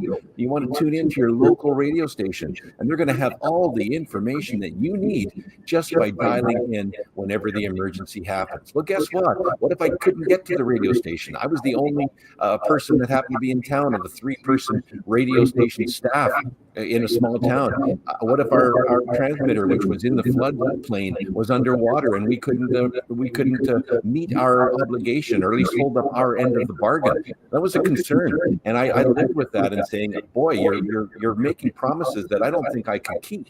And that's kind of the case with some emergency response. We are trying to meet public expectations. We talk about the military, we talk about the Canadian Armed Forces responding, we talk about the NGOs responding. The public, I believe, is built, or at least led to believe, that we don't declare states of emergency in Canada just because. I mean, we do that certainly for special powers. You declare states of local emergency to acquire land or property, or tell people to leave their homes. But of course, people are bred to realize that, well, it's not a real emergency unless there's a declaration, which is certainly a U.S. based model. But it's kind of what the military has. When the Canadian Armed Forces show up, then it's kind of, wow, it must be a real emergency because the military has arrived. So at the end of the day, it would be nice that we kind of, I guess, bring more agencies together for the smaller incidents and have them available and working with us, so that when the big one does happen, that it becomes kind of the norm. Did I capture that, Tarina? Yeah, it's a really good segue into the importance of partnerships. And when I get invited just south of the border to Whatcom County in the US, they have an annual exercise where the American forces do show up. The partners from all of the neighboring municipalities show up. There's NGOs present, and they do this annual thing. And I asked one day when I attended, it was a massive exercise in 2019, just before we had the beginning of the pandemic. What does this cost you to run? This is a huge exercise. What's your planning cycle? We're taught emergency management that a planning cycle for an exercise is somewhere between 3 to 5 years. And it's a series of events and sequences and a build-up from discussions to tabletops to full-scale exercises. And they used to, pre-pandemic and will again post-pandemic, run a full-scale exercise every 12 months. And their cost was $2,000 US. That cost paid for a food truck that fed everybody who showed up. That's it. Every other organization absorbs its operational cost to participate because it's perceived to be a training exercise. For each organization, instead of a legislative ticky box, for the planning organization. And so when we look at it from the perspective of partnerships, if you have local forces running a training session, running an exercise, practicing something that might correlate to a local emergency organization being responsible for training and developing exercises for their staff, help us understand your capacities, help us understand your skills. I was amazed when the CAF forces showed up here. It's a redundant statement, CAF forces. When CAF showed up here in our EOC and dropped us the capabilities playbook of combat engineers. We had bridges out all over the place. highways out. We had people stranded in communities that could have used boats to rescue. But using the standard documented approach, every request for assistance we put through to our provincial government was denied for those assistance from Canada. And it was denied because the provincial request process, or the provincial request for assistance, didn't include those capabilities. It's really astounding to be sitting at a local government level when you're operating an EOC trying to save lives and protect people.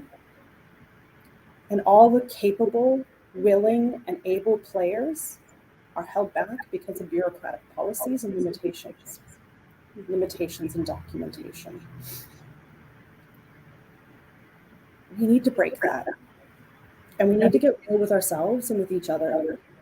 And by getting real with ourselves and talking about capacity limitations and context, we can actually provide the truth to our public. And that truth is really hard to hear because we've sold decades of telling people someone is there to help you. And our local experience here, and my experience as an EM coordinator in Fort McMurray, it doesn't matter how many pre-trained volunteers you have as part of a program. When they are personally impacted, they will do their best to be available until they absolutely cannot. And oftentimes your pre-trained volunteers and pre-screened volunteer programs are filled with people who live in the area of an impact. And that's our reality with 2 PEIs as a jurisdiction. When we pick up that phone to call the volunteers who are willing and capable, they're often the people who are impacted. And that's the same with our fire services. We have 7 fire departments that are our volunteer fire departments and 2 external non-us fire departments. One is a society and one is an agency fire department of a public. Every one of the staff or personnel of those teams is a volunteer. 2 of them have a part-time paid chief. 2 part-time paid chief to do administrative work on that part-time portfolio. Typically, when you're a firefighter, you have to live within a certain proximity of your home. If your neighbors are the ones that are impacted by a disaster, it's also very likely that your home and your family might be impacted by the same disaster. And so we have to look at vulnerability of our response resources. And I think everybody's well aware of the state of Canadian policing in rural areas. Some of our areas of 2,000 square kilometers have 2 police at most on any given hour during the business day, and maybe 1 on a night watch. If we're assuming that our police have the capability to take on disaster response and door knock on thousands of homes that are spread kilometers apart, it's not real.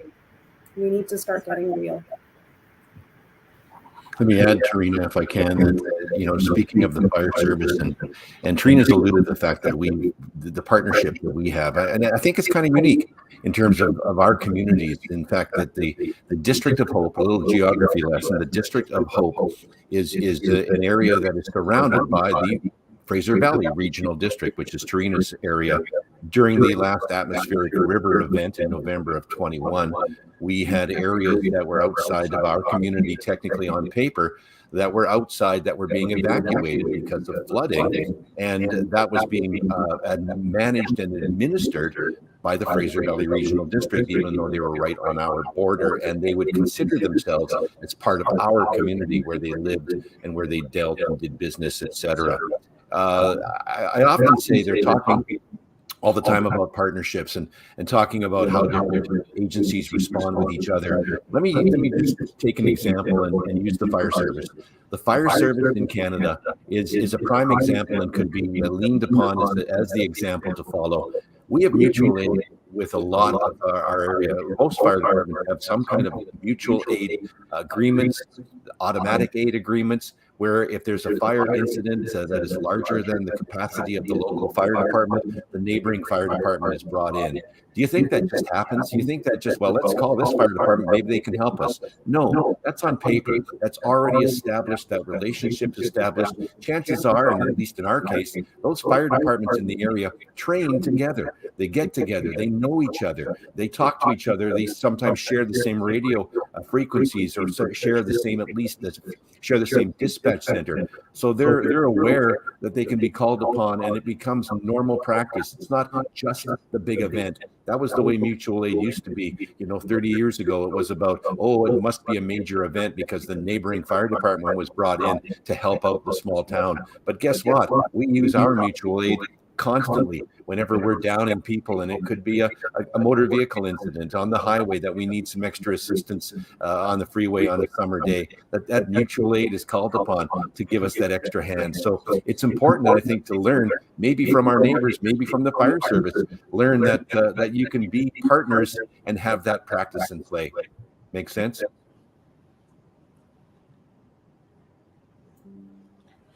Thank you very much. Any further question from the floor?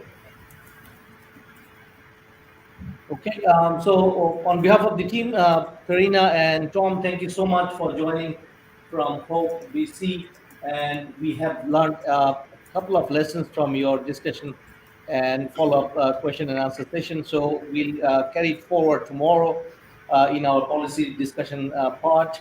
And once again, thank you for your contribution, and stay well and stay safe. Goodbye. Thank you. Appreciate it. Thank you.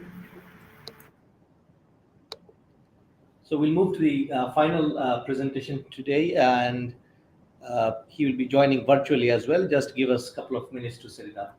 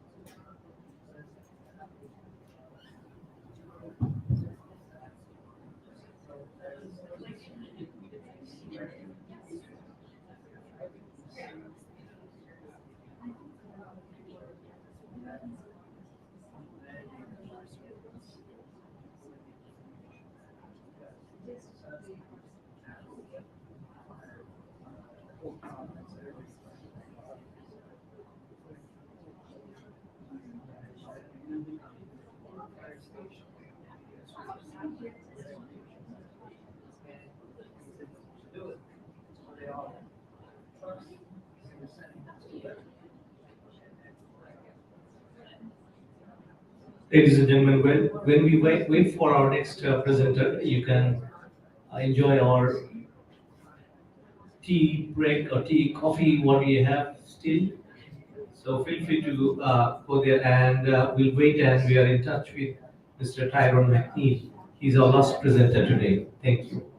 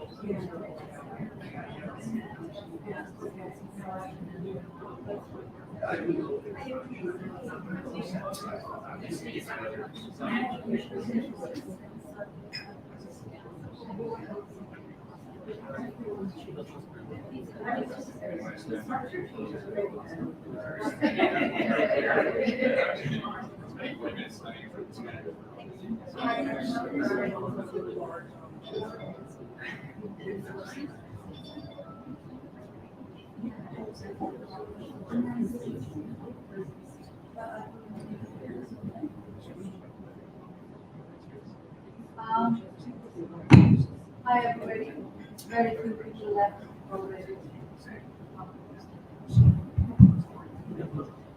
So hi again, everyone. Listen, so we are having some difficulty connecting with the last speaker, and he was supposed to join us from BC, also West Coast. That's why we put all the speakers from West Coast after lunch. But we left a message for him. We are not able to connect, and we have a plan B for us to stay connected, stay engaged, and we have this wonderful participant, Rosemary. She's a reservist and a veteran service woman, and she has a lot of experience actually using this building as well. And she will, guide us through a little bit of sharing of insights and thoughts in the last half an hour. Half an hour. I'm not sure that when I volunteer, and I usually will say yes before I think of what it is that I've just volunteered for. It won't be that long. I don't have a good enough sense of humor to carry the act. My name's Rosemary Park, and I had the pleasure of meeting Niru at the Summer Institute of graduate students who were gathering in Ottawa last August. And Niru, we were older than the rest of the crowd. Dr. Alan English, who's a military historian, works with me. We were there together, and Niru also. Niru was by herself. We were also, and I thought, she must be here for some reason. And I came to learn about CDSN, and when talking with Niru, she spoke about her interest in community resilience. Well, my eyes popped out of my head. OMG, this is something that has stuck with me for many decades, and my worry that I have our communities from here. And here was Niru's there by wonderful coincidence, working on trying to help Canada in understanding. So therefore, we got to talking, and it has led now to us being here today. I was in the military. I served for 20 years. It was a time when women were not wanted, and we were pioneers. We were wanting to serve Canada, and for some of us, no matter what, we just stuck to it. There were very, very good people in the military at the time. The policy was what was lagging. And I wonder if we have parallels that we can draw today about many things. And when I heard about civil defense, the example that was given just now, we were thinking differently back then. How is it that we can use all of our tools to be thinking in a more prepared way today?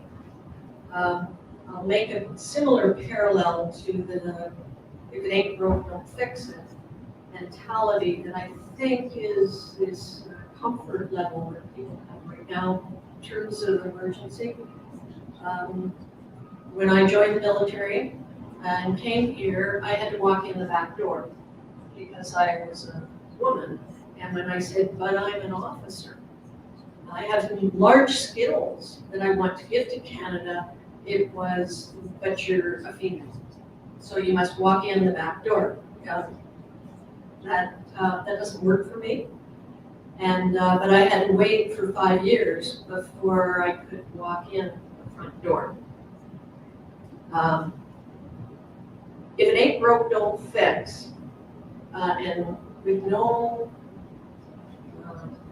with great compliment and honoring of the gentlemen who are in this room today, this isn't today. We can't go back. And so when the Deputy Minister was talking about, we got to break the mold, we got to think differently, we got to challenge. I say this is our challenge, and everyone here knows it, so I'm not saying anything different other than being a late cheerleader to the game. What I will say is that when I left the military, I could not decide what, I didn't want to leave the military, it was a choice. It was my family, or it was working 10 o'clock at night with others who were far more senior to be doing cabinet briefs. I had a child, and my husband was in Toronto trying to keep his job. So I never left the military, per se. It hasn't left me. And now I'm back with trying to connect my military experience and my community service experience that has included asking the question, are we prepared? It started in 2005 with Hurricane Katrina. So my connections with the community, which I have now restarted, thank you very much, Nehru, to ask the nonprofit sector, where are they in this? And I'm not sure they are. From my best first questions I ask of large organizations. This is a gap. This is an opportunity. They are doing great work, not to put more on top of them, but they're doing it already. And so it's positioning some work that is occurring and linking it to what we need to do to keep our communities safe. I'll give an example right now. Volunteer Toronto, during COVID, created a massively large list of volunteers. When I asked last week, is it connected to the Ontario Volunteer Corps? No. And this is the examples that I'm sure everyone can repeat over and over. But in the long end of it, the tools are there, the portals that we saw in Manitoba, we're developing a portal that becomes interactive, that lets the knowledge and the lived experience connect with, to have meaning with both researchers and those who are ex-military currently serving. It's this systematizing that I believe is why Minds has funded this, why DND wants to have new information, but it has to move beyond research, which is what Minds is. And I will say that Veterans Affairs, which I am now quite embedded with, they are very interested. So we have to hit the stakeholders who have the influence to have this is part of their language. When I heard General Ayers say, we don't have the bandwidth, we can't do this.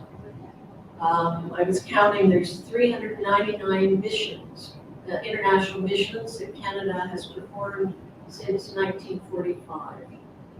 The military is full on trying to do what it's tasked to do to protect Canada. Of course, domestic security and defense is important. Of course, natural disasters is going to challenge us all. But at our end, in the community, we have enormous resources. We aren't tapping into that. And I would include veterans. And I would ask everybody, so this is my pitch, my question is, where are all veterans who are living across Canada and local communities who have done this sort of work before, who know what instant response and emergency means, who have filled sandbags? Where are they? Where is the Legion? So that would be my recommendation. Is that enough? Yeah. Thank you. Can we open the floor for some discussion, like free informal discussion? I think that would be a great idea to spend a few more minutes, and let's wrap up the day. What time is it? It's 2. It's 5+2. 10 past 2. Yeah. And we were supposed to finish by 2:25? 25. Oh. Okay, not bad. So informal discussion, if you have any comments, observations. And I'm particularly intrigued with Rosemary's comment that veterans, we do have veterans all over Canada, because wherever we live, we have veteran communities, right? And I particularly belong to Royal Winnipeg Rifles Senate Committee, so I do sit there with them occasionally. So this is a fair point, that where are our veterans, and how do we really integrate them in our efforts of either knowledge generation or knowledge dissemination like this. And I think we need to really focus in this particular often ignorant segment of our activities. Thank you, Rosemary, for bringing it up. We appreciate it.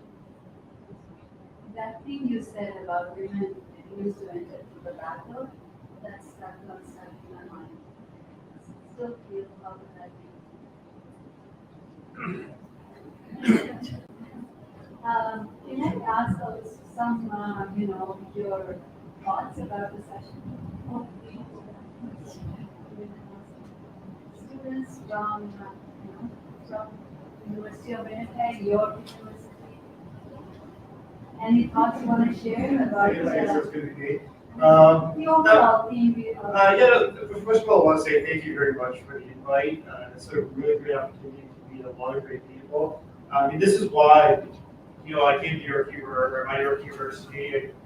I tried to engage as much as I can in the program. It's for these other extracurricular activities like this. These meetings, these presentations are so important to the student experience. We learn a lot of great stuff in our classes, but this is where we start to really get where kind of the education meets the road, the feet hit the road. Where you're going to hear about stories of, was it 85% of Canadian fire stations are volunteer, or fire departments are volunteer. I never knew that before, and I never would have learned that until the end of this conference. So I just really appreciate the opportunity to attend. There's been a lot of great topics, so thank you very much.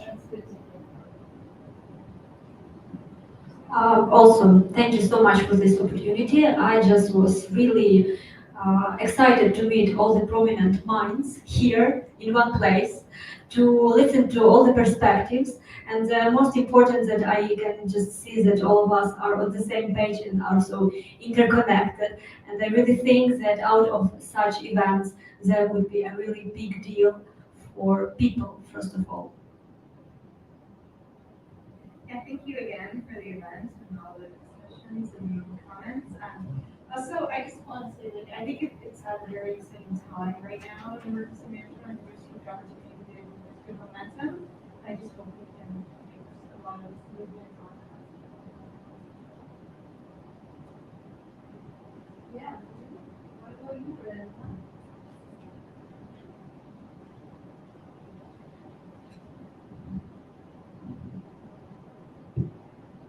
I want to share one thought that came out from our presentation and also today's discussion is that the sharing and collaboration and partnership development, these things need to happen when there is no disaster, there is no major catastrophe events and so on.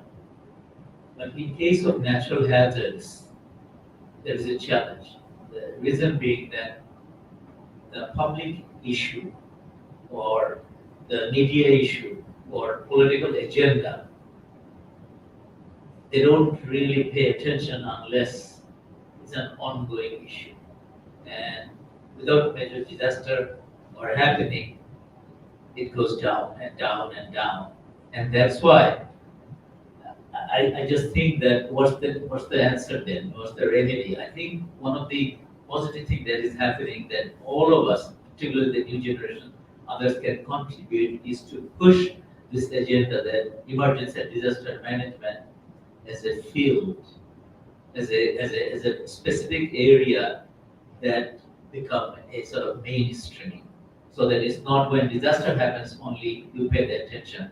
It should be an ongoing day-to-day business in government, in NGOs, in non-profit organizations, in First Nation communities. And so therefore the interactions and everything, resources are there. Because otherwise, without the attention, the public money or private money, others is not going to be allocated. So that can happen when there is a general recognition, it's an established field and it needs an attention. Another thing that I want to comment on is a different issue is about volunteerism. It was very illuminating to learn and all the Canadian and so on.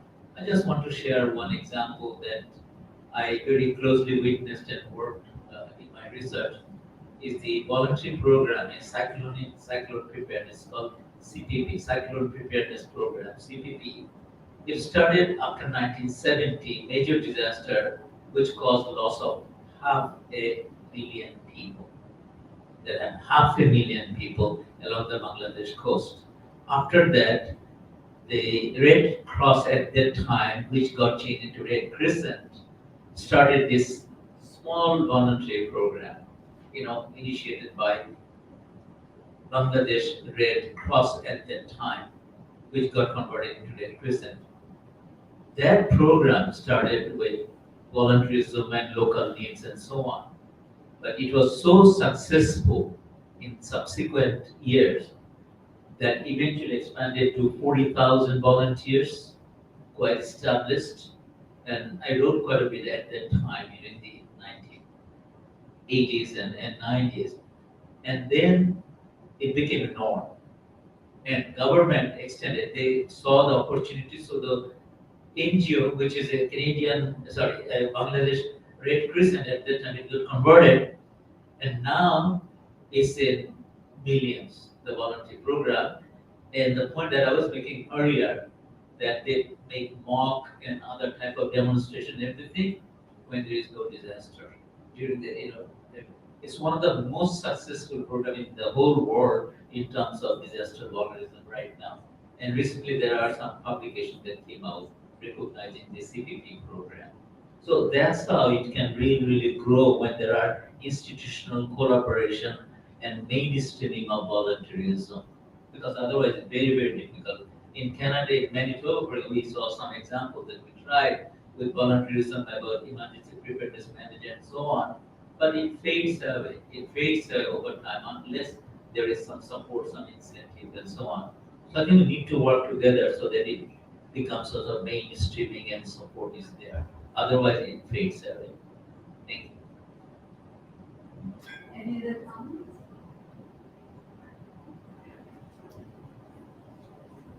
Just going to follow up on that. When you leave the military, you sign on, you become a member of the Supplementary Ready Reserve. I don't know anyone I know has ever been called. I mean, the mainstream is there, but just as a practical question of that is a continuing expectation of individuals who have served. And to give you some numbers for Census Canada 2021, there's 100,000 women living in Canada with military service. We estimate about 25% of them are with some form of age-related or disability, but that's another 75,000. And they all go through that SRR chute. But have we used it to engage not just women veterans, of course, you've got many more men. These sorts of mainstream, already exist relationships with large stakeholders is it's a very political process, as we all know. But I'm thinking that we may not be reinventing the wheel.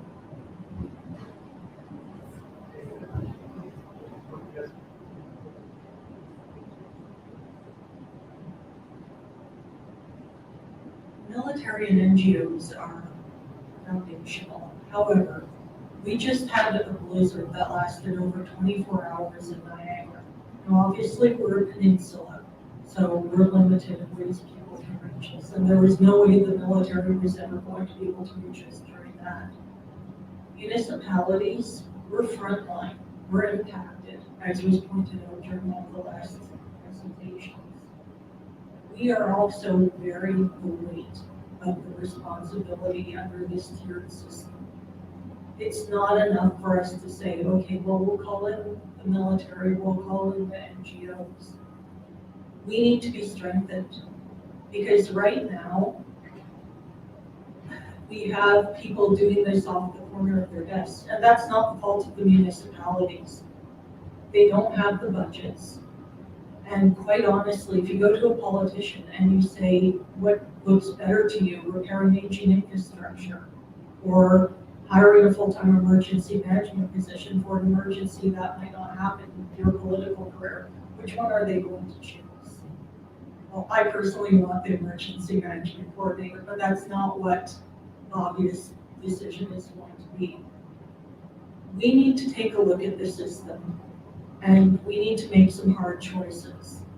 Because even if we strengthen this, even if we look at, okay, let's use the military more, let's call in the NGOs more, let's have the Ontario Volunteer Corps, it wouldn't have helped me at all.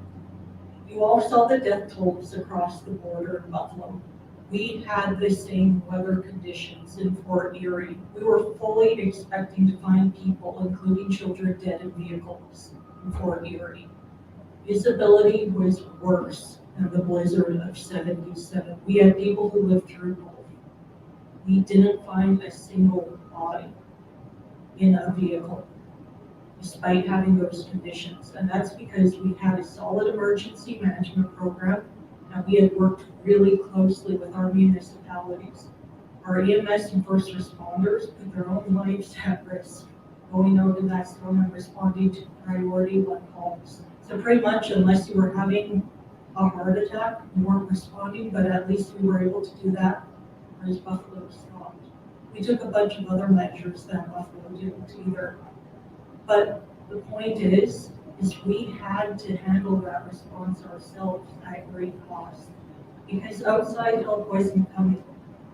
We also had a CERT too. So we had the volunteers within Niagara. We have to look at strengthening the local level. And what you had mentioned about bringing in people who were retired from the military, that's an option too, because they're in our communities. They have skill sets that we can draw from. Because we can't always be looking at the outside, because my situation wasn't unique, and we would love to have outside support, but honestly, no one was going to get to us. So we need to look at this from different angles too, because BC, during the landslides, you had communities cut off. Emergencies aren't going to play by the rules, so we need to be realistic. Yeah, just to build on that, it's like when you are dependent on someone else outside of the local capacity, then you're adding dependencies on other agencies, and we saw that during the pandemic. Everything we wanted, the supply chain got broken, disrupted, and now all of a sudden we have no idea where to get car parts from, where to get the PPE from, because everything's stopped, nothing is working. So it's better to have, I support that, local capacity, because locals, we say that the neighbor, your next door neighbor is the first responder to your emergency or to anybody around them. So we need to strengthen, municipalities, communities, and that's why. The other speaker I just wanted to reflect on was saying about the language difficulty, about the brochures and information distributed in English and people are not understanding. I had also personal experience with that. I was doing a focus group in Brampton, and it turned out that they didn't know a lot of information because they were shy to even tell somebody. They couldn't read the paper. It was at their door. They wouldn't tell. They will wait there for their son, who will come on a Sunday, and who will read it to them or tell them if anything else was going on that they should know. So all those things are local capacity and resilience.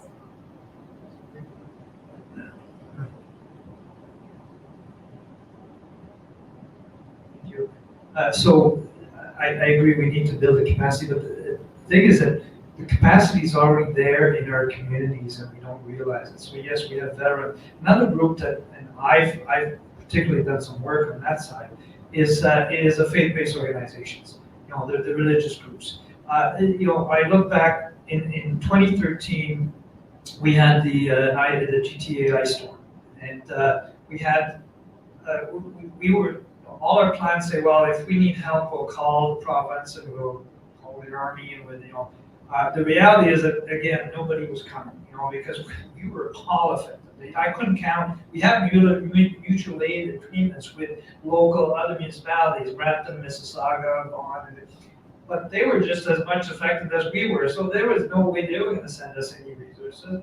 And then we had an agreement with the Red Cross that we'd call them, they'd come and open the shelters for us. But the problem is that all of their volunteers were busy with Toronto because that was the most focus. So what do we do now? So we had a SERVE program, so we had our own volunteers that had some capacity.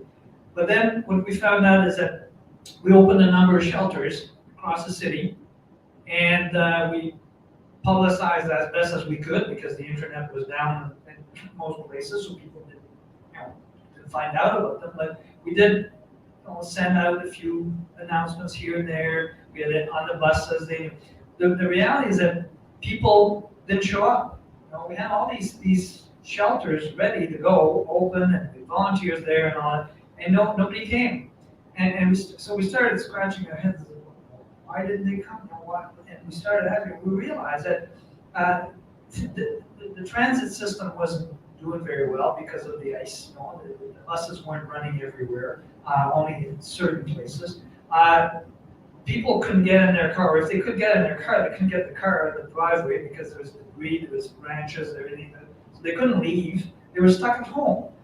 So unless the shelter was in walking distance, they couldn't use it.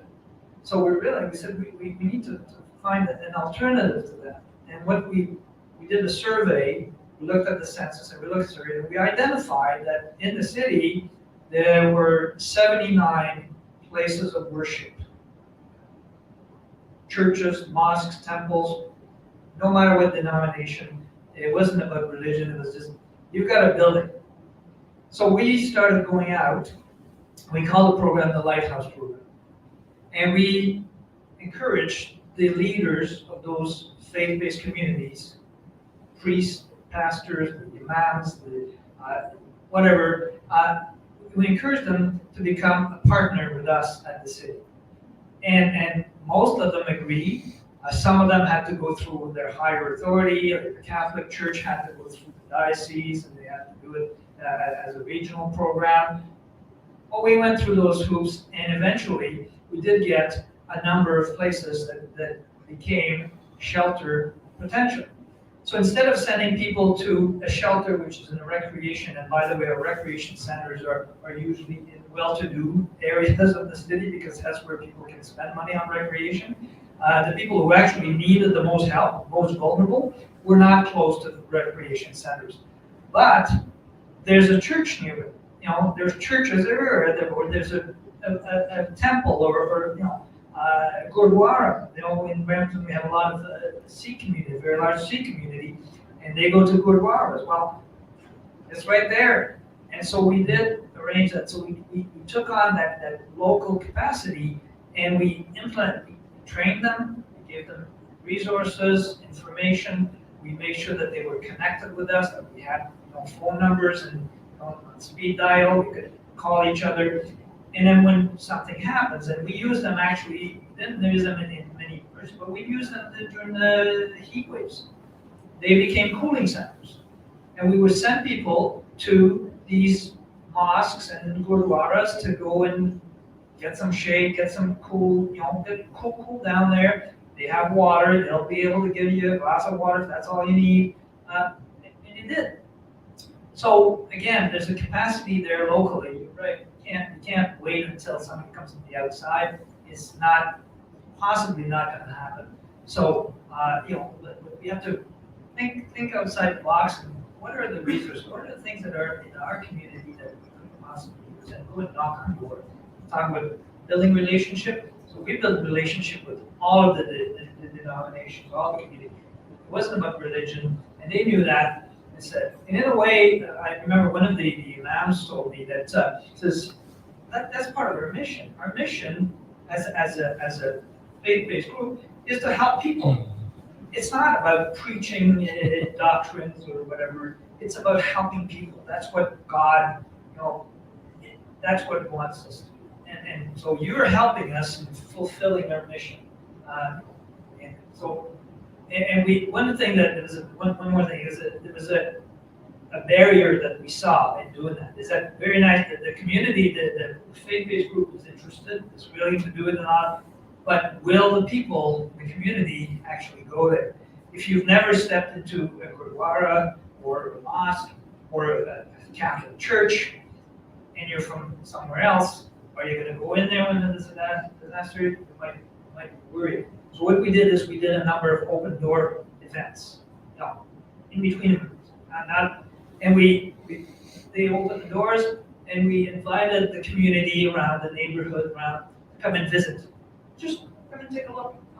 You've been walking beside that mosque or that temple, every day for years, and you've never walked in. You have no idea what goes on in there. So we invited. We had minimal success, but we did have some people come in and say, "Oh yeah, okay, I'll go and visit, a new place." What it does, it breaks down that fear. So that now suddenly something happens and you need help, you're not as worried about going to this. So we did that. So anyways, that's just but other kind of resources that you can tap into. Thank you so much, Ali. Thank you.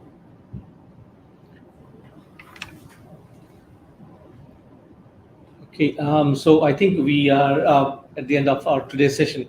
And before we formally take off, I would like to express my gratitude for being here. And tonight we have a invited only event at 7 p.m. at library.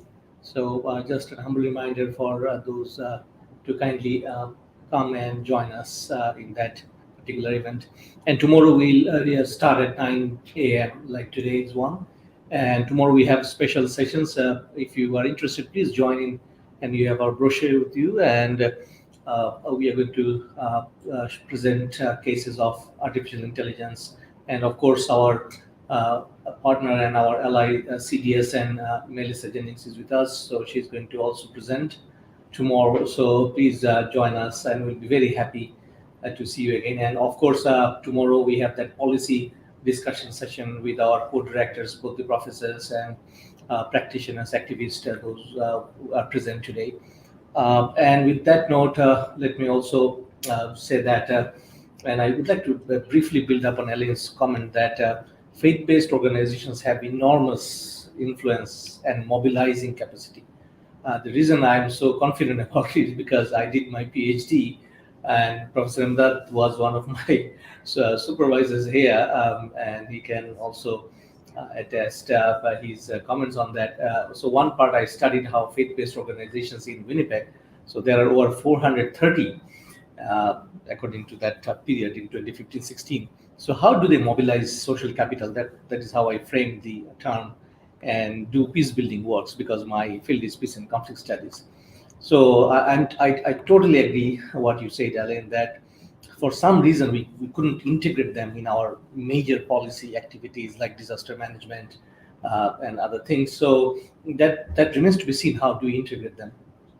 And on that count, I also remember, because I am deeply involved in Rohingya crisis research in Bangladesh, Myanmar over past 5 years. So in the first influx of around 750,000 Rohingyas, those who arrived between 25th August and September 1st week in 2017, it was Khalsa Aid actually deployed in the ground and operated soup kitchen for nearly 2 years, 24/7. And it was because of this faith group, Khalsa Aid, and I met the CEO while he was visiting in Winnipeg in one of the gurudwaras, the enormous, social connections they have. And in the religion of Sikhism, it is particularly mentioned that feed the hungry people. And they take it literally. In all the gurudwaras, if you ever visit, you will of course find in the basement there's a kitchen. And the the symbol of flag that they host, it is one of the ideas of having those flags to be seen from the far distance, because if there is hungry people around, they can see the flag and they can understand that if they go there, there'll be food.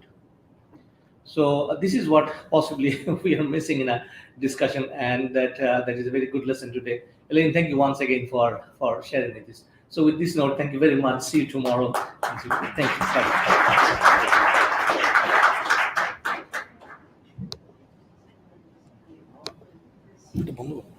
ওখান থেকে বন্ধ